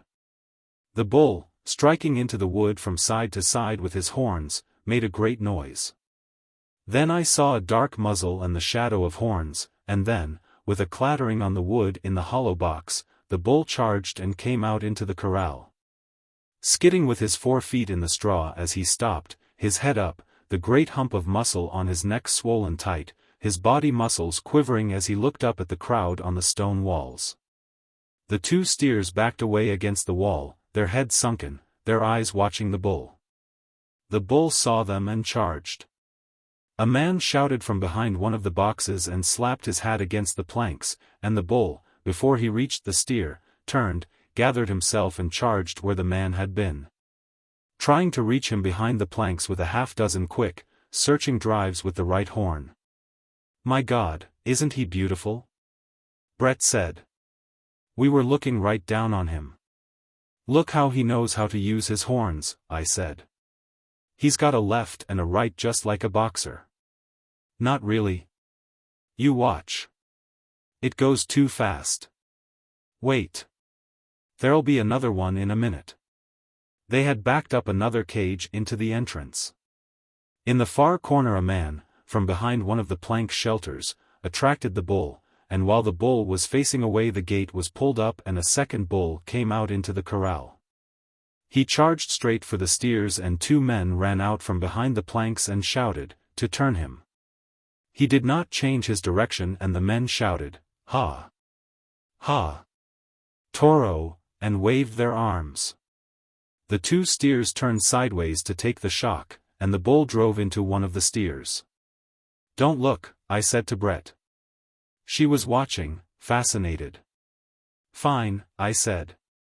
"If it doesn't buck you." "I saw it," she said. "I saw him shift from his left to his right horn.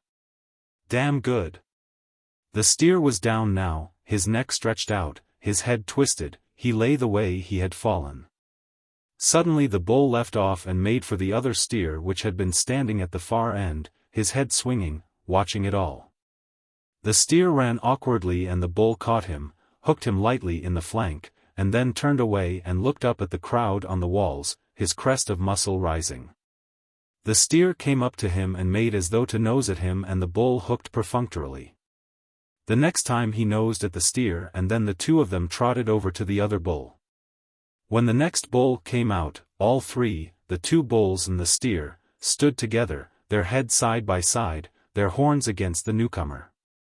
In a few minutes the steer picked the new bull up, quieted him down, and made him one of the herd. When the last 2 bulls had been unloaded, the herd were all together. The steer who had been gored had gotten to his feet and stood against the stone wall. None of the bulls came near him, and he did not attempt to join the herd. We climbed down from the wall with the crowd, and had a last look at the bulls through the loopholes in the wall of the corral. They were all quiet now, their heads down. We got a carriage outside and rode up to the cafe. Mike and Bill came in half an hour later. They had stopped on the way for several drinks. We were sitting in the cafe. "That's an extraordinary business," Brett said. "Will those last ones fight as well as the first?" Robert Cohn asked. "They seem to quiet down awfully fast." "They all know each other," I said. "They're only dangerous when they're alone, or only 2 or 3 of them together." "What do you mean, dangerous?" Bill said. "They all looked dangerous to me. They only want to kill when they're alone. Of course, if you went in there you'd probably detach one of them from the herd, and he'd be dangerous." "That's too complicated," Bill said. "Don't you ever detach me from the herd, Mike?" "I say," Mike said, "they were fine bulls, weren't they? Did you see their horns?" "Did I not?" said Brett. "I had no idea what they were like." "Did you see the one hit that steer?" Mike asked. "That was extraordinary." "It's no life being a steer," Robert Cohn said. "Don't you think so?" Mike said. "I would have thought you'd loved being a steer, Robert." "What do you mean, Mike?" "They lead such a quiet life. They never say anything and they're always hanging about so." We were embarrassed. Bill laughed. Robert Cohn was angry. Mike went on talking. "I should think you'd love it. You'd never have to say a word. Come on, Robert. Do say something. Don't just sit there." "I said something, Mike. Don't you remember? About the steers." "Oh, say something more. Say something funny. Can't you see we're all having a good time here? Come off it, Michael." "You're drunk," Brett said. "I'm not drunk. I'm quite serious." Is Robert Cohn going to follow Brett around like a steer all the time? "Shut up, Michael. Try and show a little breeding." "Breeding be damned. Who has any breeding, anyway, except the bulls? Aren't the bulls lovely? Don't you like them, Bill? Why don't you say something, Robert? Don't sit there looking like a bloody funeral. What if Brett did sleep with you? She's slept with lots of better people than you." "Shut up," Cohn said. He stood up. "Shut up, Mike. Oh, don't stand up and act as though you were going to hit me. That won't make any difference to me. Tell me, Robert. Why do you follow Brett around like a poor bloody steer? Don't you know you're not wanted?" "I know when I'm not wanted." "Why don't you know when you're not wanted? You came down to San Sebastian where you weren't wanted, and followed Brett around like a bloody steer. Do you think that's right?" "Shut up. You're drunk." "Perhaps I am drunk." "Why aren't you drunk? Why don't you ever get drunk, Robert? You know you didn't have a good time at San Sebastian because none of our friends would invite you on any of the parties. You can't blame them hardly. Can you? I asked them to. They wouldn't do it. You can't blame them, now. Can you? Now, answer me. Can you blame them? Go to hell, Mike. I can't blame them. Can you blame them? Why do you follow Brett around? Haven't you any manners? How do you think it makes me feel? You're a splendid one to talk about manners, Brett said. You've such lovely manners. Come on, Robert, Bill said. What do you follow her around for? Bill stood up and took hold of Cohn. Don't go, Mike said. Robert Cohn's going to buy a drink. Bill went off with Cohn. Cohn's face was sallow. Mike went on talking. I sat and listened for a while. Brett looked disgusted. I say, Michael, you might not be such a bloody ass, she interrupted. I'm not saying he's not right, you know. She turned to me. The emotion left Mike's voice. We were all friends together. I'm not so damn drunk as I sounded, he said. I know you're not, Brett said. We're none of us sober, I said. I didn't say anything I didn't mean. But you put it so badly, Brett laughed. He was an ass, though. He came down to San Sebastian where he damn well wasn't wanted. He hung around Brett and just looked at her. It made me damned well sick. He did behave very badly, Brett said. Mark you. Brett's had affairs with men before. She tells me all about everything. She gave me this chap Cohn's letters to read. I wouldn't read them. Damned noble of you. No, listen, Jake. Brett's gone off with men. But they weren't ever Jews, and they didn't come and hang about afterward. Damned good chaps, Brett said. It's all rot to talk about it. Michael and I understand each other. She gave me Robert Cohn's letters. I wouldn't read them. You wouldn't read any letters, darling. You wouldn't read mine. I can't read letters, Mike said. Funny, isn't it? You can't read anything. No. You're wrong there. I read quite a bit. I read when I'm at home. You'll be writing next, Brett said. Come on, Michael. Do buck up. You've got to go through with this thing now. He's here. Don't spoil the fiesta. Well, let him behave, then. He'll behave. I'll tell him. You tell him, Jake. Tell him either he must behave or get out. Yes, I said, it would be nice for me to tell him. Look, Brett. Tell Jake what Robert calls you. That is perfect, you know. Oh, no. I can't. Go on. We're all friends. Aren't we all friends, Jake? I can't tell him. It's too ridiculous. I'll tell him. You won't, Michael. Don't be an ass. He calls her Circe, Mike said. He claims she turns men into swine. Damn good. I wish I were one of these literary chaps. He'd be good, you know, Brett said. He writes a good letter. I know, I said. He wrote me from San Sebastian. That was nothing, Brett said. He can write a damned amusing letter. She made me write that. She was supposed to be ill. I damned well was, too. Come on, I said, we must go in and eat. How should I meet Cohn? Mike said. Just act as though nothing had happened. It's quite all right with me, Mike said. I'm not embarrassed. If he says anything, just say you were tight. Quite. And the funny thing is I think I was tight. Come on, Brett said. Are these poisonous things paid for? I must bathe before dinner. We walked across the square. It was dark and all around the square were the lights from the cafes under the arcades. We walked across the gravel under the trees to the hotel. They went upstairs and I stopped to speak with Montoya. Well, how did you like the bulls? He asked. Good.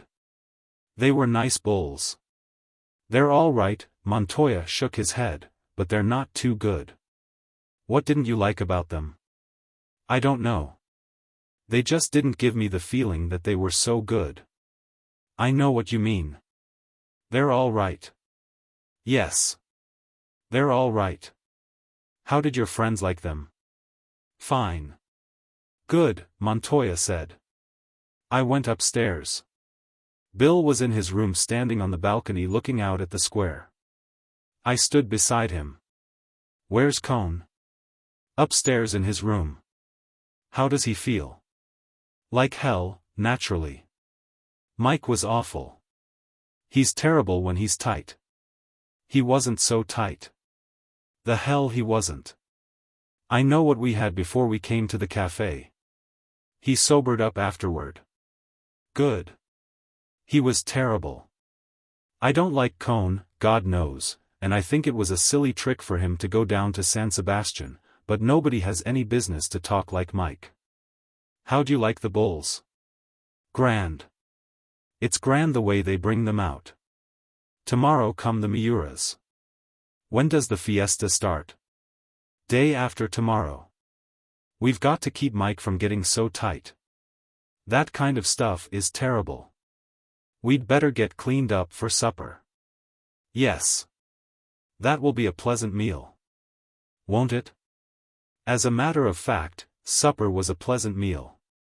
Brett wore a black, sleeveless evening dress. She looked quite beautiful. Mike acted as though nothing had happened. I had to go up and bring Robert Cohn down. He was reserved and formal, and his face was still taut and sallow, but he cheered up finally. He could not stop looking at Brett. It seemed to make him happy. It must have been pleasant for him to see her looking so lovely, and know he had been away with her and that everyone knew it. They could not take that away from him. Bill was very funny. So was Michael.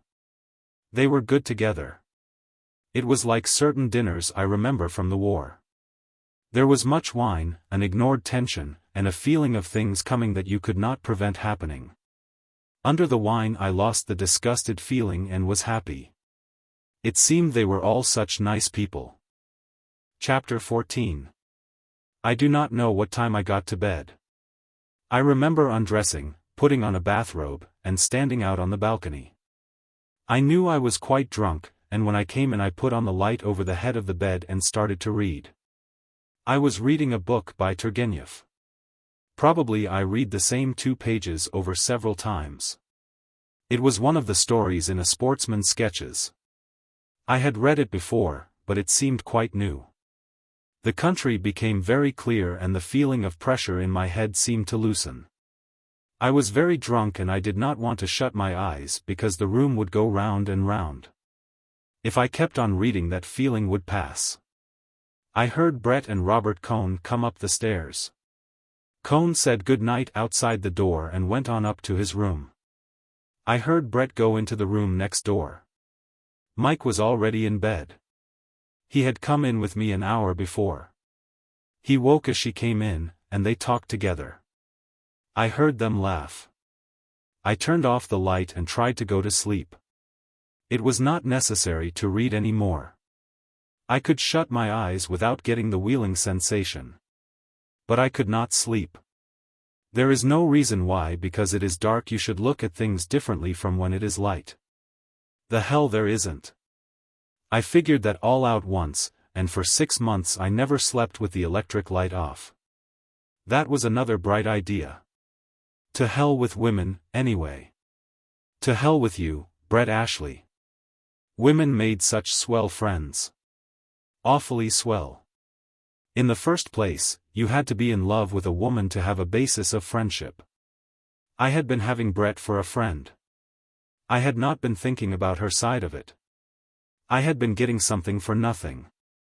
That only delayed the presentation of the bill. The bill always came. That was one of the swell things you could count on. I thought I had paid for everything. Not like the woman pays and pays and pays. No idea of retribution or punishment. Just exchange of values. You gave up something and got something else. Or you worked for something. You paid some way for everything that was any good. I paid my way into enough things that I liked, so that I had a good time. Either you paid by learning about them, or by experience, or by taking chances, or by money. Enjoying living was learning to get your money's worth and knowing when you had it. You could get your money's worth. The world was a good place to buy in. It seemed like a fine philosophy. In 5 years, I thought, it will seem just as silly as all the other fine philosophies I've had. Perhaps that wasn't true, though.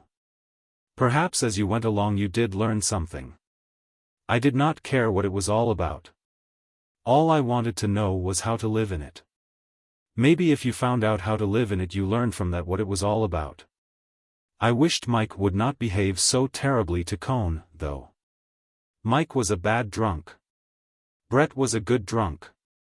Bill was a good drunk. Cohn was never drunk. Mike was unpleasant after he passed a certain point. I liked to see him hurt Cohn. I wished he would not do it, though, because afterward it made me disgusted at myself. That was morality. Things that made you disgusted afterward. No, that must be immorality. That was a large statement. What a lot of bilge I could think up at night. What rot, I could hear Brett say it. What rot. When you were with English you got into the habit of using English expressions in your thinking. The English spoken language, the upper classes, anyway, must have fewer words than the Eskimo. Of course I didn't know anything about the Eskimo. Maybe the Eskimo was a fine language. Say the Cherokee. I didn't know anything about the Cherokee either. The English talked with inflected phrases. One phrase to mean everything. I liked them, though.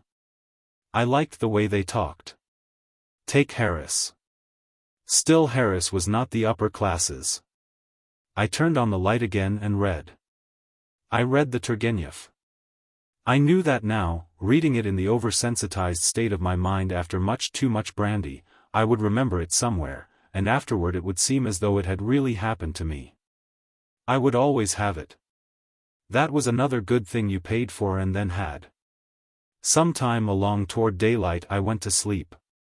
The next 2 days in Pamplona were quiet, and there were no more rows. The town was getting ready for the fiesta. Workmen put up the gateposts that were to shut off the side streets when the bulls were released from the corrals and came running through the streets in the morning on their way to the ring. The workmen dug holes and fitted in the timbers, each timber numbered for its regular place.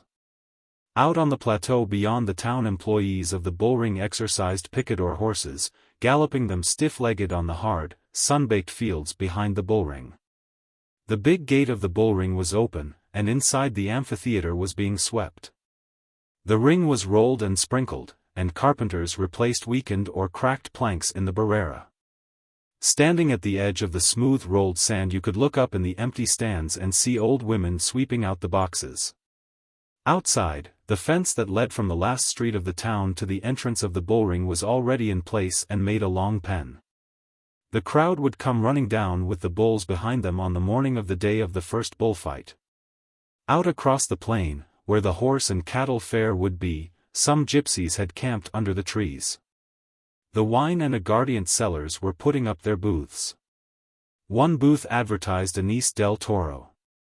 The cloth sign hung against the planks in the hot sun. In the big square that was the center of the town there was no change yet. We sat in the white wicker chairs on the terrace of the cafe and watched the motorbuses come in and unload peasants from the country coming into the market. And we watched the buses fill up and start out with peasants sitting with their saddlebags full of the things they had bought in the town.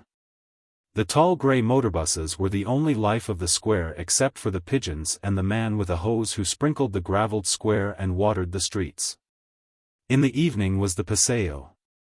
For an hour after dinner everyone, all the good-looking girls, the officers from the garrison, all the fashionable people of the town, walked in the street on one side of the square while the cafe tables filled with the regular after-dinner crowd. During the morning I usually sat in the cafe and read the Madrid papers and then walked in the town or out into the country. Sometimes Bill went along. Sometimes he wrote in his room. Robert Cohn spent the morning studying Spanish or trying to get a shave at the barber shop. Brett and Mike never got up until noon. We all had a vermouth at the cafe. It was a quiet life and no one was drunk. I went to church a couple of times, once with Brett. She said she wanted to hear me go to confession, but I told her that not only was it impossible but it was not as interesting as it sounded, and, besides, it would be in a language she did not know. We met Cohn as we came out of church, and although it was obvious he had followed us, yet he was very pleasant and nice, and we all three went for a walk out to the gypsy camp. And Brett had her fortune told. It was a good morning, there were high white clouds above the mountains. It had rained a little in the night and it was fresh and cool on the plateau, and there was a wonderful view. We all felt good and we felt healthy, and I felt quite friendly to Cohn. You could not be upset about anything on a day like that. That was the last day before the fiesta. Chapter 15. At noon of Sunday, the 6th of July, the fiesta exploded. There is no other way to describe it. People had been coming in all day from the country, but they were assimilated in the town and you did not notice them. The square was as quiet in the hot sun as on any other day. The peasants were in the outlying wine shops. There they were drinking, getting ready for the fiesta. They had come in so recently from the plains and the hills that it was necessary that they make their shifting in values gradually. They could not start in paying café prices. They got their money's worth in the wine shops. Money still had a definite value in hours worked and bushels of grain sold. Late in the fiesta it would not matter what they paid, nor where they bought. Now on the day of the starting of the fiesta of San Fermin they had been in the wine shops of the narrow streets of the town since early morning.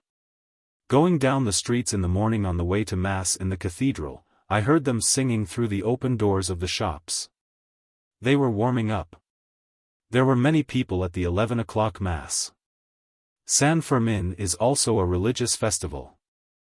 I walked down the hill from the cathedral and up the street to the café on the square. It was a little before noon. Robert Cohn and Bill were sitting at one of the tables.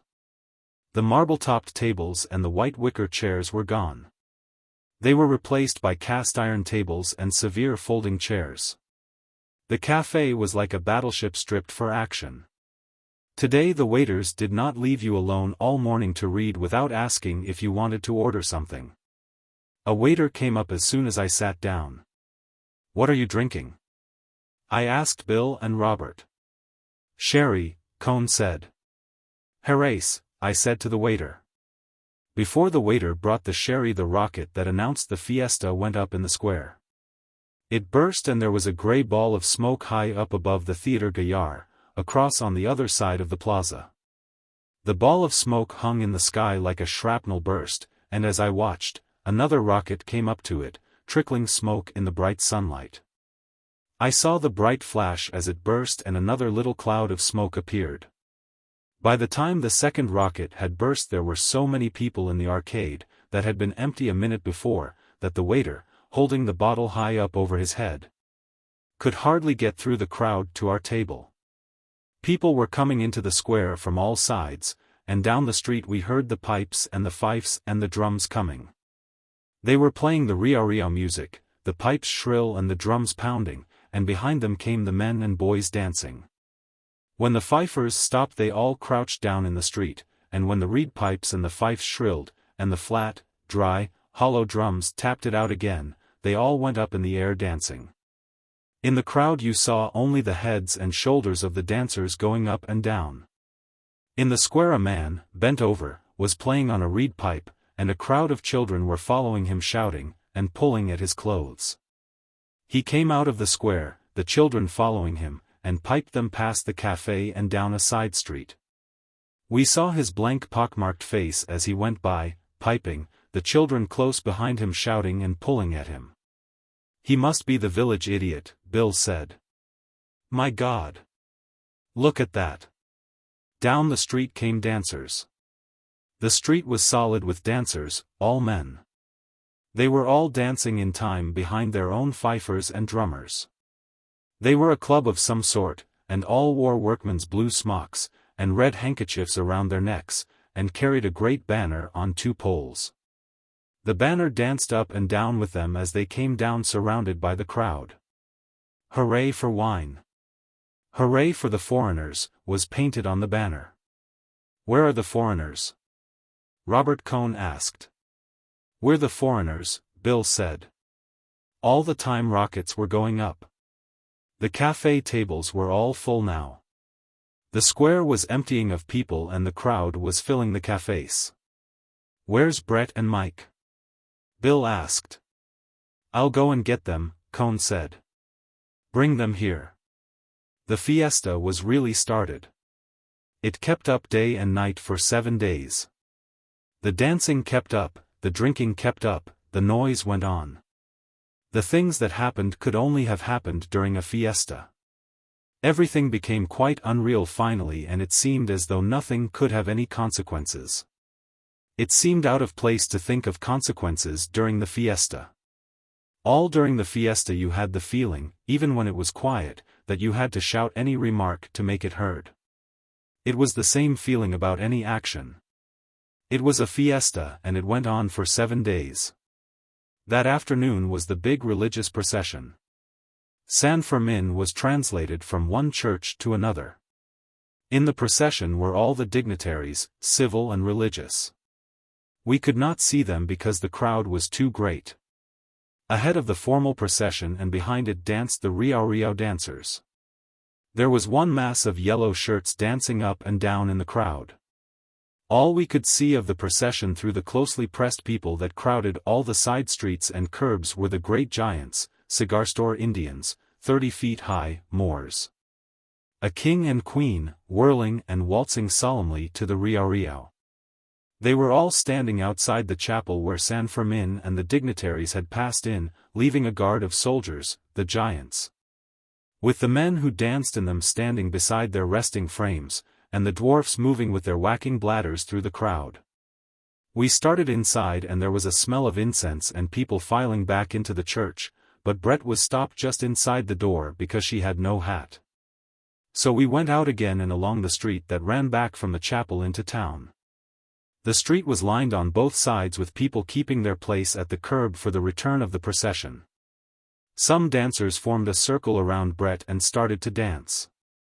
They wore big wreaths of white garlics around their necks. They took Bill and me by the arms and put us in the circle. Bill started to dance, too. They were all chanting. Brett wanted to dance, but they did not want her to. They wanted her as an image to dance around.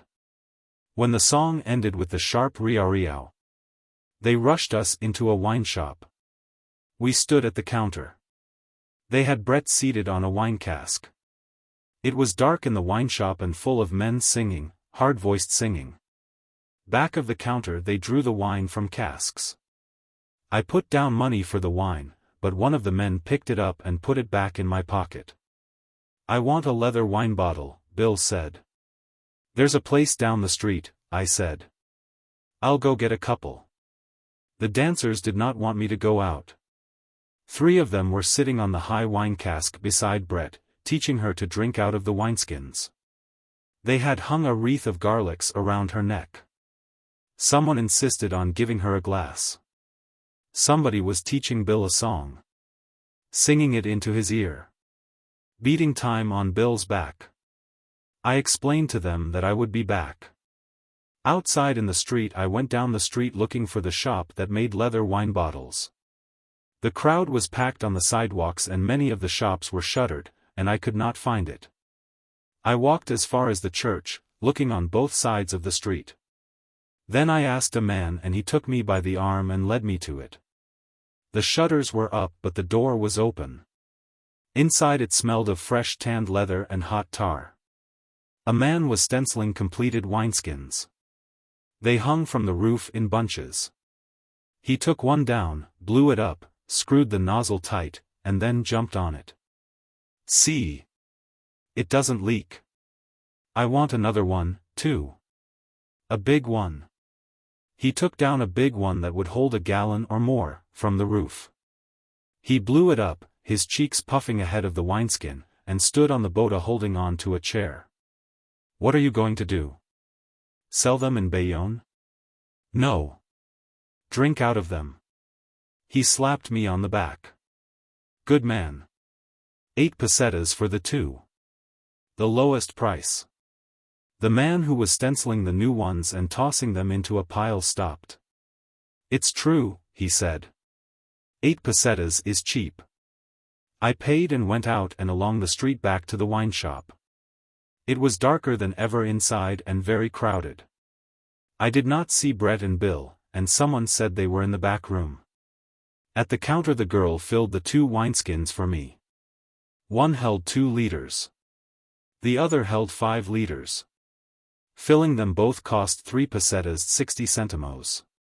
Someone at the counter, that I had never seen before, tried to pay for the wine, but I finally paid for it myself. The man who had wanted to pay then bought me a drink. He would not let me buy one in return, but said he would take a rinse of the mouth from the new wine bag. He tipped the big 5-liter bag up and squeezed it so the wine hissed against the back of his throat. "All right," he said, and handed back the bag. In the back room Brett and Bill were sitting on barrels surrounded by the dancers. Everybody had his arms on everybody else's shoulders, and they were all singing. Mike was sitting at a table with several men in their shirt sleeves, eating from a bowl of tuna fish, chopped onions and vinegar. They were all drinking wine and mopping up the oil and vinegar with pieces of bread. "Hello, Jake." "Hello." Mike called. "Come here. I want you to meet my friends. We're all having an hors d'oeuvre." I was introduced to the people at the table. They supplied their names to Mike and sent for a fork for me. "Stop eating their dinner, Michael," Brett shouted from the wine barrels. "I don't want to eat up your meal," I said when someone handed me a fork. "Eat," he said. "What do you think it's here for?" I unscrewed the nozzle of the big wine bottle and handed it around. Everyone took a drink, tipping the wineskin at arm's length. Outside, above the singing, we could hear the music of the procession going by. "Isn't that the procession?" Mike asked. "Nada," someone said. "It's nothing. Drink up. Lift the bottle." "Where did they find you?" I asked Mike. "Someone brought me here," Mike said. "They said you were here." "Where's Cohn?" "He's passed out," Brett called. "They've put him away somewhere." "Where is he?" "I don't know." "How should we know?" Bill said. "I think he's dead." "He's not dead," Mike said. "I know he's not dead. He's just passed out on Anís del Mono." As he said Anís del Mono, one of the men at the table looked up, brought out a bottle from inside his smock, and handed it to me. "No," I said. "No, thanks." "Yes. Yes. Arriba. Up with the bottle." I took a drink. It tasted of licorice and warmed all the way. I could feel it warming in my stomach. "Where the hell is Cohn?"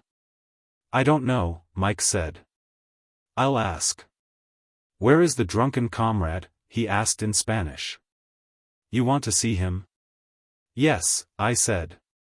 "Not me," said Mike. "This gent." The Anís del Mono man wiped his mouth and stood up. "Come on." In a back room Robert Cohn was sleeping quietly on some wine casks. It was almost too dark to see his face. They had covered him with a coat and another coat was folded under his head. Around his neck and on his chest was a big wreath of twisted garlics. "Let him sleep," the man whispered. "He's all right." 2 hours later Cohn appeared. He came into the front room still with the wreath of garlics around his neck. The Spaniards shouted when he came in. Cohn wiped his eyes and grinned. "I must have been sleeping," he said. "Oh, not at all," Brett said. "You were only dead," Bill said. "Aren't we going to go and have some supper?" Cohn asked. "Do you want to eat?" "Yes." "Why not?" "I'm hungry." "Eat those garlics, Robert," Mike said. "I say. Do eat those garlics." Cohn stood there. His sleep had made him quite all right. Let's go and eat," Brett said. "I must get a bath." "Come on," Bill said. Let's translate Brett to the hotel. We said goodbye to many people and shook hands with many people and went out. Outside it was dark. "What time is it, do you suppose?" Cohn asked. "It's tomorrow," Mike said. "You've been asleep 2 days." "No," said Cohn, "what time is it?" It's 10 o'clock. What a lot we've drunk. You mean what a lot we've drunk? You went to sleep. Going down the dark streets to the hotel, we saw the skyrockets going up in the square. Down the side streets that led to the square, we saw the square solid with people, those in the center all dancing. It was a big meal at the hotel. It was the first meal of the prices being doubled for the fiesta, and there were several new courses. After the dinner we were out in the town. I remember resolving that I would stay up all night to watch the bulls go through the streets at 6 o'clock in the morning, and being so sleepy that I went to bed around 4 o'clock. The others stayed up. My own room was locked and I could not find the key, so I went upstairs and slept on one of the beds in Cohn's room. The fiesta was going on outside in the night, but I was too sleepy for it to keep me awake. When I woke, it was the sound of the rocket exploding that announced the release of the bulls from the corrals at the edge of town. They would race through the streets and out to the bullring. I had been sleeping heavily and I woke feeling I was too late. I put on a coat of Cohn's and went out on the balcony. Down below, the narrow street was empty. All the balconies were crowded with people. Suddenly a crowd came down the street. They were all running, packed close together. They passed along and up the street toward the bullring, and behind them came more men running faster, and then some stragglers who were really running. Behind them was a little bare space, and then the bulls galloping, tossing their heads up and down. It all went out of sight around the corner. One man fell, rolled to the gutter, and lay quiet. But the bulls went right on and did not notice him. They were all running together. After they went out of sight, a great roar came from the bullring. It kept on. Then finally the pop of the rocket that meant the bulls had gotten through the people in the ring and into the corrals. I went back in the room and got into bed. I had been standing on the stone balcony in bare feet. I knew our crowd must have all been out at the bullring. Back in bed, I went to sleep. Cohn woke me when he came in. He started to undress and went over and closed the window because the people on the balcony of the house just across the street were looking in. "Did you see the show?" I asked. "Yes. We were all there." "Anybody get hurt?" "One of the bulls got into the crowd in the ring and tossed 6 or 8 people." "How did Brett like it?" "It was all so sudden there wasn't any time for it to bother anybody." "I wish I'd been up." "We didn't know where you were." "We went to your room but it was locked." "Where did you stay up?" "We danced at some club." "I got sleepy," I said. "My gosh. I'm sleepy now," Cohn said. "Doesn't this thing ever stop?" "Not for a week." Bill opened the door and put his head in. "Where were you, Jake?" "I saw them go through from the balcony." "How was it?" "Grand." "Where you going?" "To sleep." No one was up before noon. We ate at tables set out under the arcade. The town was full of people. We had to wait for a table. After lunch we went over to the Aruna. It had filled up, and as the time for the bullfight came it got fuller, and the tables were crowded closer. There was a close, crowded hum that came every day before the bullfight. The cafe did not make this same noise at any other time, no matter how crowded it was. This hum went on, and we were in it and a part of it. I had taken 6 seats for all the fights. 3 of them were barreras, the first row at the ringside, and 3 were sobrepiertos, seats with wooden backs, halfway up the amphitheater. Mike thought Brett had best sit high up for her first time, and Cohn wanted to sit with them. Bill and I were going to sit in the barreras, and I gave the extra ticket to a waiter to sell. Bill said something to Cohn about what to do and how to look so he would not mind the horses. Bill had seen 1 season of bullfights. "I'm not worried about how I'll stand it. I'm only afraid I may be bored," Cohn said. "You think so?" "Don't look at the horses, after the bull hits them," I said to Brett. "Watch the charge and see the picador try and keep the bull off, but then don't look again until the horse is dead if it's been hit." "I'm a little nervy about it," Brett said. I'm worried whether I'll be able to go through with it all right. You'll be all right. There's nothing but that horse part that will bother you, and they're only in for a few minutes with each bull. Just don't watch when it's bad. She'll be all right, Mike said. I'll look after her. I don't think you'll be bored, Bill said. I'm going over to the hotel to get the glasses and the wineskin, I said. See you back here. Don't get cockeyed. I'll come along, Bill said. Brett smiled at us. We walked around through the arcade to avoid the heat of the square. That Cohn gets me, Bill said. He's got this Jewish superiority so strong that he thinks the only emotion he'll get out of the fight will be being bored. We'll watch him with the glasses, I said. Oh, to hell with him. He spends a lot of time there. I want him to stay there. In the hotel on the stairs we met Montoya. Come on, said Montoya. Do you want to meet Pedro Romero? Fine, said Bill. Let's go see him. We followed Montoya up a flight and down the corridor. He's in room number 8, Montoya explained. He's getting dressed for the bullfight. Montoya knocked on the door and opened it. It was a gloomy room with a little light coming in from the window on the narrow street. There were 2 beds separated by a monastic partition. The electric light was on. The boy stood very straight and unsmiling in his bullfighting clothes. His jacket hung over the back of a chair. They were just finishing winding his sash. His black hair shone under the electric light. He wore a white linen shirt and the sword handler finished his sash and stood up and stepped back. Pedro Romero nodded, seeming very far away and dignified when we shook hands. Montoya said something about what great aficionados we were, and that we wanted to wish him luck. Romero listened very seriously. Then he turned to me.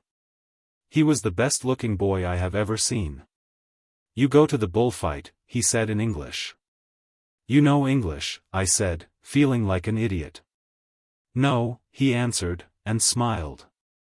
One of 3 men who had been sitting on the beds came up and asked us if we spoke French.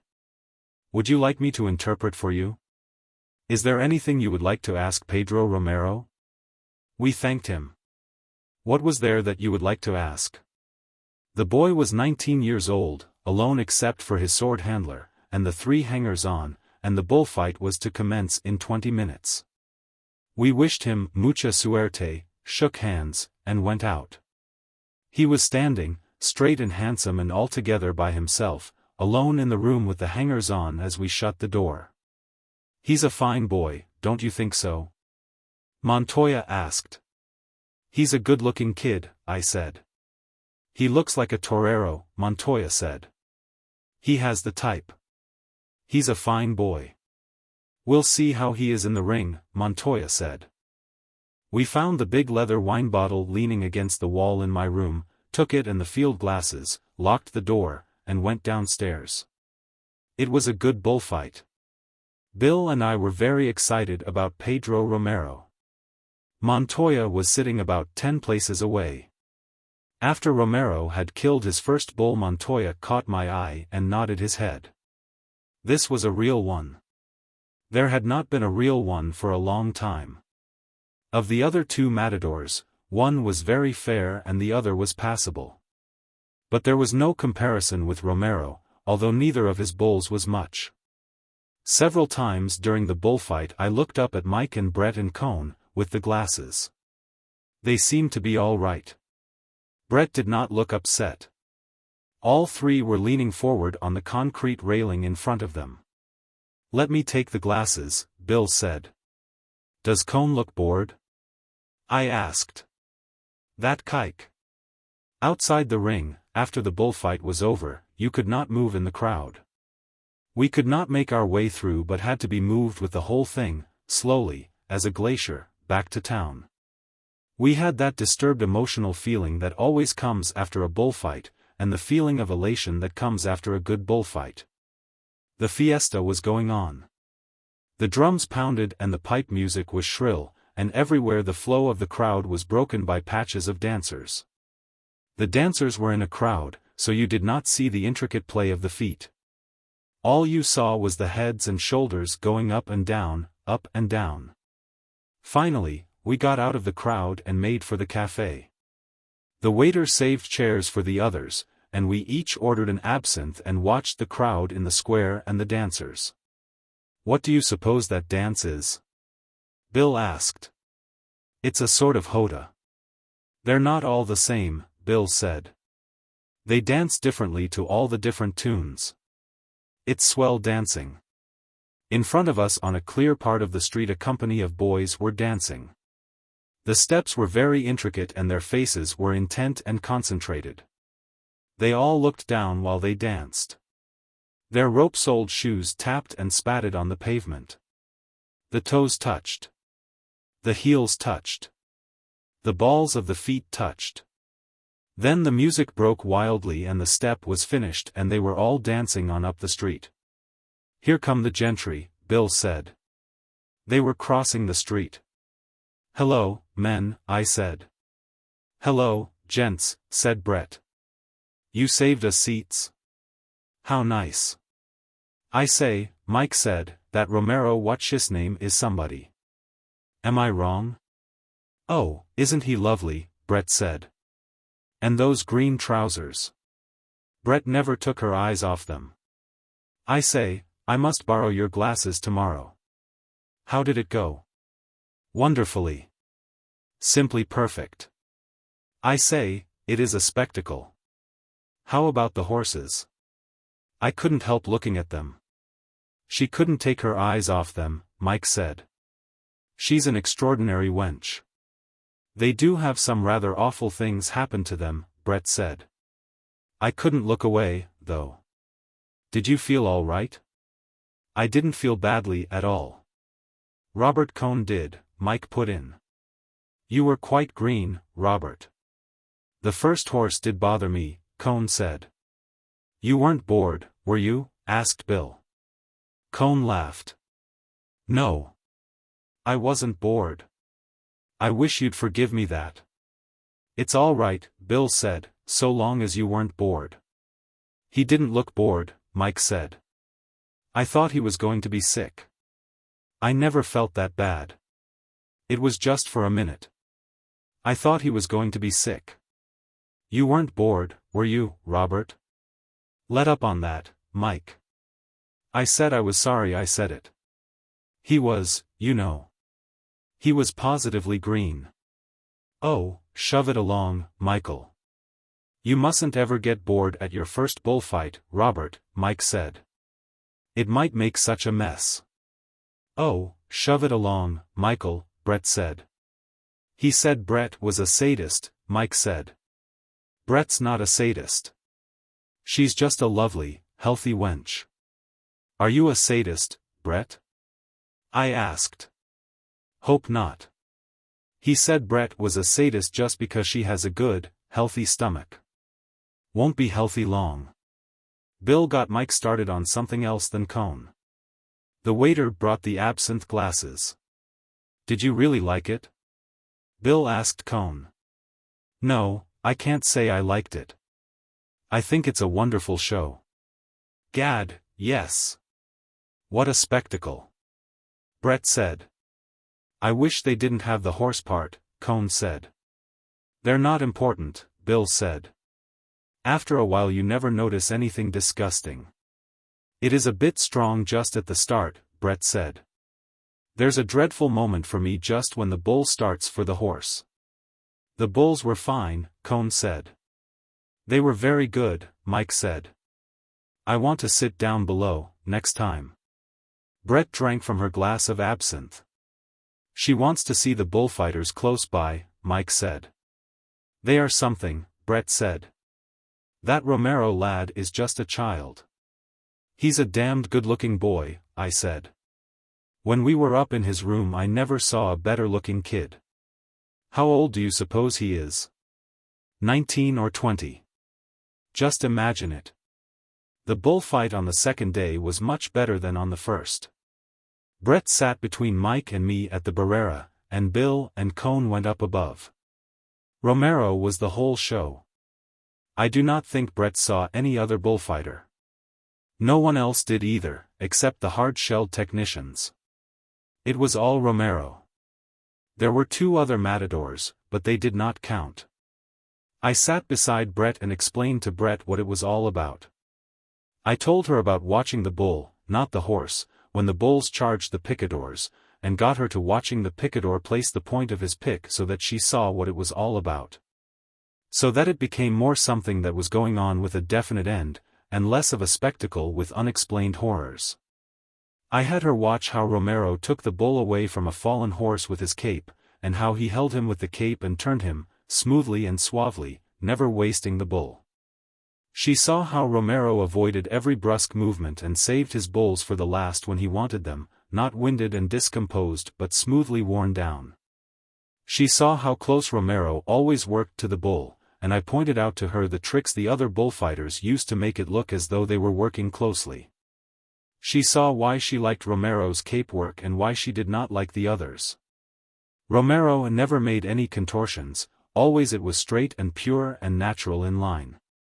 The others twisted themselves like corkscrews, their elbows raised, and leaned against the flanks of the bull after his horns had passed, to give a faked look of danger.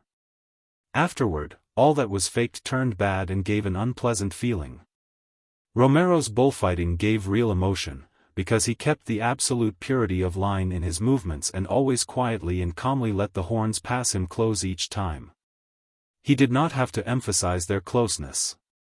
Brett saw how something that was beautiful done close to the bull was ridiculous if it were done a little way off. I told her how since the death of Joselito all the bullfighters had been developing a technique that simulated this appearance of danger in order to give a fake emotional feeling, while the bullfighter was really safe. Romero had the old thing, the holding of his purity of line through the maximum of exposure, while he dominated the bull by making him realize he was unattainable, while he prepared him for the killing. I've never seen him do an awkward thing, Brett said. You won't until he gets frightened, I said. He'll never be frightened, Mike said.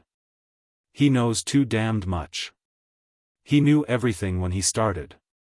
The others can't ever learn what he was born with.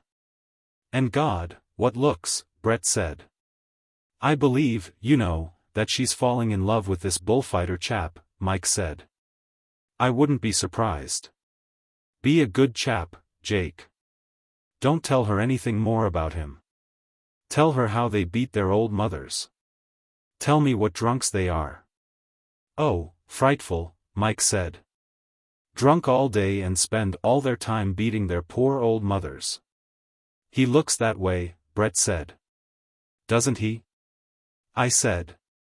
They had hitched the mules to the dead bull and then the whips cracked, the men ran, and the mules, straining forward, their legs pushing, broke into a gallop, and the bull, one horn up, his head on its side, swept a swath smoothly across the sand and out the red gate.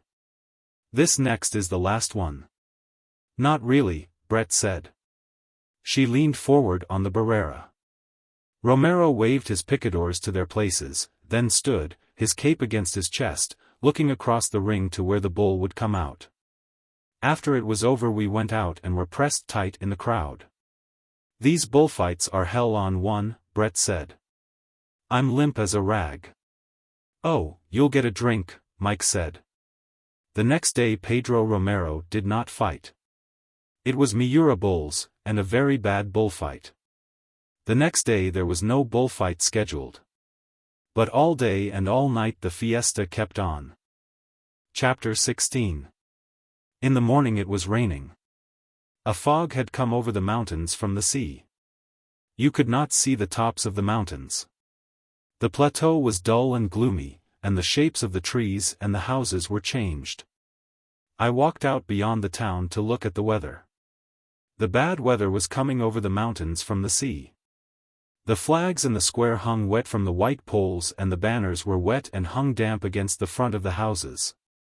And in between the steady drizzle the rain came down and drove everyone under the arcades and made pools of water in the square, and the streets wet and dark and deserted.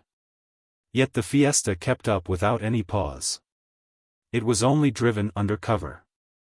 The covered seats of the bullring had been crowded with people sitting out of the rain watching the concourse of Basque and Navarrese dancers and singers. And afterward the Val Carlos dancers in their costumes danced down the street in the rain, the drums sounding hollow and damp, and the chiefs of the bands riding ahead on their big, heavy-footed horses, their costumes wet, the horses' coats wet in the rain. The crowd was in the cafes and the dancers came in, too, and sat, their tight-wound white legs under the tables, shaking the water from their belt caps, and spreading their red and purple jackets over the chairs to dry. It was raining hard outside. I left the crowd in the cafe and went over to the hotel to get shaved for dinner. I was shaving in my room when there was a knock on the door. "Come in," I called. Montoya walked in. "How are you?" he said. "Fine," I said. "No bulls today." "No," I said, "nothing but rain." "Where are your friends?" "Over at the Iruna." Montoya smiled his embarrassed smile. "Look," he said.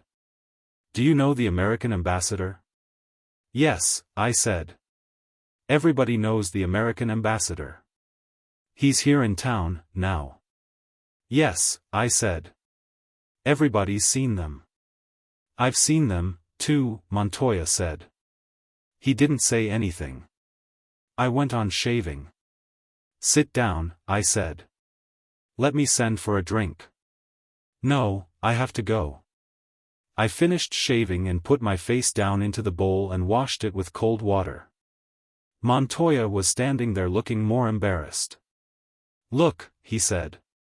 "I've just had a message from them at the Grand Hotel that they want Pedro Romero and Marcial Lalanda to come over for coffee tonight after dinner." "Well," I said, "it can't hurt Marcial any. Marcial has been in San Sebastian all day. He drove over in a car this morning with Marquez. I don't think they'll be back tonight." Montoya stood embarrassed. He wanted me to say something. "Don't give Romero the message," I said. "You think so?" "Absolutely." Montoya was very pleased. "I wanted to ask you because you were an American," he said. "That's what I'd do." "Look," said Montoya. "People take a boy like that. They don't know what he's worth. They don't know what he means. Any foreigner can flatter him. They start this Grand Hotel business, and in 1 year they're through." "Like Al Gabino," I said. "Yes, like Al Gabino. They're a fine lot," I said. "There's one American woman down here now that collects bullfighters." "I know. They only want the young ones." "Yes," I said. "The old ones get fat. Or crazy like Gallo." "Well," I said, "it's easy. All you have to do is not give him the message." "He's such a fine boy," said Montoya. "He ought to stay with his own people. He shouldn't mix in that stuff. Won't you have a drink?" I asked. "No," said Montoya, "I have to go." He went out. I went downstairs and out the door and took a walk around through the arcades around the square. It was still raining. I looked in at the Iruna for the gang and they were not there, so I walked on around the square and back to the hotel. They were eating dinner in the downstairs dining room. They were well ahead of me and it was no use trying to catch them. Bill was buying shoe shines for Mike.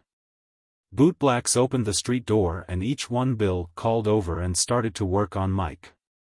"This is the 11th time my boots have been polished," Mike said. "I say, Bill is an ass." The bootblacks had evidently spread the report. Another came in. "Limpia botas," he said to Bill. "No," said Bill. "For this senor." The bootblack knelt down beside the one at work and started on Mike's free shoe that shone already in the electric light. "Bill's a yell of laughter," Mike said. I was drinking red wine, and so far behind them that I felt a little uncomfortable about all this shoe shining. I looked around the room. At the next table was Pedro Romero. He stood up when I nodded, and asked me to come over and meet a friend. His table was beside ours, almost touching. I met the friend, a Madrid bullfight critic, a little man with a drawn face. I told Romero how much I liked his work, and he was very pleased. We talked Spanish and the critic knew a little French. I reached to our table for my wine bottle, but the critic took my arm. Romero laughed. "Drink here," he said in English. He was very bashful about his English, but he was really very pleased with it, and as we went on talking he brought out words he was not sure of, and asked me about them. He was anxious to know the English for Corrida de Toros, the exact translation. Bullfight he was suspicious of. I explained that bullfight in Spanish was the lidia of a toro. The Spanish word corrida means in English the running of bulls, the French translation is course de toros. The critic put that in. There is no Spanish word for bullfight. Pedro Romero said he had learned a little English in Gibraltar. He was born in Ronda. That is not far above Gibraltar. He started bullfighting in Malaga in the bullfighting school there. He had only been at it 3 years. The bullfight critic joked him about the number of Malagueño expressions he used. He was 19 years old, he said. His older brother was with him as a banderillero, but he did not live in this hotel. He lived in a smaller hotel with the other people who worked for Romero. He asked me how many times I had seen him in the ring. I told him only 3. It was really only 2, but I did not want to explain after I had made the mistake. Where did you see me the other time? In Madrid? Yes, I lied. I had read the accounts of his 2 appearances in Madrid in the bullfight papers, so I was all right. The first or the second time? The first. I was very bad, he said. The second time I was better. You remember? He turned to the critic. He was not at all embarrassed. He talked of his work as something altogether apart from himself. There was nothing conceited or braggartly about him. I like it very much that you like my work, he said. But you haven't seen it yet. Tomorrow, if I get a good bull, I will try and show it to you. When he said this he smiled, anxious that neither the bullfight critic nor I would think he was boasting. I am anxious to see it, the critic said. I would like to be convinced. He doesn't like my work much. Romero turned to me. He was serious. The critic explained that he liked it very much, but that so far it had been incomplete. Wait till tomorrow, if a good one comes out. Have you seen the bulls for tomorrow? The critic asked me. Yes. I saw them unloaded. Pedro Romero leaned forward. What did you think of them? Very nice, I said. About 26 arrobas. Very short horns.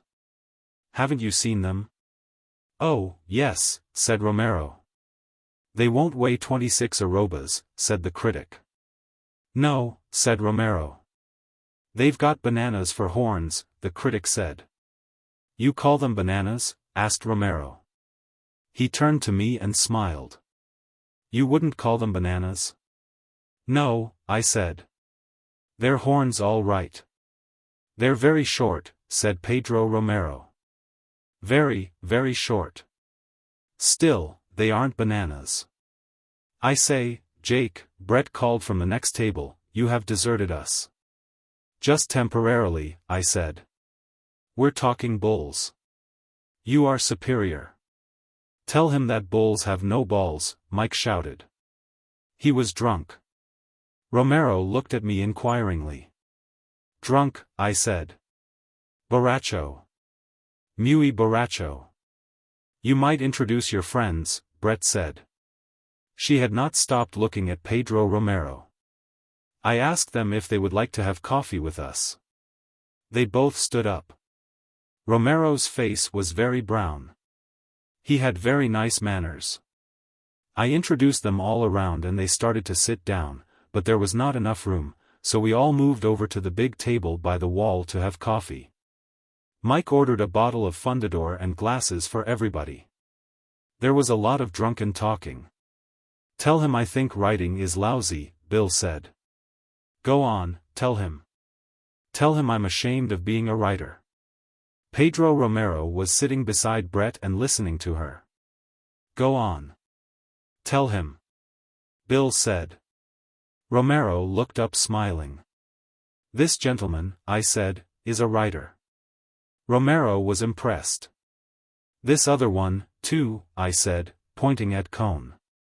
He looks like Villalta, Romero said, looking at Bill. Raphael, doesn't he look like Villalta? I can't see it, the critic said. Really, Romero said in Spanish. He looks a lot like Villalta. What does the drunken one do? Nothing. Is that why he drinks? No. He's waiting to marry this lady. Tell him bulls have no balls. Mike shouted, very drunk, from the other end of the table. What does he say? He's drunk. Jake, Mike called. Tell him bulls have no balls. You understand? I said. Yes. I was sure he didn't, so it was all right. Tell him Brett wants to see him put on those green pants. Pipe down, Mike. Tell him Brett is dying to know how he can get into those pants. Pipe down. During this Romero was fingering his glass and talking with Brett. Brett was talking French and he was talking Spanish and a little English, and laughing. Bill was filling the glasses. Tell him Brett wants to come into. Oh, pipe down, Mike, for Christ's sake. Romero looked up smiling. Pipe down. I know that, he said. Just then Montoya came into the room. He started to smile at me, then he saw Pedro Romero with a big glass of cognac in his hand, sitting laughing between me and a woman with bare shoulders, at a table full of drunks. He did not even nod. Montoya went out of the room. Mike was on his feet proposing a toast. Let's all drink to, he began. Pedro Romero, I said. Everybody stood up. Romero took it very seriously, and we touched glasses and drank it down, I rushing it a little because Mike was trying to make it clear that that was not at all what he was going to drink to. But it went off all right, and Pedro Romero shook hands with everyone and he and the critic went out together. My God! He's a lovely boy, Brett said. And how I would love to see him get into those clothes. He must use a shoehorn. I started to tell him, Mike began. And Jake kept interrupting me. Why do you interrupt me? Do you think you talk Spanish better than I do? Oh, shut up, Mike. Nobody interrupted you. No, I'd like to get this settled. He turned away from me. Do you think you amount to something, Cohn? Do you think you belong here among us? People who are out to have a good time? For God's sake, don't be so noisy, Cohn. Oh, cut it out, Mike, Cohn said. Do you think Brett wants you here? Do you think you add to the party? Why don't you say something? I said all I had to say the other night, Mike. I'm not one of you literary chaps. Mike stood shakily and leaned against the table. I'm not clever. But I do know when I'm not wanted. Why don't you see when you're not wanted, Cohn? Go away. Go away, for God's sake. Take that sad Jewish face away. Don't you think I'm right? He looked at us. Sure, I said. Let's all go over to the Iruna. No. Don't you think I'm right? I love that woman. Oh, don't start that again. Do shove it along, Michael, Brett said. Don't you think I'm right, Jake? Cohn still sat at the table. His face had the sallow, yellow look it got when he was insulted, but somehow he seemed to be enjoying it. The childish, drunken heroics of it. It was his affair with a lady of title. Jake, Mike said. He was almost crying. You know I'm right. Listen, you. He turned to Cohn, go away. Go away now. But I won't go, Mike, said Cohn. Then I'll make you. Mike started toward him around the table. Cohn stood up and took off his glasses. He stood waiting, his face sallow, his hands fairly low, proudly and firmly waiting for the assault, ready to do battle for his lady love. I grabbed Mike. "Come on to the cafe," I said. "You can't hit him here in the hotel." "Good," said Mike. "Good idea." We started off. I looked back as Mike stumbled up the stairs and saw Cohn putting his glasses on again.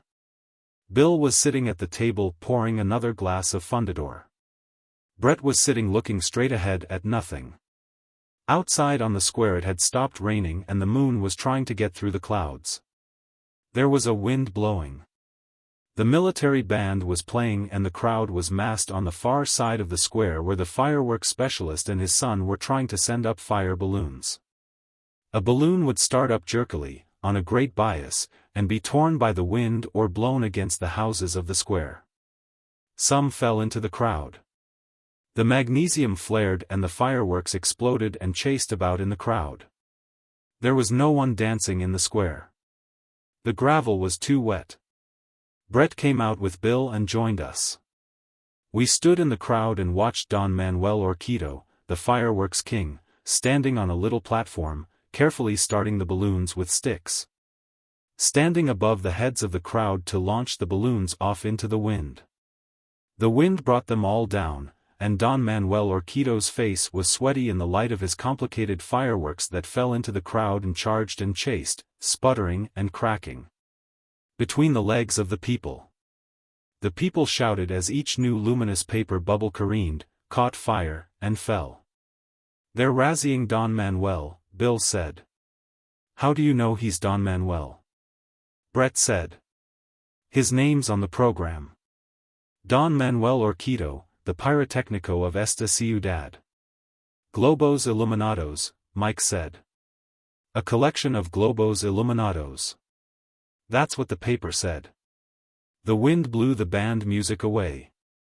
"I say, I wish one would go up," Brett said. "That Don Manuel chap is furious. He's probably worked for weeks fixing them to go off, spelling out, 'Hail to San Fermin,'" Bill said. "Globos iluminados," Mike said. "A bunch of bloody globos iluminados." "Come on," said Brett. "We can't stand here." "Her ladyship wants a drink," Mike said. "How you know things," Brett said. Inside, the cafe was crowded and very noisy. No one noticed us come in. We could not find a table. There was a great noise going on. "Come on, let's get out of here," Bill said.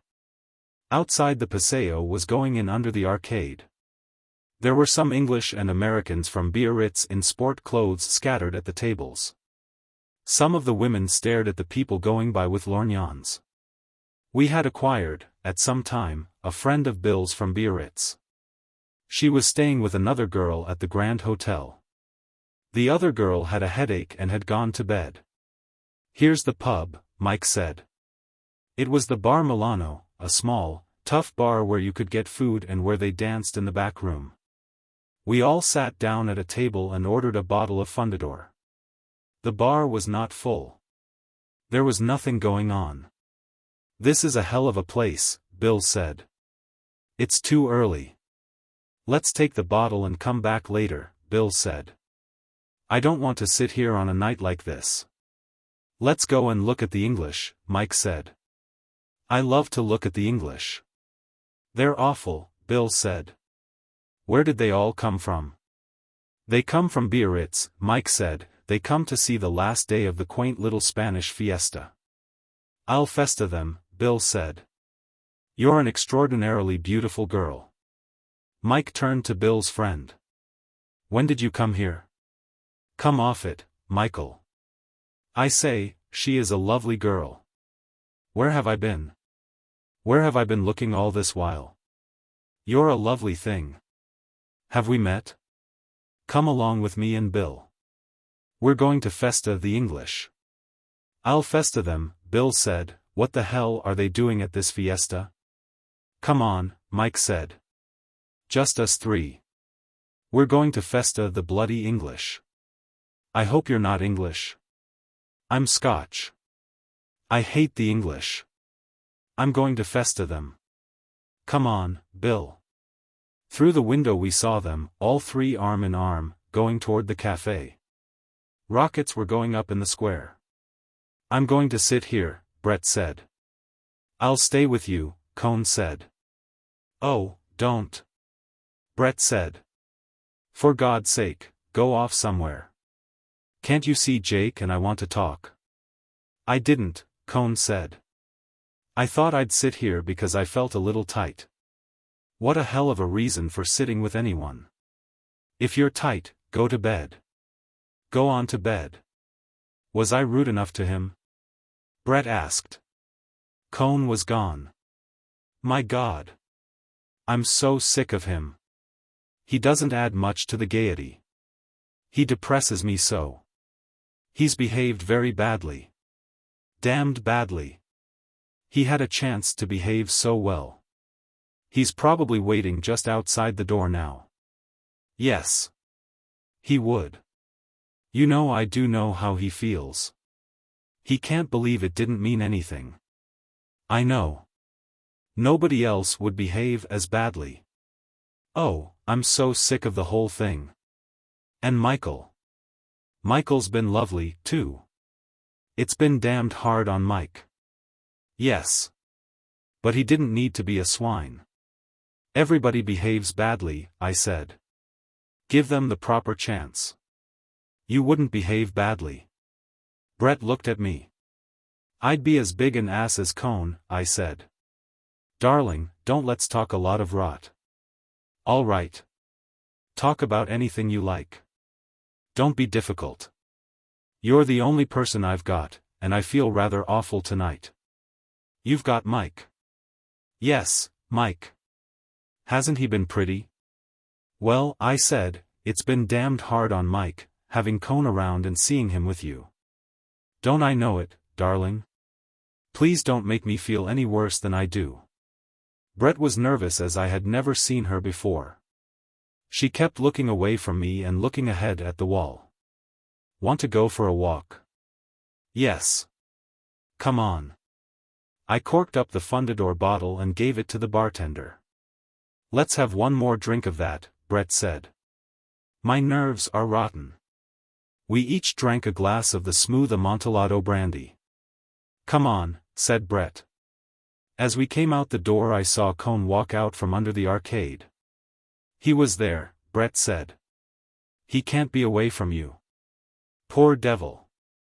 I'm not sorry for him. I hate him, myself.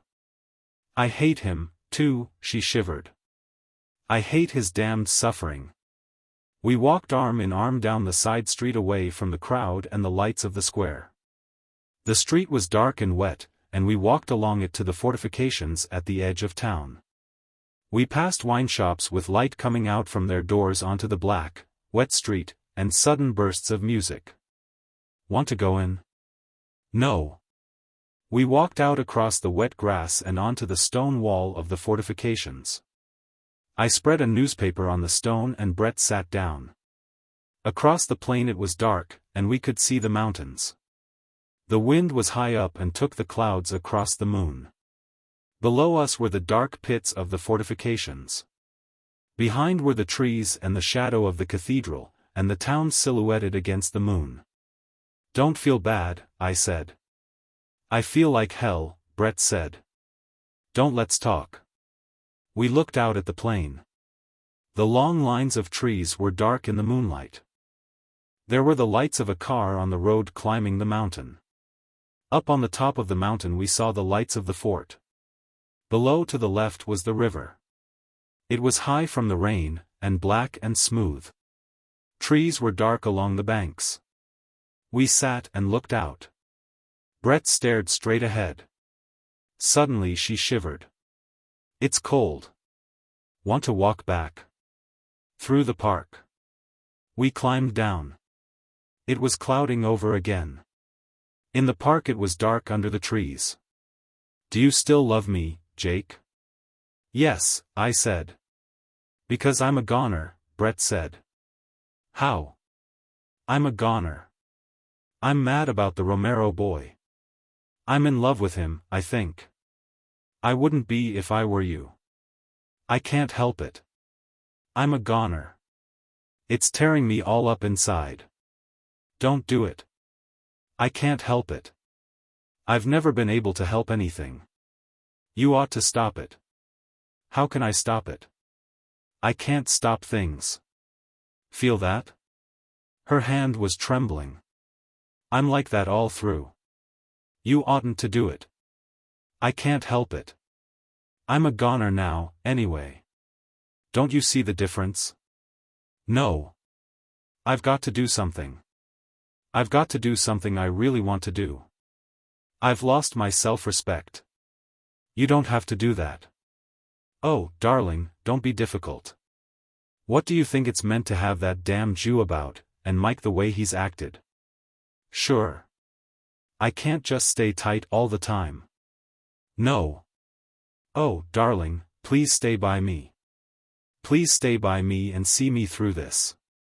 Sure. I don't say it's right. It is right though for me. God knows, I've never felt such a bitch. What do you want me to do? Come on, Brett said. Let's go and find him. Together we walked down the gravel path in the park in the dark, under the trees and then out from under the trees and past the gate into the street that led into town. Pedro Romero was in the cafe. He was at a table with other bullfighters and bullfight critics. They were smoking cigars. When we came in they looked up. Romero smiled and bowed. We sat down at a table halfway down the room. Ask him to come over and have a drink. Not yet.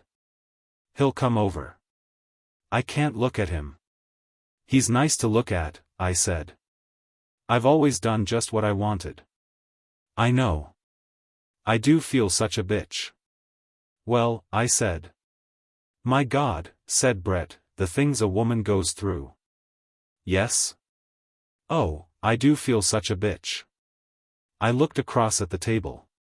Pedro Romero smiled. He said something to the other people at his table, and stood up. He came over to our table.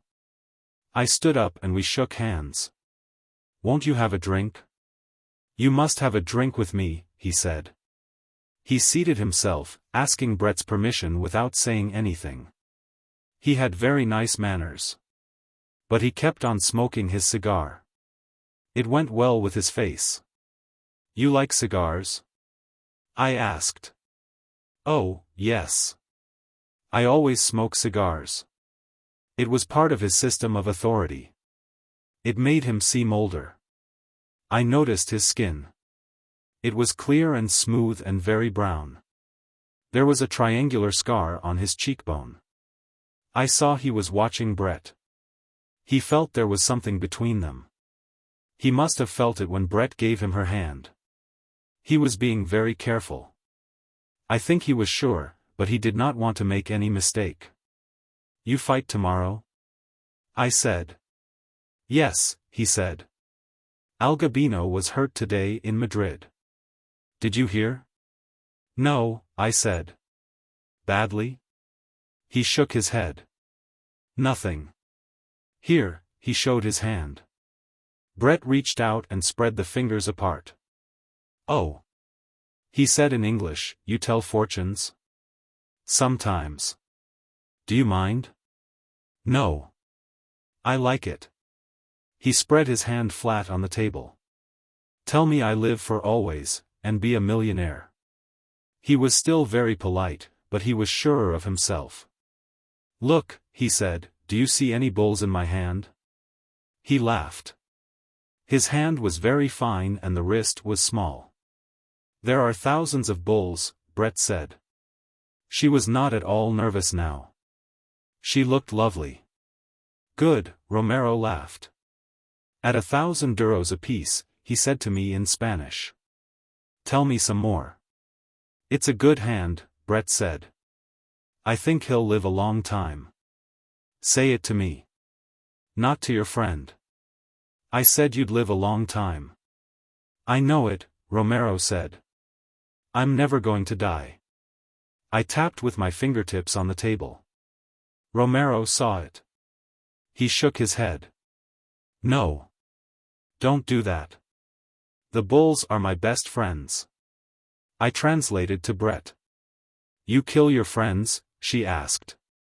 Always, he said in English, and laughed. So they don't kill me. He looked at her across the table. You know English well. Yes, he said. Pretty well, sometimes. But I must not let anybody know. It would be very bad, a torero who speaks English. Why? Asked Brett. It would be bad. The people would not like it. Not yet. Why not? They would not like it. Bullfighters are not like that. What are bullfighters like? He laughed and tipped his hat down over his eyes and changed the angle of his cigar and the expression of his face. Like at the table, he said. I glanced over. He had mimicked exactly the expression of Nacional. He smiled, his face natural again. No. I must forget English. Don't forget it, yet, Brett said. No? No. All right. He laughed again. I would like a hat like that, Brett said. Good. I'll get you one. Right. See that you do. I will. I'll get you one tonight. I stood up. Romero rose, too. Sit down, I said. I must go and find our friends and bring them here. He looked at me. It was a final look to ask if it were understood.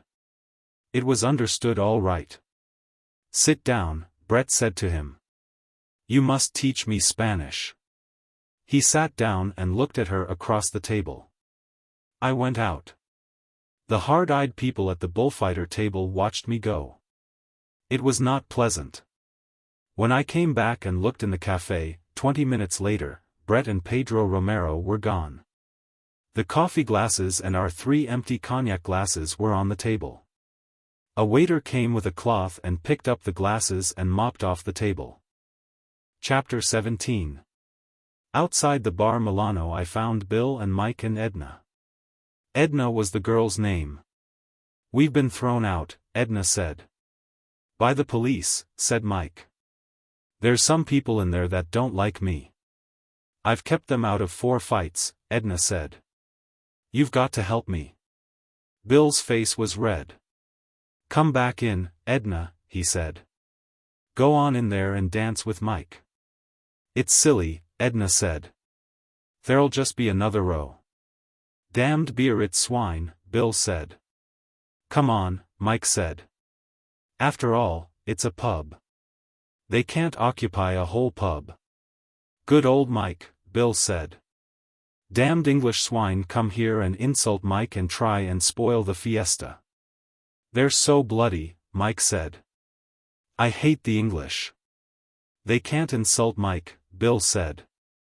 Mike is a swell fellow. They can't insult Mike. I won't stand it. Who cares if he is a damn bankrupt? His voice broke. Who cares? Mike said. I don't care. Jake doesn't care. Do you care? No, Edna said. Are you a bankrupt? Of course I am. You don't care, do you, Bill? Bill put his arm around Mike's shoulder. I wish to hell I was a bankrupt. I'd show those bastards. They're just English, Mike said. It never makes any difference what the English say. The dirty swine, Bill said. I'm going to clean them out. Bill, Edna looked at me. Please don't go in again, Bill. They're so stupid. That's it, said Mike. They're stupid. I knew that was what it was. They can't say things like that about Mike, Bill said. Do you know them? I asked Mike. No. I never saw them. They say they know me. I won't stand it, Bill said. Come on. Let's go over to the Suizo, I said. They're a bunch of Edna's friends from Biarritz, Bill said. They're simply stupid, Edna said. One of them's Charlie Blackman, from Chicago, Bill said. I was never in Chicago, Mike said. Edna started to laugh and could not stop. Take me away from here, she said, you bankrupts. What kind of a row was it? I asked Edna. We were walking across the square to the Suizo. Bill was gone. I don't know what happened, but someone had the police called to keep Mike out of the back room. There were some people that had known Mike at Cannes. What's the matter with Mike? Probably he owes them money, I said. That's what people usually get bitter about. In front of the ticket booths out in the square there were 2 lines of people waiting. They were sitting on chairs or crouched on the ground with blankets and newspapers around them. They were waiting for the wickets to open in the morning to buy tickets for the bullfight. The night was clearing and the moon was out. Some of the people in the line were sleeping. At the Café Suizo we had just sat down and ordered Fundador when Robert Cohn came up. Where's Brett? He asked. I don't know. She was with you. She must have gone to bed. She's not. I don't know where she is. His face was sallow under the light. He was standing up. Tell me where she is. Sit down, I said. I don't know where she is. The hell you don't. You can shut your face. Tell me where Brett is. I'll not tell you a damn thing. You know where she is. If I did I wouldn't tell you. Oh, go to hell, Cohn, Mike called from the table. Brett's gone off with the bullfighter chap. They're on their honeymoon. You shut up. Oh, go to hell. Mike said languidly. Is that where she is? Cohn turned to me. Go to hell. She was with you. Is that where she is? Go to hell. I'll make you tell me, he stepped forward, you damned pimp. I swung at him and he ducked. I saw his face duck sideways in the light. He hit me and I sat down on the pavement. As I started to get on my feet he hit me twice. I went down backward under a table. I tried to get up and felt I did not have any legs. I felt I must get on my feet and try and hit him. Mike helped me up. Someone poured a carafe of water on my head. Mike had an arm around me, and I found I was sitting on a chair. Mike was pulling at my ears. I say, you were cold, Mike said. Where the hell were you? Oh, I was around. You didn't want to mix in it? He knocked Mike down, too, Edna said. He didn't knock me out, Mike said. I just lay there. Does this happen every night at your fiestas? Edna asked. Wasn't that Mr. Cohn? I'm all right, I said. My head's a little wobbly. There were several waiters and a crowd of people standing around. Vaya, said Mike. Get away. Go on. The waiters moved the people away. It was quite a thing to watch, Edna said. He must be a boxer. He is. I wish Bill had been here, Edna said. I'd like to have seen Bill knocked down, too. I've always wanted to see Bill knocked down. He's so big. I was hoping he would knock down a waiter, Mike said, and get arrested. I'd like to see Mr. Robert Cohn in jail. No, I said. Oh, no, said Edna. You don't mean that. I do, though, Mike said. I'm not one of these chaps likes being knocked about. I never play games, even. Mike took a drink. I never liked to hunt, you know. There was always the danger of having a horse fall on you. How do you feel, Jake? All right. You're nice, Edna said to Mike. Are you really a bankrupt? I'm a tremendous bankrupt, Mike said. I owe money to everybody. Don't you owe any money? Tons.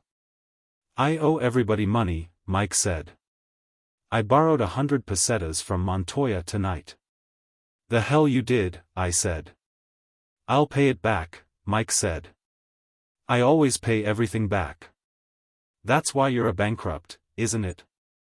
Edna said. I stood up. I had heard them talking from a long way away. It all seemed like some bad play. I'm going over to the hotel, I said. Then I heard them talking about me. Is he all right? Edna asked. We'd better walk with him. I'm all right, I said. Don't come. I'll see you all later. I walked away from the cafe. They were sitting at the table. I looked back at them and at the empty tables. There was a waiter sitting at one of the tables with his head in his hands. Walking across the square to the hotel, everything looked new and changed. I had never seen the trees before. I had never seen the flagpoles before, nor the front of the theater. It was all different. I felt as I felt once coming home from an out-of-town football game. I was carrying a suitcase with my football things in it, and I walked up the street from the station in the town I had lived in all my life, and it was all new. They were raking the lawns and burning leaves in the road, and I stopped for a long time and watched. It was all strange. Then I went on, and my feet seemed to be a long way off, and everything seemed to come from a long way off, and I could hear my feet walking a great distance away. I had been kicked in the head early in the game. It was like that crossing the square. It was like that going up the stairs in the hotel. Going up the stairs took a long time, and I had the feeling that I was carrying my suitcase. There was a light in the room. Bill came out and met me in the hall. Say, he said, go up and see Cohn. He's been in a jam, and he's asking for you. The hell with him. Go on. Go on up and see him. I did not want to climb another flight of stairs. What are you looking at me that way for? I'm not looking at you. Go on up and see Cohn. He's in bad shape. You were drunk a little while ago, I said. I'm drunk now, Bill said. But you go up and see Cohn. He wants to see you. All right, I said. It was just a matter of climbing more stairs. I went on up the stairs carrying my phantom suitcase. I walked down the hall to Cohn's room. The door was shut and I knocked. Who is it? Barnes. Come in, Jake. I opened the door and went in, and set down my suitcase. There was no light in the room. Cohn was lying, face down, on the bed in the dark. Hello, Jake. Don't call me Jake. I stood by the door. It was just like this that I had come home. Now it was a hot bath that I needed. A deep, hot bath, to lie back in. Where's the bathroom? I asked. Cohn was crying. There he was, face down on the bed, crying. He had on a white polo shirt, the kind he'd worn at Princeton. I'm sorry, Jake. Please forgive me. Forgive you, hell. Please forgive me, Jake. I did not say anything. I stood there by the door. I was crazy. You must see how it was. Oh, that's all right. I couldn't stand it about Brett. You called me a pimp. I did not care. I wanted a hot bath. I wanted a hot bath in deep water. I know. Please don't remember it. I was crazy. That's all right. He was crying. His voice was funny. He lay there in his white shirt on the bed in the dark. His polo shirt. I'm going away in the morning. He was crying without making any noise. I just couldn't stand it about Brett. I've been through hell, Jake. It's been simply hell. When I met her down here, Brett treated me as though I were a perfect stranger. I just couldn't stand it. We lived together at San Sebastian. I suppose you know it. I can't stand it any more. He lay there on the bed. Well, I said, I'm going to take a bath. You were the only friend I had, and I loved Brett so. Well, I said, so long. I guess it isn't any use, he said. I guess it isn't any damn use. What? Everything. Please say you forgive me, Jake." "Sure," I said. "It's all right. I felt so terribly. I've been through such hell, Jake. Now everything's gone. Everything." "Well," I said, "so long. I've got to go." He rolled over, sat on the edge of the bed, and then stood up. "So long, Jake," he said. "You'll shake hands, won't you?" "Sure. Why not?" We shook hands. In the dark I could not see his face very well. "Well," I said, "see you in the morning." "I'm going away in the morning." "Oh, yes," I said. I went out. Cohn was standing in the door of the room. "Are you all right, Jake?" he asked. "Oh, yes," I said. "I'm all right. I could not find the bathroom. After a while I found it. There was a deep stone tub. I turned on the taps and the water would not run. I sat down on the edge of the bathtub.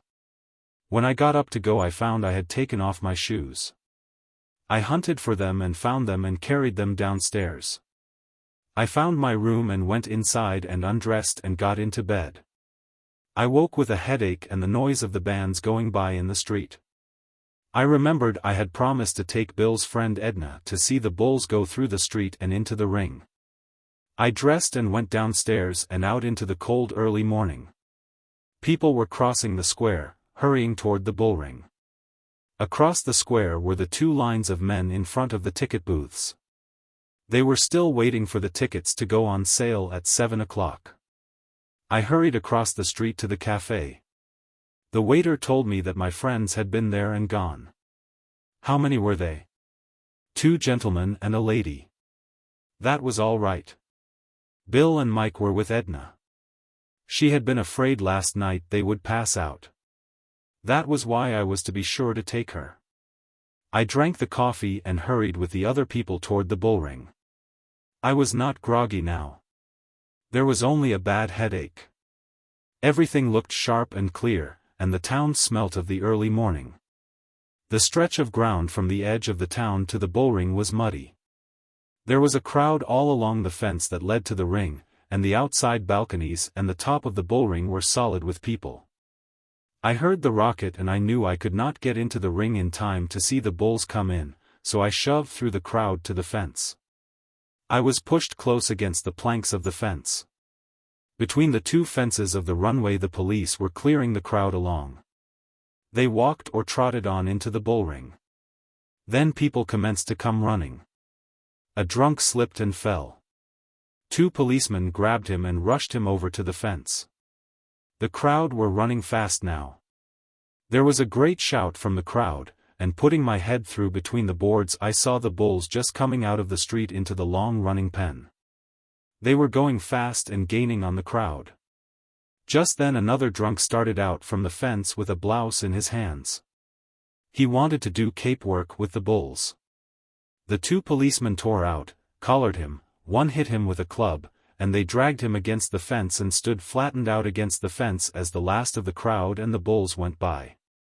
There were so many people running ahead of the bulls that the mass thickened and slowed up going through the gate into the ring, and as the bulls passed, galloping together, heavy, muddy-sided.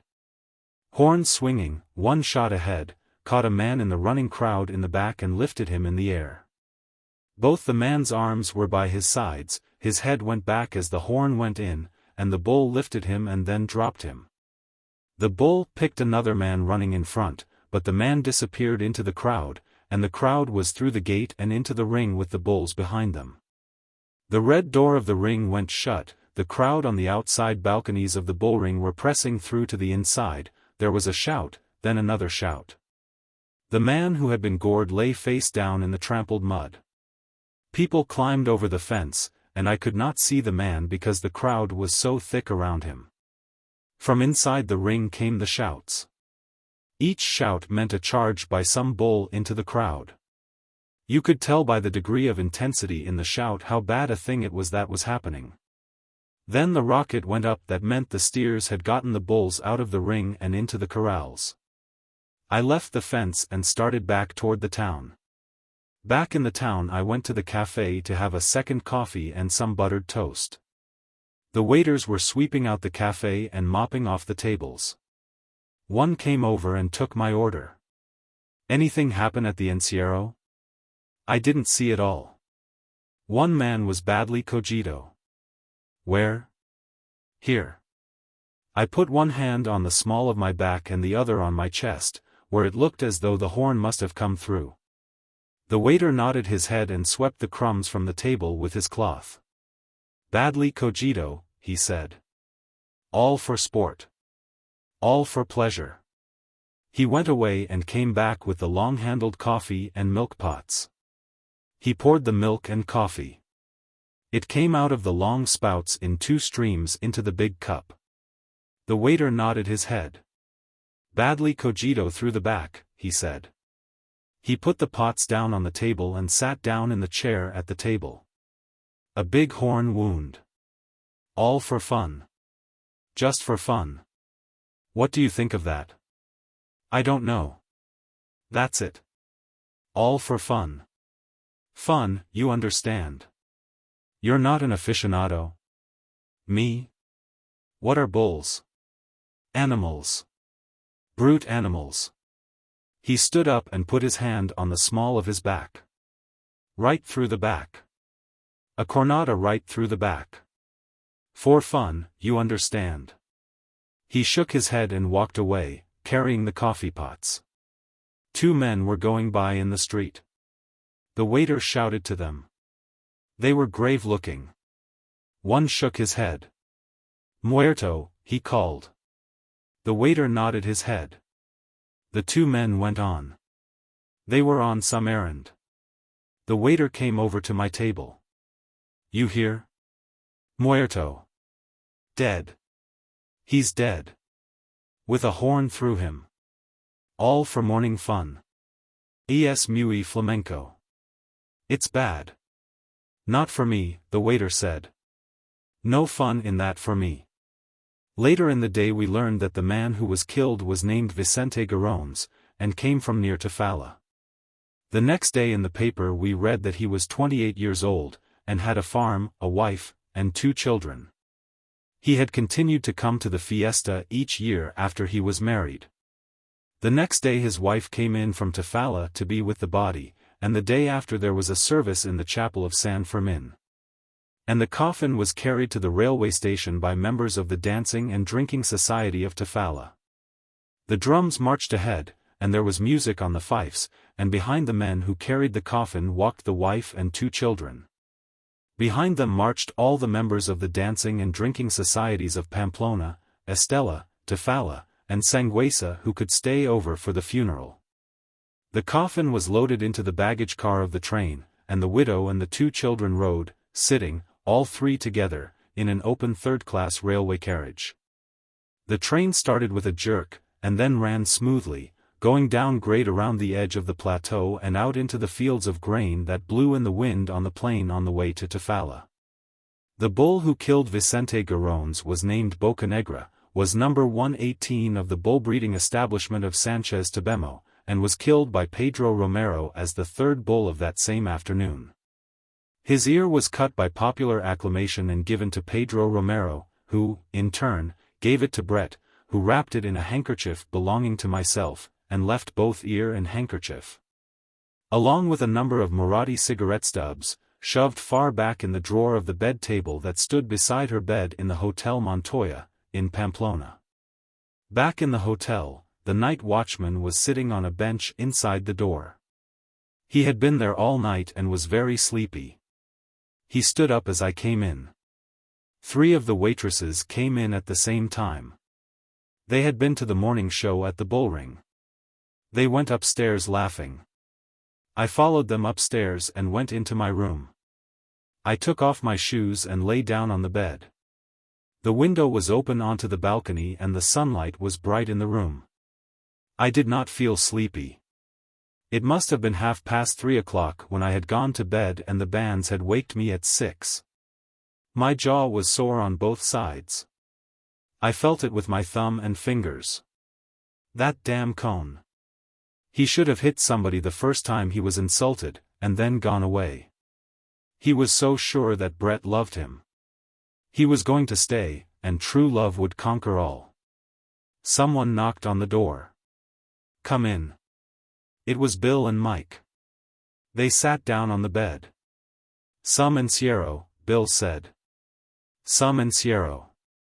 "I say, weren't you there?" Mike asked. "Ring for some beer, Bill." "What a morning," Bill said. He mopped off his face. "My God. What a morning. And here's old Jake." Old Jake, the human punching bag. "What happened inside?" "Good God." Bill said, "What happened, Mike?" "There were these bulls coming in," Mike said. "Just ahead of them was the crowd, and some chap tripped and brought the whole lot of them down. And the bulls all came in right over them," Bill said. "I heard them yell." "That was Edna," Bill said. "Chaps kept coming out and waving their shirts. One bull went along the barrera and hooked everybody over. They took about 20 chaps to the infirmary," Mike said. "What a morning," Bill said. "The damn police kept arresting chaps that wanted to go and commit suicide with the bulls. The steers took them in the end," Mike said. "It took about an hour." "It was really about a quarter of an hour," Mike objected. "Oh, go to hell," Bill said. "You've been in the war." "It was 2 hours and a half for me." "Where's that beer?" Mike asked. "What did you do with the lovely Edna?" "We took her home just now. She's gone to bed." "How did she like it?" "Fine. We told her it was just like that every morning." "She was impressed," Mike said. "She wanted us to go down in the ring, too," Bill said. "She likes action." "I said it wouldn't be fair to my creditors," Mike said. "What a morning," Bill said. "And what a night. How's your jaw, Jake?" Mike asked. "Sore," I said. Bill laughed. "Why didn't you hit him with a chair?" "You can talk," Mike said. "He'd have knocked you out, too." "I never saw him hit me. I rather think I saw him just before, and then quite suddenly I was sitting down in the street, and Jake was lying under a table." "Where did he go afterward?" I asked. "Here she is," Mike said. "Here's the beautiful lady with the beer." The chambermaid put the tray with the beer bottles and glasses down on the table. "Now bring up 3 more bottles," Mike said. "Where did Cohn go after he hit me?" I asked Bill. "Don't you know about that?" Mike was opening a beer bottle. He poured the beer into one of the glasses, holding the glass close to the bottle. "Really?" Bill asked. "Why, he went in and found Brett and the bullfighter chap in the bullfighter's room, and then he massacred the poor, bloody bullfighter." "No." "Yes." "What a night," Bill said. "He nearly killed the poor, bloody bullfighter. Then Cohn wanted to take Brett away. Wanted to make an honest woman of her, I imagine. Damned touching scene." He took a long drink of the beer. "He is an ass." "What happened?" "Brett gave him what for. She told him off. I think she was rather good." "I'll bet she was," Bill said. Then Cohn broke down and cried, and wanted to shake hands with the bullfighter fellow. He wanted to shake hands with Brett, too. "I know. He shook hands with me." "Did he?" "Well, they weren't having any of it. The bullfighter fellow was rather good. He didn't say much, but he kept getting up and getting knocked down again. Cohn couldn't knock him out. It must have been damned funny." "Where did you hear all this?" "Brett. I saw her this morning." "What happened finally?" "It seems the bullfighter fellow was sitting on the bed. He'd been knocked down about 15 times, and he wanted to fight some more. Brett held him and wouldn't let him get up. He was weak, but Brett couldn't hold him, and he got up. Then Cohn said he wouldn't hit him again. Said he couldn't do it. Said it would be wicked. So the bullfighter chap sort of rather staggered over to him. Cohn went back against the wall. So you won't hit me? No, said Cohn. I'd be ashamed to. So the bullfighter fellow hit him just as hard as he could in the face, and then sat down on the floor. He couldn't get up, Brett said. Cohn wanted to pick him up and carry him to the bed. He said if Cohn helped him he'd kill him, and he'd kill him anyway this morning if Cohn wasn't out of town. Cohn was crying, and Brett had told him off, and he wanted to shake hands. I've told you that before. Tell the rest, Bill said. It seems the bullfighter chap was sitting on the floor. He was waiting to get strength enough to get up and hit Cohn again. Brett wasn't having any shaking hands, and Cohn was crying and telling her how much he loved her, and she was telling him not to be a ruddy ass. Then Cohn leaned down to shake hands with the bullfighter fellow. No hard feelings, you know. All for forgiveness. And the bullfighter chap hit him in the face again. That's quite a kid, Bill said. He ruined Cohn, Mike said. You know I don't think Cohn will ever want to knock people about again. When did you see Brett? This morning. She came in to get some things. She's looking after this Romero lad. He poured out another bottle of beer. Brett's rather cut up. But she loves looking after people. That's how we came to go off together. She was looking after me. I know, I said. I'm rather drunk, Mike said. I think I'll stay rather drunk. This is all awfully amusing, but it's not too pleasant. It's not too pleasant for me. He drank off the beer. I gave Brett what for, you know. I said if she would go about with Jews and bullfighters and such people, she must expect trouble. He leaned forward. I say, Jake, do you mind if I drink that bottle of yours? She'll bring you another one. Please, I said. I wasn't drinking it, anyway. Mike started to open the bottle. Would you mind opening it? I pressed up the wire fastener and poured it for him. You know, Mike went on, Brett was rather good. She's always rather good. I gave her a fearful hiding about Jews and bullfighters, and all those sort of people, and do you know what she said? Yes. I've had such a hell of a happy life with the British aristocracy. He took a drink. That was rather good. Ashley, chap she got the title from, was a sailor, you know. 9th Baronet. When he came home he wouldn't sleep in a bed. Always made Brett sleep on the floor. Finally, when he got really bad, he used to tell her he'd kill her. Always slept with a loaded service revolver. Brett used to take the shells out when he'd gone to sleep. She hasn't had an absolutely happy life. Brett. Damned shame, too.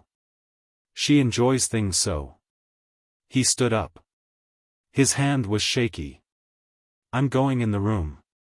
Try and get a little sleep. He smiled. We go too long without sleep in these fiestas. I'm going to start now and get plenty of sleep. Damn bad thing not to get sleep. Makes you frightfully nervy. We'll see you at noon at the Iruna, Bill said. Mike went out the door. We heard him in the next room. He rang the bell and the chambermaid came and knocked at the door. Bring up half a dozen bottles of beer and a bottle of Fundador, Mike told her. Si, senorito. I'm going to bed, Bill said. Poor old Mike. I had a hell of a row about him last night. Where? At that Milano place? Yes. There was a fellow there that had helped pay Brett and Mike out of Cannes, once. He was damned nasty. I know the story. I didn't. Nobody ought to have a right to say things about Mike. That's what makes it bad. They oughtn't to have any right. I wish to hell they didn't have any right. I'm going to bed. Was anybody killed in the ring? I don't think so. Just badly hurt. A man was killed outside in the runway. Was there? said Bill. Chapter 18. At noon we were all at the cafe. It was crowded. We were eating shrimps and drinking beer. The town was crowded. Every street was full. Big motorcars from Biarritz and San Sebastian kept driving up and parking around the square. They brought people for the bullfight. Sightseeing cars came up, too. There was one with 25 English women in it. They sat in the big, white car and looked through their glasses at the fiesta. The dancers were all quite drunk. It was the last day of the fiesta. The fiesta was solid and unbroken, but the motorcars and tourist cars made little islands of onlookers. When the cars emptied, the onlookers were absorbed into the crowd. You did not see them again except as sport clothes, odd-looking at a table among the closely packed peasants in black smocks. The fiesta absorbed even the Biarritz English so that you did not see them unless you passed close to a table. All the time there was music in the street. The drums kept on pounding and the pipes were going. Inside the cafes, men with their hands gripping the table, or on each other's shoulders, were singing the hard-voiced singing. "Here comes Brett," Bill said. I looked and saw her coming through the crowd in the square, walking, her head up, as though the fiesta were being staged in her honor, and she found it pleasant and amusing. "Hello, you chaps," she said. "I say, I have a thirst." "Get another big beer," Bill said to the waiter. "Shrimps?" "Is Cohn gone?" Brett asked. "Yes," Bill said. "He hired a car." The beer came. Brett started to lift the glass mug and her hand shook. She saw it and smiled, and leaned forward and took a long sip. "Good beer." "Very good," I said. I was nervous about Mike. I did not think he had slept. He must have been drinking all the time, but he seemed to be under control. "I heard Cohn had hurt you, Jake," Brett said. "No. Knocked me out. That was all."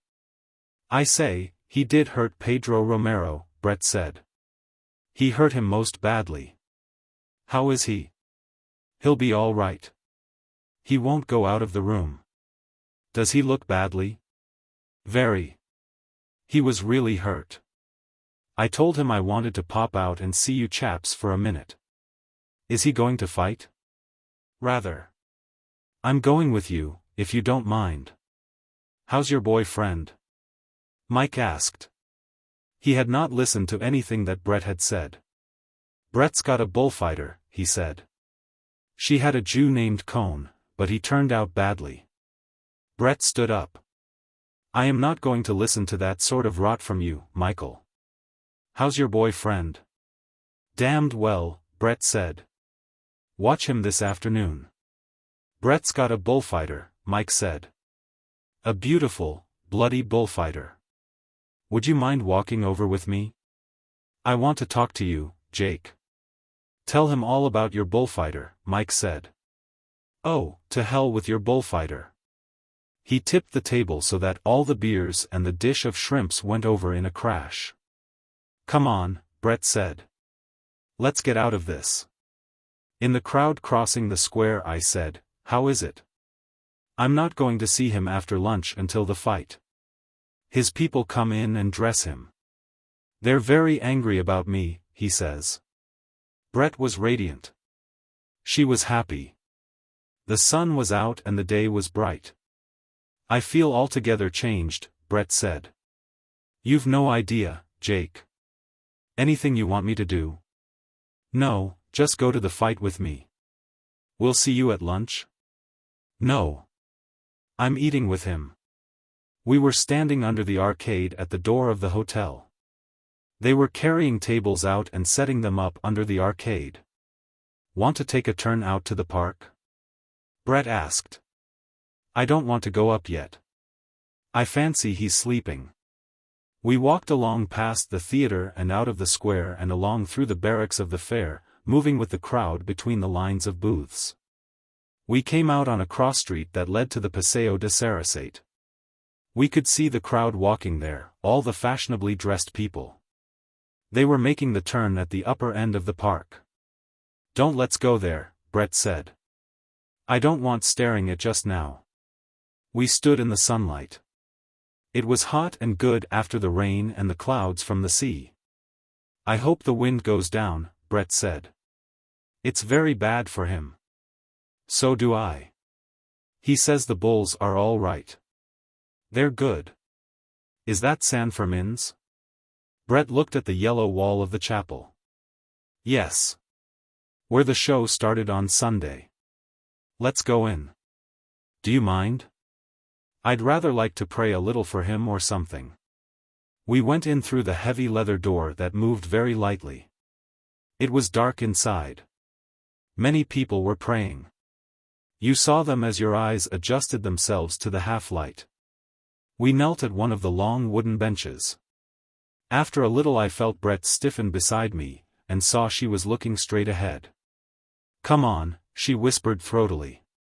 "Let's get out of here. Makes me damned nervous." Outside in the hot brightness of the street Brett looked up at the treetops in the wind. The praying had not been much of a success. "Don't know why I get so nervy in church," Brett said. "Never does me any good." We walked along. "I'm damned bad for a religious atmosphere," Brett said. "I've the wrong type of face." "You know," Brett said, "I'm not worried about him at all. I just feel happy about him." "Good. I wish the wind would drop, though. It's liable to go down by 5 o'clock. Let's hope." "You might pray," I laughed. "Never does me any good. I've never gotten anything I prayed for." "Have you?" "Oh, yes." "Oh, rot," said Brett. "Maybe it works for some people, though. You don't look very religious, Jake." "I'm pretty religious." "Oh, rot," said Brett. "Don't start proselyting today. Today's going to be bad enough as it is." It was the first time I had seen her in the old happy, careless way since before she went off with Cohn. We were back again in front of the hotel. All the tables were set now, and already several were filled with people eating. "Do look after Mike," Brett said. "Don't let him get too bad." "Your Friant's half gone upstairs," the German maitre d'hotel said in English. He was a continual eavesdropper. Brett turned to him. "Thank you, so much. Have you anything else to say?"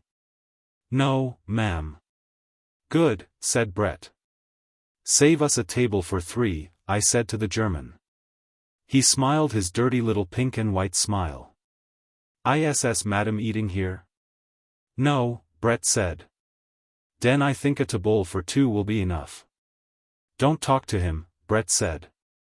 "Mike must have been in bad shape," she said on the stairs. We passed Montoya on the stairs. He bowed and did not smile. "I'll see you at the cafe," Brett said. "Thank you, so much, Jake." We had stopped at the floor our rooms were on. She went straight down the hall and into Romero's room. She did not knock. She simply opened the door, went in, and closed it behind her. I stood in front of the door of Mike's room and knocked. There was no answer. I tried the knob and it opened. Inside the room was in great disorder. All the bags were opened and clothing was strewn around. There were empty bottles beside the bed. Mike lay on the bed looking like a death mask of himself. He opened his eyes and looked at me. "Hello, Jake," he said very slowly.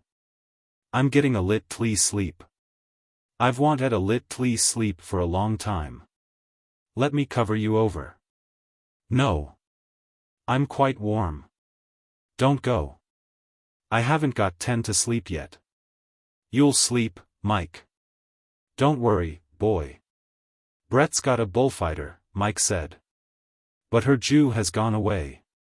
He turned his head and looked at me. "Damned good thing, what?" "Yes. Now go to sleep, Mike. You ought to get some sleep." "I'm just start ing. I'm go ing to get a little sleep." He shut his eyes. I went out of the room and turned the door to quietly. Bill was in my room reading the paper. "See Mike?" "Yes." "Let's go and eat." "I won't eat downstairs with that German head waiter. He was damned snotty when I was getting Mike upstairs. He was snotty to us, too. Let's go out and eat in the town." We went down the stairs. On the stairs we passed a girl coming up with a covered tray. "There goes Brett's lunch," Bill said. "And the kids," I said. Outside on the terrace under the arcade the German head waiter came up. His red cheeks were shiny.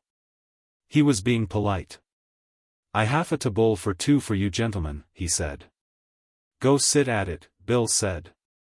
We went on out across the street. We ate at a restaurant in a side street off the square. They were all men eating in the restaurant. It was full of smoke and drinking and singing.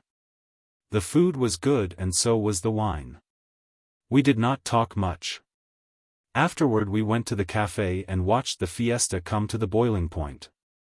Brett came over soon after lunch. She said she had looked in the room and that Mike was asleep. When the fiesta boiled over and toward the bullring we went with the crowd. Brett sat at the ringside between Bill and me. Directly below us was the Callahan, the passageway between the stands and the red fence of the Barrera. Behind us the concrete stands filled solidly. Out in front, beyond the red fence, the sand of the ring was smooth-rolled and yellow. It looked a little heavy from the rain, but it was dry in the sun and firm and smooth. The sword handlers and bullring servants came down the Callahan carrying on their shoulders the wicker baskets of fighting capes and muletas. They were blood-stained and compactly folded and packed in the baskets. The sword handlers opened the heavy leather sword cases so the red-wrapped hilts of the sheaf of swords showed as the leather case leaned against the fence. They unfolded the dark-stained red flannel of the muletas and fixed batons in them to spread the stuff and give the matador something to hold. Brett watched it all. She was absorbed in the professional details. "He's his name stenciled on all the capes and muletas," she said. "Why do they call them muletas?" "I don't know. I wonder if they ever launder them." "I don't think so. It might spoil the color. The blood must stiffen them," Bill said. "Funny," Brett said. "How one doesn't mind the blood." Below in the narrow passage of the Callahan the sword handlers arranged everything.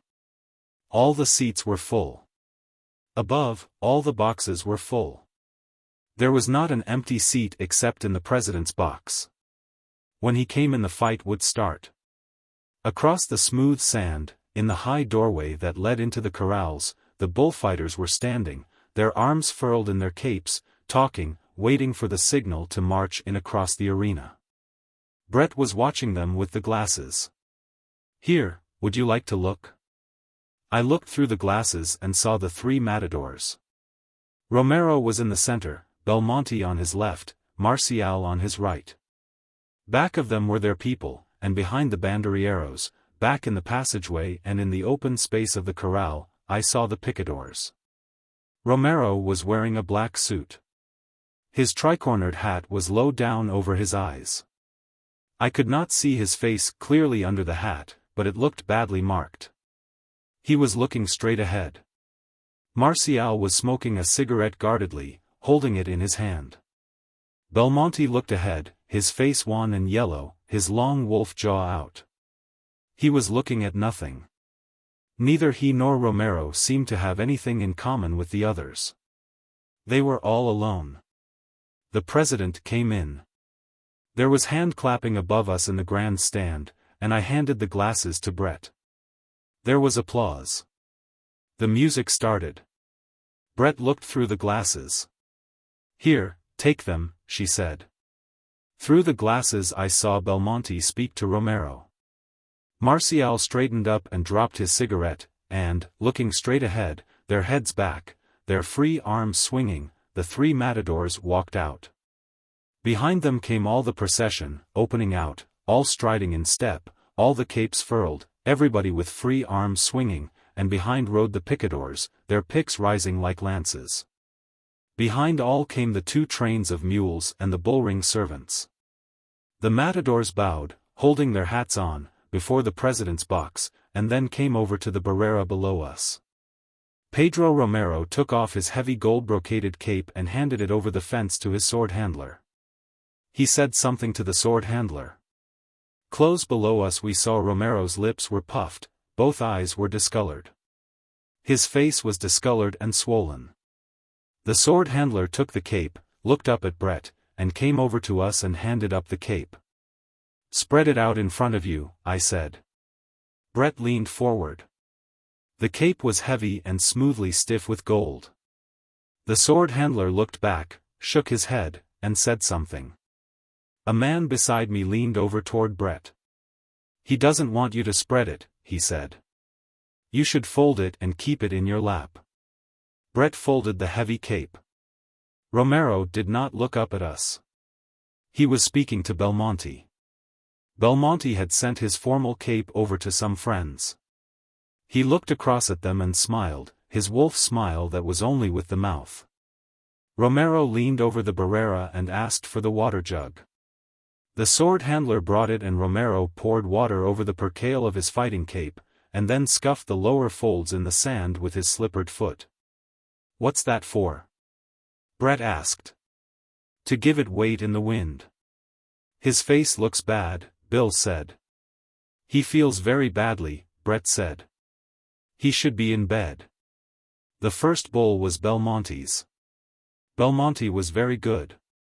But because he got 30,000 pesetas and people had stayed in line all night to buy tickets to see him, the crowd demanded that he should be more than very good. Belmonte's great attraction is working close to the bull. In bullfighting they speak of the terrain of the bull and the terrain of the bullfighter. As long as a bullfighter stays in his own terrain he is comparatively safe. Each time he enters into the terrain of the bull he is in great danger. Belmonte, in his best days, worked always in the terrain of the bull. This way he gave the sensation of coming tragedy. People went to the corrida to see Belmonte, to be given tragic sensations, and perhaps to see the death of Belmonte. 15 years ago they said if you wanted to see Belmonte you should go quickly, while he was still alive. Since then he has killed more than 1,000 bulls. When he retired the legend grew up about how his bullfighting had been. And when he came out of retirement the public were disappointed because no real man could work as close to the bulls as Belmonte was supposed to have done, not, of course, even Belmonte. Also Belmonte imposed conditions and insisted that his bulls should not be too large, nor too dangerously armed with horns. And so the element that was necessary to give the sensation of tragedy was not there, and the public, who wanted 3 times as much from Belmonte, who was sick with a fistula, as Belmonte had ever been able to give, felt defrauded and cheated, and Belmonte's jaw came further out in contempt, and his face turned yellower. And he moved with greater difficulty as his pain increased, and finally the crowd were actively against him, and he was utterly contemptuous and indifferent. He had meant to have a great afternoon, and instead it was an afternoon of sneers, shouted insults, and finally a volley of cushions and pieces of bread and vegetables thrown down at him in the plaza where he had had his greatest triumphs. His jaw only went further out. Sometimes he turned to smile that toothed, long-jawed, lipless smile when he was called something particularly insulting, and always the pain that any movement produced grew stronger and stronger. Until finally his yellow face was parchment color, and after his second bull was dead and the throwing of bread and cushions was over. After he had saluted the president with the same wolf-jawed smile and contemptuous eyes, and handed his sword over the barrera to be wiped, and put back in its case. He passed through into the Callahan and leaned on the barrera below us, his head on his arms, not seeing, not hearing anything, only going through his pain. When he looked up, finally, he asked for a drink of water. He swallowed a little, rinsed his mouth, spat the water, took his cape, and went back into the ring. Because they were against Belmonte the public were for Romero. From the moment he left the barrera and went toward the bull they applauded him. Belmonte watched Romero, too, watched him always without seeming to. He paid no attention to Martial. Martial was the sort of thing he knew all about. He had come out of retirement to compete with Martial, knowing it was a competition gained in advance. He had expected to compete with Martial and the other stars of the decadence of bullfighting. And he knew that the sincerity of his own bullfighting would be so set off by the false aesthetics of the bullfighters of the decadent period that he would only have to be in the ring. His return from retirement had been spoiled by Romero. Romero did always, smoothly, calmly, and beautifully, what he, Belmonte, could only bring himself to do now sometimes. The crowd felt it, even the people from Biarritz, even the American ambassador saw it, finally. It was a competition that Belmonte would not enter because it would lead only to a bad horn wound or death. Belmonte was no longer well enough. He no longer had his greatest moments in the bullring. He was not sure that there were any great moments. Things were not the same, and now life only came in flashes. He had flashes of the old greatness with his bulls, but they were not of value because he had discounted them in advance when he had picked the bulls out for their safety. Getting out of a motor and leaning on a fence, looking over at the herd on the ranch of his friend the bull breeder. So he had 2 small, manageable bulls without much horns, and when he felt the greatness again coming, just a little of it through the pain that was always with him. It had been discounted and sold in advance, and it did not give him a good feeling. It was the greatness, but it did not make bullfighting wonderful to him any more. Pedro Romero had the greatness. He loved bullfighting, and I think he loved the bulls, and I think he loved Brett. Everything of which he could control the locality he did in front of her all that afternoon. Never once did he look up. He made it stronger that way, and did it for himself, too, as well as for her. Because he did not look up to ask if it pleased, he did it all for himself inside, and it strengthened him, and yet he did it for her, too. But he did not do it for her at any loss to himself. He gained by it all through the afternoon. His first, quite, was directly below us. The 3 matadors take the bull in turn after each charge he makes at a picador. Belmonte was the first. Martial was the second. Then came Romero. The 3 of them were standing at the left of the horse. The picador, his hat down over his eyes, the shaft of his pick angling sharply toward the bull, kicked in the spurs and held them, and with the reins in his left hand walked the horse forward toward the bull. The bull was watching. Seemingly he watched the white horse, but really he watched the triangular steel point of the pick. Romero, watching, saw the bull start to turn his head. He did not want to charge. Romero flicked his cape so the color caught the bull's eye. The bull charged with the reflex, charged, and found not the flash of color but a white horse, and a man leaned far over the horse. Shot the steel point of the long hickory shaft into the hump of muscle on the bull's shoulder, and pulled his horse sideways as he pivoted on the pick, making a wound. In forcing the iron into the bull's shoulder, making him bleed for Belmonte. The bull did not insist under the iron. He did not really want to get at the horse. He turned and the group broke apart, and Romero was taking him out with his cape. He took him out softly and smoothly, and then stopped and, standing squarely in front of the bull, offered him the cape. The bull's tail went up and he charged, and Romero moved his arms ahead of the bull, wheeling, his feet firmed.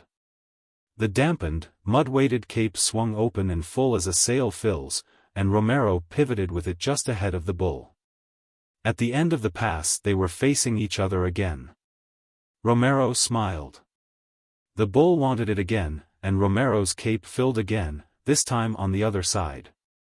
Each time he let the bull pass so close that the man and the bull and the cape that filled and pivoted ahead of the bull were all one sharply etched mass. It was all so slow and so controlled. It was as though he were rocking the bull to sleep. He made 4 Veronicas like that, and finished with a half Veronica that turned his back on the bull and came away toward the applause, his hand on his hip, his cape on his arm. And the bull watching his back going away. In his own bulls he was perfect. His first bull did not see well. After the first 2 passes with the cape, Romero knew exactly how bad the vision was impaired. He worked accordingly. It was not brilliant bullfighting. It was only perfect bullfighting. The crowd wanted the bull changed. They made a great row. Nothing very fine could happen with a bull that could not see the lures, but the president would not order him replaced. "Why don't they change him?" Brett asked. "They've paid for him. They don't want to lose their money. It's hardly fair to Romero. Watch how he handles a bull that can't see the color. It's the sort of thing I don't like to see." It was not nice to watch if you cared anything about the person who was doing it. With the bull who could not see the colors of the capes, or the scarlet flannel of the muleta, Romero had to make the bull consent with his body. He had to get so close that the bull saw his body, and would start for it, and then shift the bull's charge to the flannel and finish out the pass in the classic manner. The Biarritz crowd did not like it. They thought Romero was afraid, and that was why he gave that little sidestep each time as he transferred the bull's charge from his own body to the flannel. They preferred Belmonte's imitation of himself or Marshall's imitation of Belmonte. There were 3 of them in the row behind us. "What's he afraid of the bull for? The bull's so dumb he only goes after the cloth. He's just a young bullfighter. He hasn't learned it yet. But I thought he was fine with the cape before. Probably he's nervous now." Out in the center of the ring, all alone, Romero was going on with the same thing, getting so close that the bull could see him plainly, offering the body, offering it again a little closer. The bull watching dully, then so close that the bull thought he had him, offering again and finally drawing the charge, and then, just before the horns came, giving the bull the red cloth to follow with that little, almost imperceptible, jerk that so offended the critical judgment of the Biarritz bullfight experts. "He's going to kill now," I said to Brett. "The bull's still strong. He wouldn't wear himself out." Out in the center of the ring, Romero profiled in front of the bull, drew the sword out from the folds of the muleta, rose on his toes, and sighted along the blade. The bull charged as Romero charged.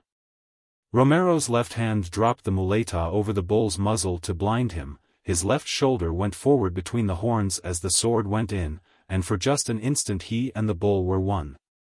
Romero way out over the bull, the right arm extended high up to where the hilt of the sword had gone in between the bull's shoulders. Then the figure was broken. There was a little jolt as Romero came clear, and then he was standing, one hand up, facing the bull, his shirt ripped out from under his sleeve, the white blowing in the wind, and the bull. The red sword hilt tight between his shoulders, his head going down and his legs settling. "There he goes," Bill said. Romero was close enough so the bull could see him. His hand still up, he spoke to the bull.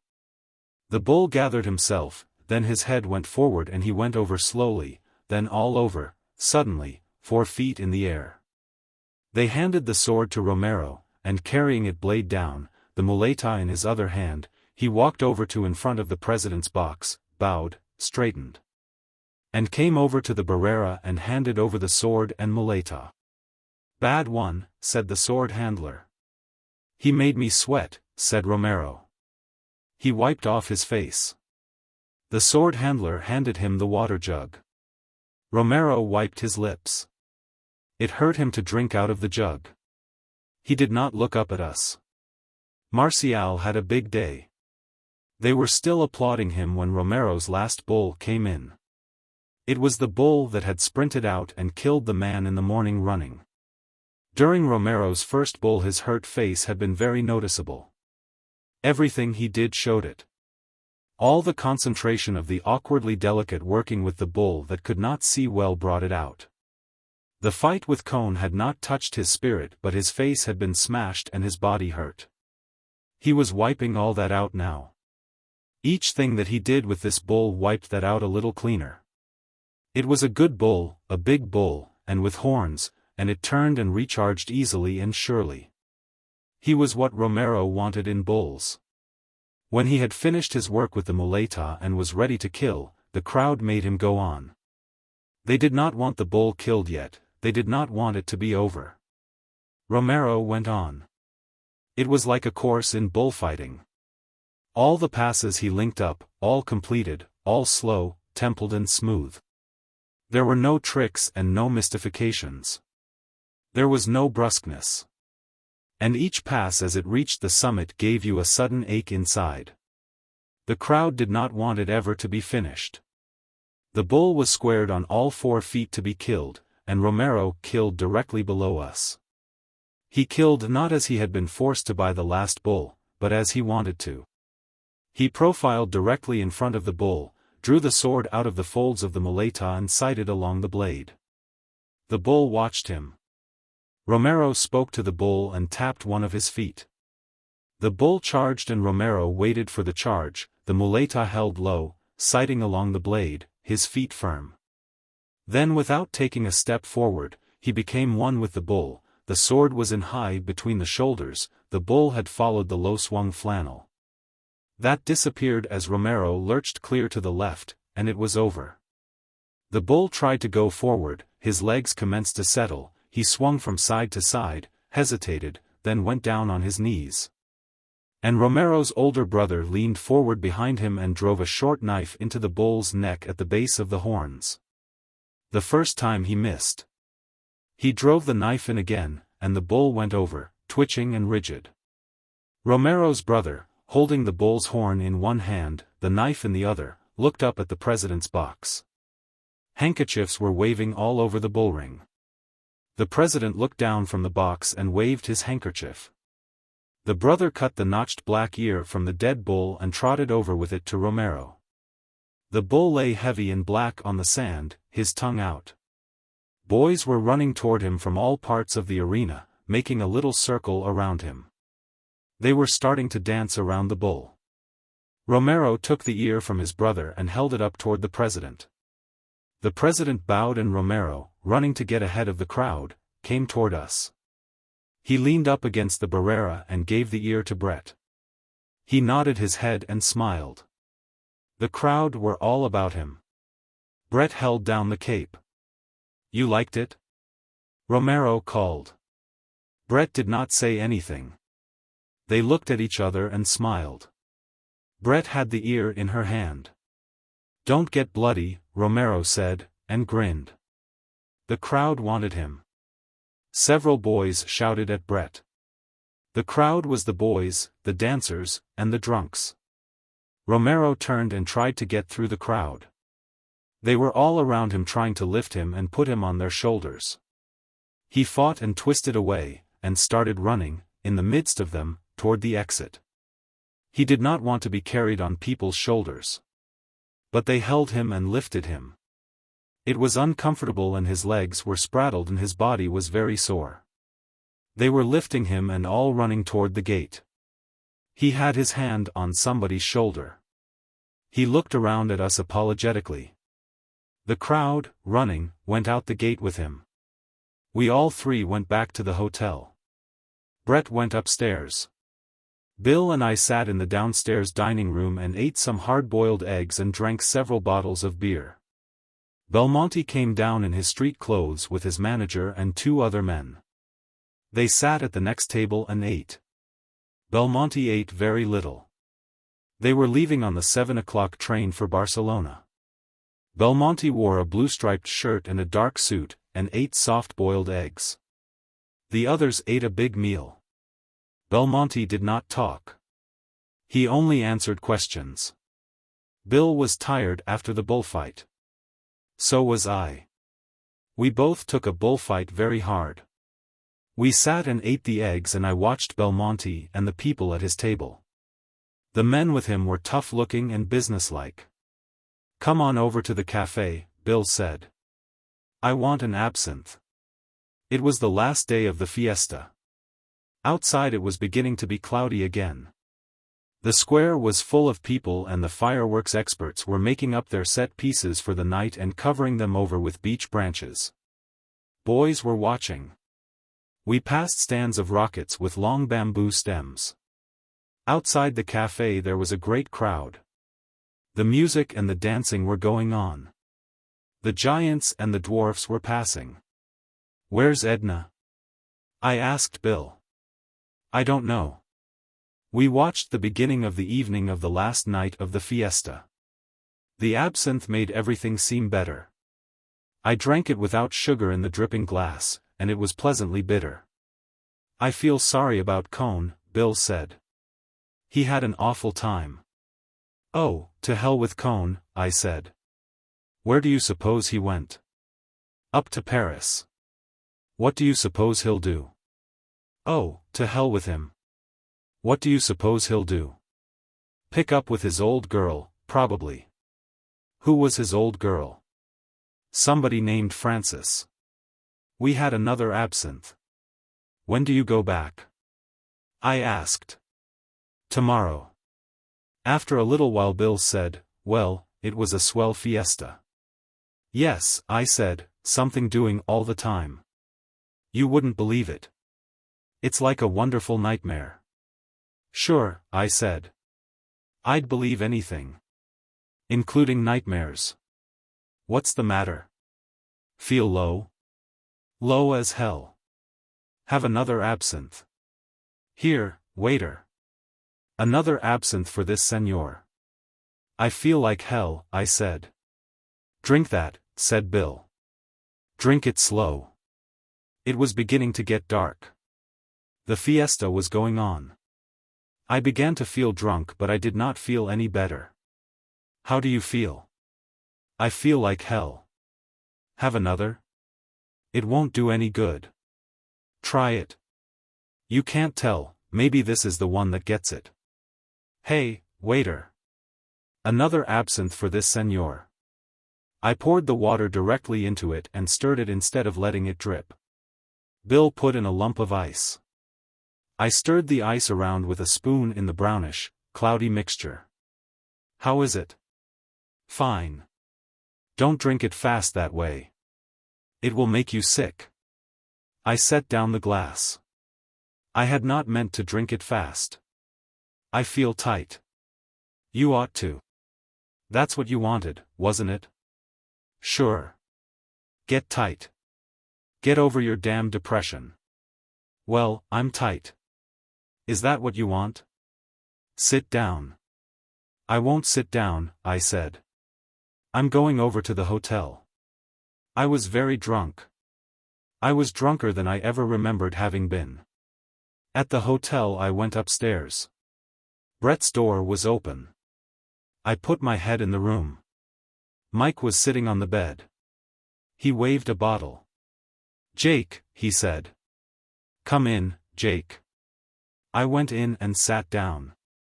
The room was unstable unless I looked at some fixed point. "Brett, you know. She's gone off with the bullfighter chap." "No." "Yes. She looked for you to say goodbye. They went on the 7 o'clock train." "Did they?" "Bad thing to do," Mike said. "She shouldn't have done it." "No." "Have a drink?" "Wait while I ring for some beer." "I'm drunk," I said. "I'm going in and lie down." "Are you blind?" I was blind myself. "Yes," I said, "I'm blind." "Well, bungo," Mike said. "Get some sleep, old Jake." I went out the door and into my own room and lay on the bed. The bed went sailing off and I sat up in bed and looked at the wall to make it stop. Outside in the square the fiesta was going on. It did not mean anything. Later Bill and Mike came in to get me to go down and eat with them. I pretended to be asleep. "He's asleep. Better let him alone." "He's blind as a tick," Mike said. They went out. I got up and went to the balcony and looked out at the dancing in the square. The world was not wheeling anymore. It was just very clear and bright, and inclined to blur at the edges. I washed, brushed my hair. I looked strange to myself in the glass, and went downstairs to the dining room. "Here he is," said Bill. "Good old Jake. I knew you wouldn't pass out." "Hello, you old drunk," Mike said. I got hungry and woke up.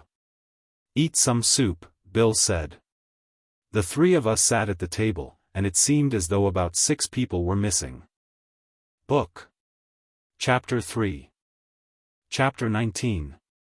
In the morning it was all over. The fiesta was finished. I woke about 9 o'clock, had a bath, dressed, and went downstairs. The square was empty and there were no people on the streets. A few children were picking up rocket sticks in the square. The cafes were just opening and the waiters were carrying out the comfortable white wicker chairs and arranging them around the marble-topped tables in the shade of the arcade. They were sweeping the streets and sprinkling them with a hose. I sat in one of the wicker chairs and leaned back comfortably. The waiter was in no hurry to come. The white paper announcements of the unloading of the bulls and the big schedules of special trains were still up on the pillars of the arcade. A waiter wearing a blue apron came out with a bucket of water and a cloth, and commenced to tear down the notices. Pulling the paper off in strips and washing and rubbing away the paper that stuck to the stone. The fiesta was over. I drank a coffee and after a while Bill came over. I watched him come walking across the square. He sat down at the table and ordered a coffee. "Well," he said, "it's all over." "Yes," I said. "When do you go?" "I don't know. We better get a car, I think." "Aren't you going back to Paris?" "No. I can stay away another week. I think I'll go to San Sebastian. I want to get back." "What's Mike going to do?" "He's going to St. Jean Delaware Luz. Let's get a car and all go as far as Bayonne. You can get the train up from there tonight." "Good. Let's go after lunch." "All right. I'll get the car." We had lunch and paid the bill. Montoya did not come near us. One of the maids brought the bill. The car was outside. The chauffeur piled and strapped the bags on top of the car and put them in beside him in the front seat and we got in. The car went out of the square, along through the side streets, out under the trees and down the hill and away from Pamplona. It did not seem like a very long ride. Mike had a bottle of Fundador. I only took a couple of drinks. We came over the mountains and out of Spain and down the white roads and through the over-foliaged, wet, green, Basque country, and finally into Bayonne. We left Bill's baggage at the station, and he bought a ticket to Paris. His train left at 7:10. We came out of the station. The car was standing out in front. "What shall we do about the car?" Bill asked. "Oh, bother the car," Mike said. "Let's just keep the car with us." "All right," Bill said. "Where shall we go?" "Let's go to Biarritz and have a drink." "Old Mike the Spender," Bill said. We drove into Biarritz and left the car outside a very Ritz place. We went into the bar and sat on high stools and drank a whiskey and soda. "That drink's mine," Mike said. "Let's roll for it." So we rolled poker dice out of a deep leather dice cup. Bill was out first roll. Mike lost to me and handed the bartender a 100-franc note. The whiskeys were 12 francs apiece. We had another round and Mike lost again. Each time he gave the bartender a good tip. In a room off the bar there was a good jazz band playing. It was a pleasant bar. We had another round. I went out on the first roll with 4 kings. Bill and Mike rolled. Mike won the first roll with 4 jacks. Bill won the second. On the final roll Mike had 3 kings and let them stay. He handed the dice cup to Bill. Bill rattled them and rolled, and there were 3 kings, an ace, and a queen. "It's yours, Mike," Bill said. Old Mike, the gambler. "I'm so sorry," Mike said. "I can't get it." "What's the matter?" "I've no money," Mike said. "I'm stony. I've just 20 francs. Here, take 20 francs. Bill's face sort of changed. "I just had enough to pay Montoya." "Damned lucky to have it, too." "I'll cash you a check," Bill said. That's damned nice of you, but you see I can't write checks. What are you going to do for money? Oh, some will come through. I've 2 weeks' allowance should be here. I can live on tick at this pub in St. Jean. What do you want to do about the car? Bill asked me. Do you want to keep it on? It doesn't make any difference. Seems sort of idiotic. Come on, let's have another drink, Mike said. Fine. This one is on me, Bill said. Has Brett any money? He turned to Mike. I shouldn't think so. She put up most of what I gave to old Montoya. She hasn't any money with her? I asked. I shouldn't think so. She never has any money. She gets 500 quid a year and pays 350 of it in interest to Jews. I suppose they get it at the source, said Bill. Quite. They're not really Jews. We just call them Jews. They're Scotsmen, I believe. Hasn't she any at all with her? I asked. I hardly think so. She gave it all to me when she left. Well, Bill said, we might as well have another drink. Damned good idea, Mike said. One never gets anywhere by discussing finances. No, said Bill. Bill and I rolled for the next 2 rounds. Bill lost and paid. We went out to the car. Anywhere you'd like to go, Mike? Bill asked. Let's take a drive. It might do my credit good. Let's drive about a little. Fine. I'd like to see the coast. Let's drive down toward Henday. I haven't any credit along the coast. You can't ever tell, said Bill. We drove out along the coast road. There was the green of the headlands, the white, red-roofed villas, patches of forest, and the ocean very blue with the tide out and the water curling far out along the beach. We drove through St. Jean Delaware Loos and passed through villages farther down the coast. Back of the rolling country we were going through we saw the mountains we had come over from Pamplona. The road went on ahead. Bill looked at his watch. It was time for us to go back. He knocked on the glass and told the driver to turn around. The driver backed the car out into the grass to turn it. In back of us were the woods, below a stretch of meadow, then the sea. At the hotel where Mike was going to stay in St. Jean we stopped the car and he got out. The chauffeur carried in his bags. Mike stood by the side of the car. Goodbye, you chaps, Mike said. It was a damned fine fiesta. So long, Mike, Bill said. I'll see you around, I said. Don't worry about money, Mike said. You can pay for the car, Jake, and I'll send you my share. So long, Mike. So long, you chaps. You've been damned nice. We all shook hands. We waved from the car to Mike. He stood in the road watching. We got to Bayonne just before the train left. A porter carried Bill's bags in from the consigne. I went as far as the inner gate to the tracks. So long, fella, Bill said. So long, kid. It was swell. I've had a swell time. Will you be in Paris? No, I have to sail on the 17th. So long, fella. So long, old kid. He went in through the gate to the train. The porter went ahead with the bags. I watched the train pull out. Bill was at one of the windows. The window passed, the rest of the train passed, and the tracks were empty. I went outside to the car.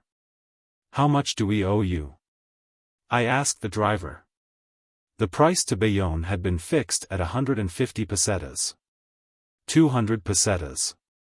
How much more will it be if you drive me to San Sebastian on your way back? 50 pesetas. Don't kid me. 35 pesetas. It's not worth it, I said. Drive me to the Hotel Panier Fleury. At the hotel I paid the driver and gave him a tip. The car was powdered with dust. I rubbed the rod case through the dust.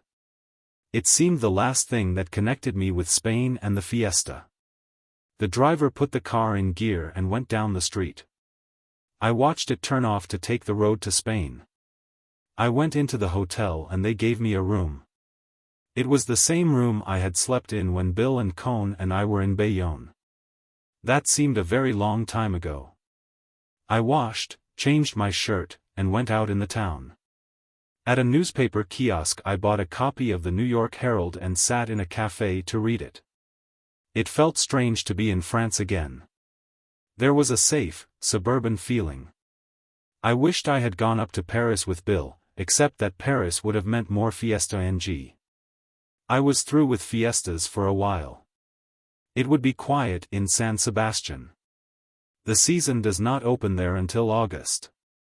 I could get a good hotel room and read and swim. There was a fine beach there. There were wonderful trees along the promenade above the beach, and there were many children sent down with their nurses before the season opened. In the evening there would be band concerts under the trees across from the café marinas. I could sit in the marinas and listen. How does one eat inside? I asked the waiter. Inside the café was a restaurant. Well. Very well. One eats very well. Good. I went in and ate dinner. It was a big meal for France, but it seemed very carefully apportioned after Spain. I drank a bottle of wine for company. It was a Chateau Margaux. It was pleasant to be drinking slowly and to be tasting the wine and to be drinking alone. A bottle of wine was good company. Afterward I had coffee. The waiter recommended a Basque liqueur called Azara. He brought in the bottle and poured a liqueur glass full. He said Azara was made of the flowers of the Pyrenees. The veritable flowers of the Pyrenees. It looked like hair oil and smelled like Italian striga. I told him to take the flowers of the Pyrenees away and bring me a Vieux marc. The marc was good. I had a second marc after the coffee.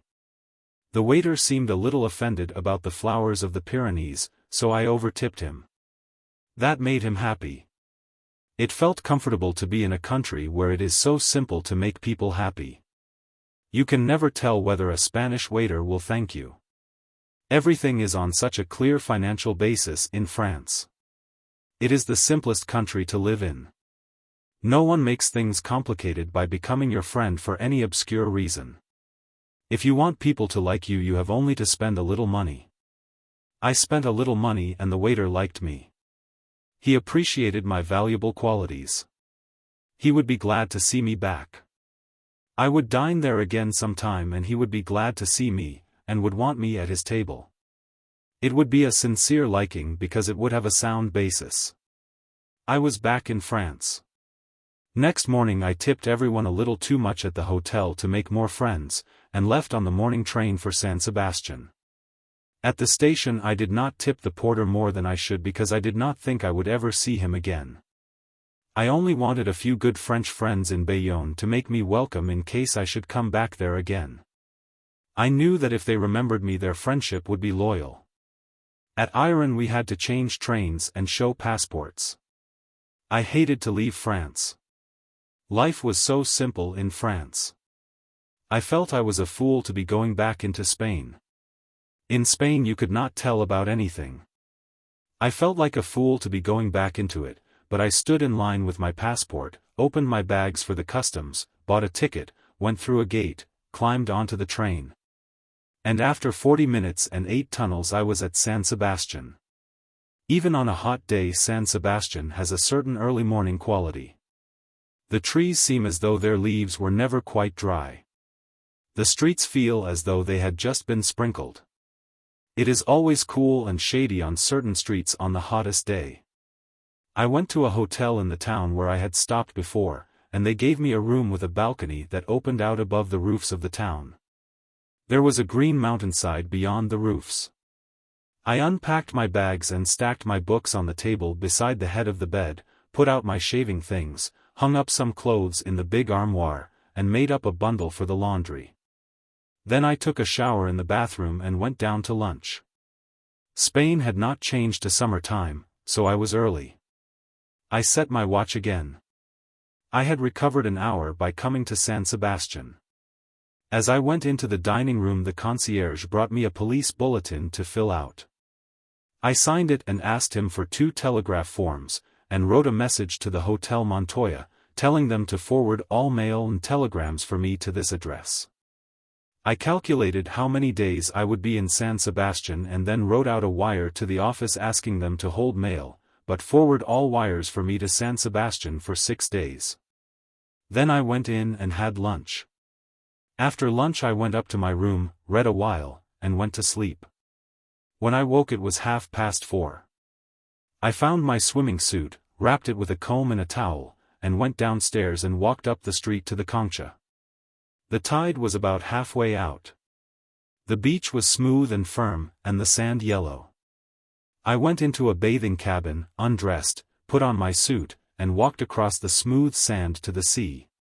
The sand was warm under bare feet. There were quite a few people in the water and on the beach. Out beyond where the headlands of the Concha almost met to form the harbor there was a white line of breakers and the open sea. Although the tide was going out, there were a few slow rollers. They came in like undulations in the water, gathered weight of water, and then broke smoothly on the warm sand. I waded out. The water was cold. As a roller came I dove, swam out under water, and came to the surface with all the chill gone. I swam out to the raft, pulled myself up, and lay on the hot planks. A boy and girl were at the other end. The girl had undone the top strap of her bathing suit and was browning her back. The boy lay face downward on the raft and talked to her. She laughed at things he said, and turned her brown back in the sun. I lay on the raft in the sun until I was dry. Then I tried several dives. I dove deep once, swimming down to the bottom. I swam with my eyes open and it was green and dark. The raft made a dark shadow. I came out of water beside the raft, pulled up, dove once more, holding it for length, and then swam ashore. I lay on the beach until I was dry, then went into the bathing cabin, took off my suit, sloshed myself with fresh water, and rubbed dry. I walked around the harbor under the trees to the casino, and then up one of the cool streets to the Café Marinas. There was an orchestra playing inside the café and I sat out on the terrace and enjoyed the fresh coolness in the hot day. And had a glass of lemon juice and shaved ice and then a long whiskey and soda. I sat in front of the marinas for a long time and read and watched the people, and listened to the music.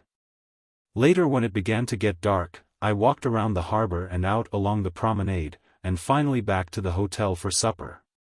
There was a bicycle race on, the Tour du Pays Basque, and the riders were stopping that night in San Sebastian. In the dining room, at one side, there was a long table of bicycle riders, eating with their trainers and managers. They were all French and Belgians, and paid close attention to their meal, but they were having a good time. At the head of the table were 2 good-looking French girls, with much Rue du Faubourg Montmartre chic. I could not make out whom they belonged to.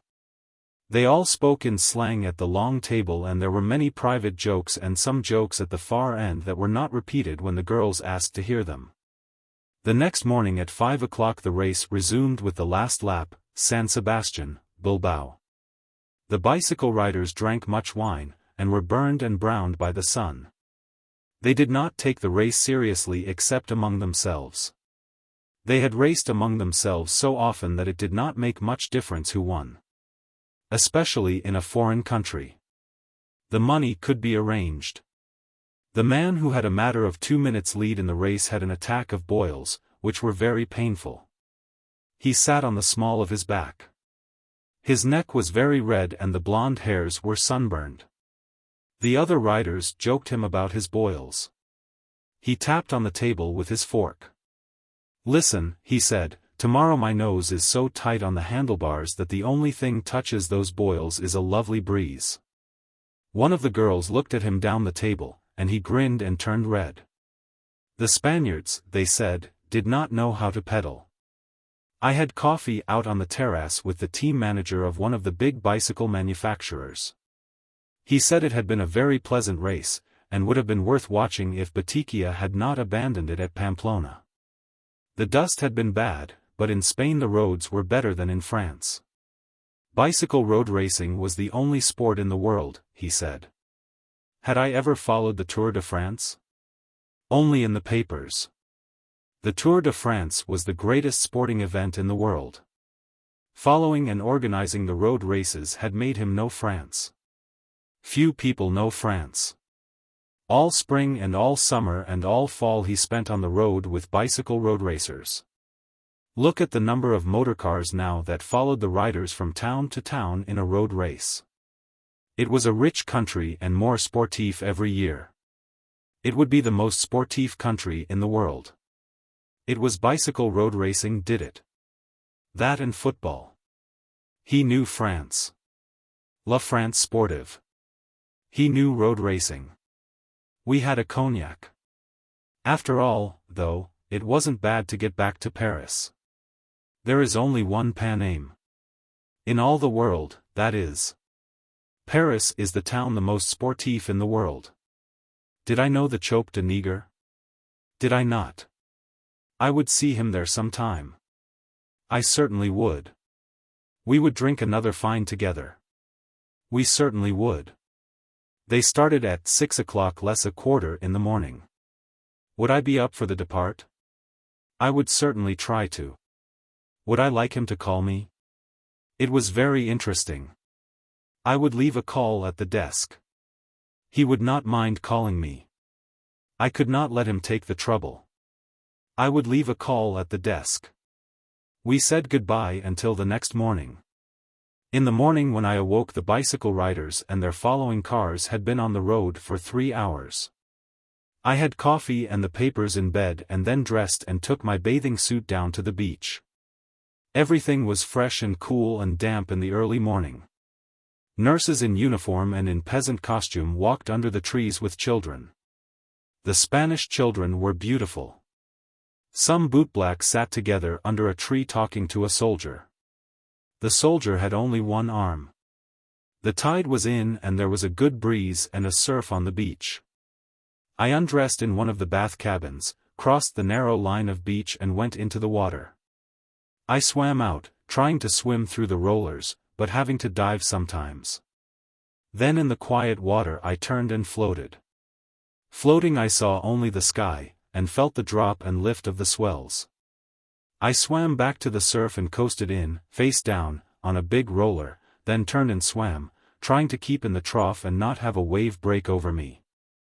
It made me tired, swimming in the trough, and I turned and swam out to the raft. The water was buoyant and cold. It felt as though you could never sink. I swam slowly, it seemed like a long swim with the high tide, and then pulled up on the raft and sat, dripping, on the boards that were becoming hot in the sun. I looked around at the bay, the old town, the casino, the line of trees along the promenade, and the big hotels with their white porches and gold-lettered names. Off on the right, almost closing the harbor, was a green hill with a castle. The raft rocked with the motion of the water. On the other side of the narrow gap that led into the open sea was another high headland. I thought I would like to swim across the bay, but I was afraid of cramp. I sat in the sun and watched the bathers on the beach. They looked very small. After a while I stood up, gripped with my toes on the edge of the raft as it tipped with my weight, and dove cleanly and deeply, to come up through the lightning water. Blew the salt water out of my head, and swam slowly and steadily into shore. After I was dressed and had paid for the bath cabin, I walked back to the hotel. The bicycle racers had left several copies of Lauto around. And I gathered them up in the reading room and took them out and sat in an easy chair in the sun to read about and catch up on French sporting life. While I was sitting there, the concierge came out with a blue envelope in his hand. "A telegram for you, sir." I poked my finger along under the fold that was fastened down, spread it open, and read it. It had been forwarded from Paris. "Could you come Hotel Montana, Madrid? Am rather in trouble, Brett." I tipped the concierge and read the message again. A postman was coming along the sidewalk. He turned in the hotel. He had a big mustache and looked very military. He came out of the hotel again. The concierge was just behind him. "Here's another telegram for you, sir." "Thank you," I said. I opened it. It was forwarded from Pamplona. "Could you come Hotel Montana, Madrid? Am rather in trouble, Brett." The concierge stood there waiting for another tip, probably. "What time is there a train for Madrid?" "It left at 9 this morning. There is a slow train at 11, and the XVIII Express at 10 tonight. Get me a berth on the XVIII Express." "Do you want the money now?" "Just as you wish," he said. "I will have it put on the bill." "Do that." Well, that meant San Sebastian all shot to hell. I suppose, vaguely, I had expected something of the sort. I saw the concierge standing in the doorway. "Bring me a telegram form, please." He brought it and I took out my fountain pen and printed. "Lady Ashley, Hotel Montana, Madrid, arriving XVIII Express tomorrow, love, Jake." That seemed to handle it. That was it. Send a girl off with one man. Introduce her to another to go off with him. Now go and bring her back. And sign the wire with love. That was it, all right. I went in to lunch. I did not sleep much that night on the XVIII Express. In the morning I had breakfast in the dining car and watched the rock and pine country between Avila and Escorial. I saw the Escorial out of the window, grey and long and cold in the sun, and did not give a damn about it. I saw Madrid come up over the plain, a compact white skyline on the top of a little cliff away off across the sun-hardened country. The Norte station in Madrid is the end of the line. All trains finish there. They don't go on anywhere. Outside were cabs and taxis and a line of hotel runners. It was like a country town. I took a taxi and we climbed up through the gardens, by the empty palace and the unfinished church on the edge of the cliff, and on up until we were in the high, hot, modern town. The taxi coasted down a smooth street to the Puerta del Sol, and then through the traffic and out into the Carrera San Geronimo. All the shops had their awnings down against the heat. The windows on the sunny side of the street were shuttered. The taxi stopped at the curb. I saw the sign Hotel Montana on the second floor. The taxi driver carried the bags in and left them by the elevator. I could not make the elevator work, so I walked up. On the second floor up was a cut brass sign, Hotel Montana. I rang and no one came to the door. I rang again and a maid with a sullen face opened the door. "Is Lady Ashley here?" I asked. She looked at me dully. "Is an Englishwoman here?" She turned and called someone inside.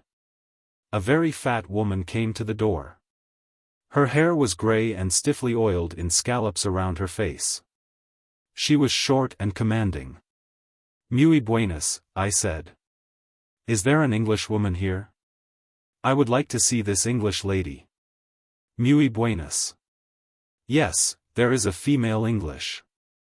Certainly you can see her if she wishes to see you."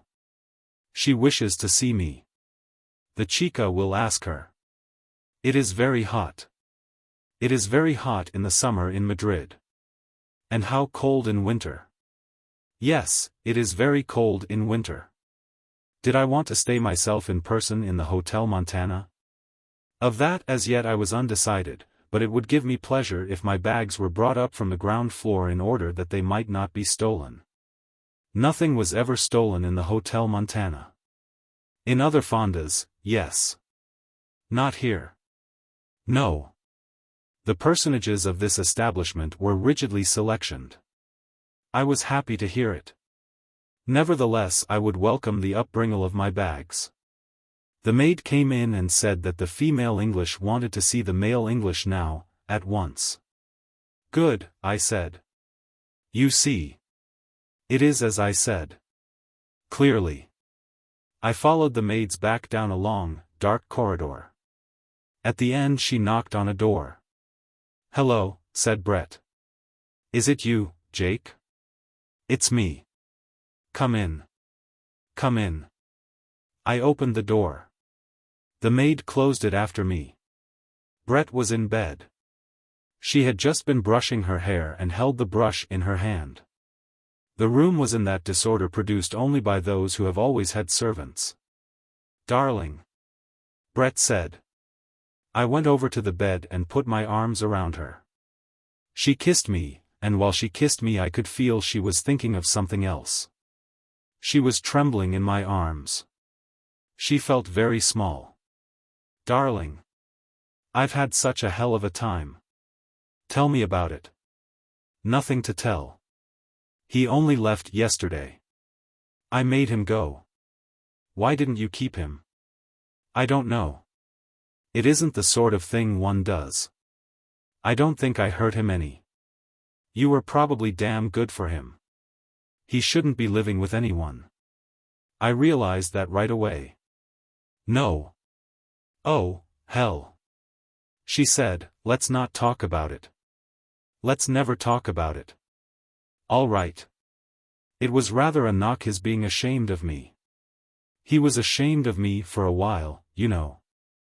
"No." "Oh, yes. They ragged him about me at the cafe, I guess. He wanted me to grow my hair out. Me, with long hair. I'd look so like hell. It's funny. He said it would make me more womanly. I'd look a fright." "What happened?" "Oh, he got over that. He wasn't ashamed of me long." "What was it about being in trouble?" "I didn't know whether I could make him go, and I didn't have a so to go away and leave him. He tried to give me a lot of money, you know. I told him I had scads of it. He knew that was a lie. I couldn't take his money, you know." "No." "Oh, let's not talk about it. There were some funny things, though. Do give me a cigarette." I lit the cigarette. He learned his English as a waiter in Gib. Yes. He wanted to marry me, finally. Really? Of course. I can't even marry Mike. Maybe he thought that would make him Lord Ashley. No. It wasn't that. He really wanted to marry me. So I couldn't go away from him, he said. He wanted to make it sure I could never go away from him. After I'd gotten more womanly, of course. You ought to feel set up. I do. I'm all right again. He's wiped out that damned Cohn. Good. You know I'd have lived with him if I hadn't seen it was bad for him. We got along damned well. Outside of your personal appearance. Oh, he'd have gotten used to that. She put out the cigarette. I'm 34, you know. I'm not going to be one of these bitches that ruins children. No. I'm not going to be that way. I feel rather good, you know. I feel rather set up. Good. She looked away. I thought she was looking for another cigarette. Then I saw she was crying. I could feel her crying. Shaking and crying. She wouldn't look up. I put my arms around her. Don't let's ever talk about it. Please don't let's ever talk about it. Dear Brett. I'm going back to Mike. I could feel her crying as I held her close. He's so damned nice and he's so awful. He's my sort of thing. She would not look up. I stroked her hair. I could feel her shaking. I won't be one of those bitches, she said. But, oh, Jake, please let's never talk about it. We left the Hotel Montana. The woman who ran the hotel would not let me pay the bill. The bill had been paid. Oh, well. Let it go, Brett said. It doesn't matter now. We rode in a taxi down to the Palace Hotel, left the bags, arranged for berths on the Sud Express for the night, and went into the bar of the hotel for a cocktail. We sat on high stools at the bar while the barman shook the martinis in a large nickeled shaker. It's funny what a wonderful gentility you get in the bar of a big hotel, I said. Barmen and jockeys are the only people who are polite anymore. No matter how vulgar a hotel is, the bar is always nice. It's odd. Bartenders have always been fine. You know, Brett said, it's quite true. He is only 19. Isn't it amazing? We touched the two glasses as they stood side by side on the bar. They were coldly beaded. Outside the curtained window was the summer heat of Madrid. I like an olive in a martini, I said to the barman. Right you are, sir. There you are. Thanks. I should have asked, you know. The barman went far enough up the bar so that he would not hear our conversation. Brett had sipped from the martini as it stood, on the wood. Then she picked it up. Her hand was steady enough to lift it after that first sip. It's good. Isn't it a nice bar? They're all nice bars. You know, I didn't believe it at first. He was born in 1905. I was in school in Paris, then. Think of that. Anything you want me to think about it? Don't be an ass. Would you buy a lady a drink? We'll have 2 more martinis.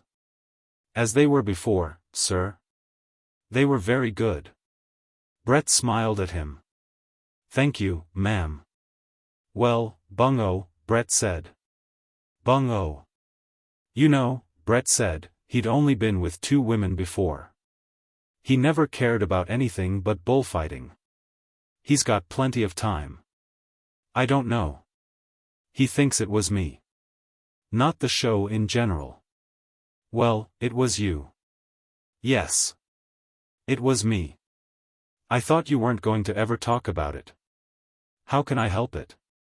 You'll lose it if you talk about it. I just talk around it. You know, I feel rather damned good, Jake. You should.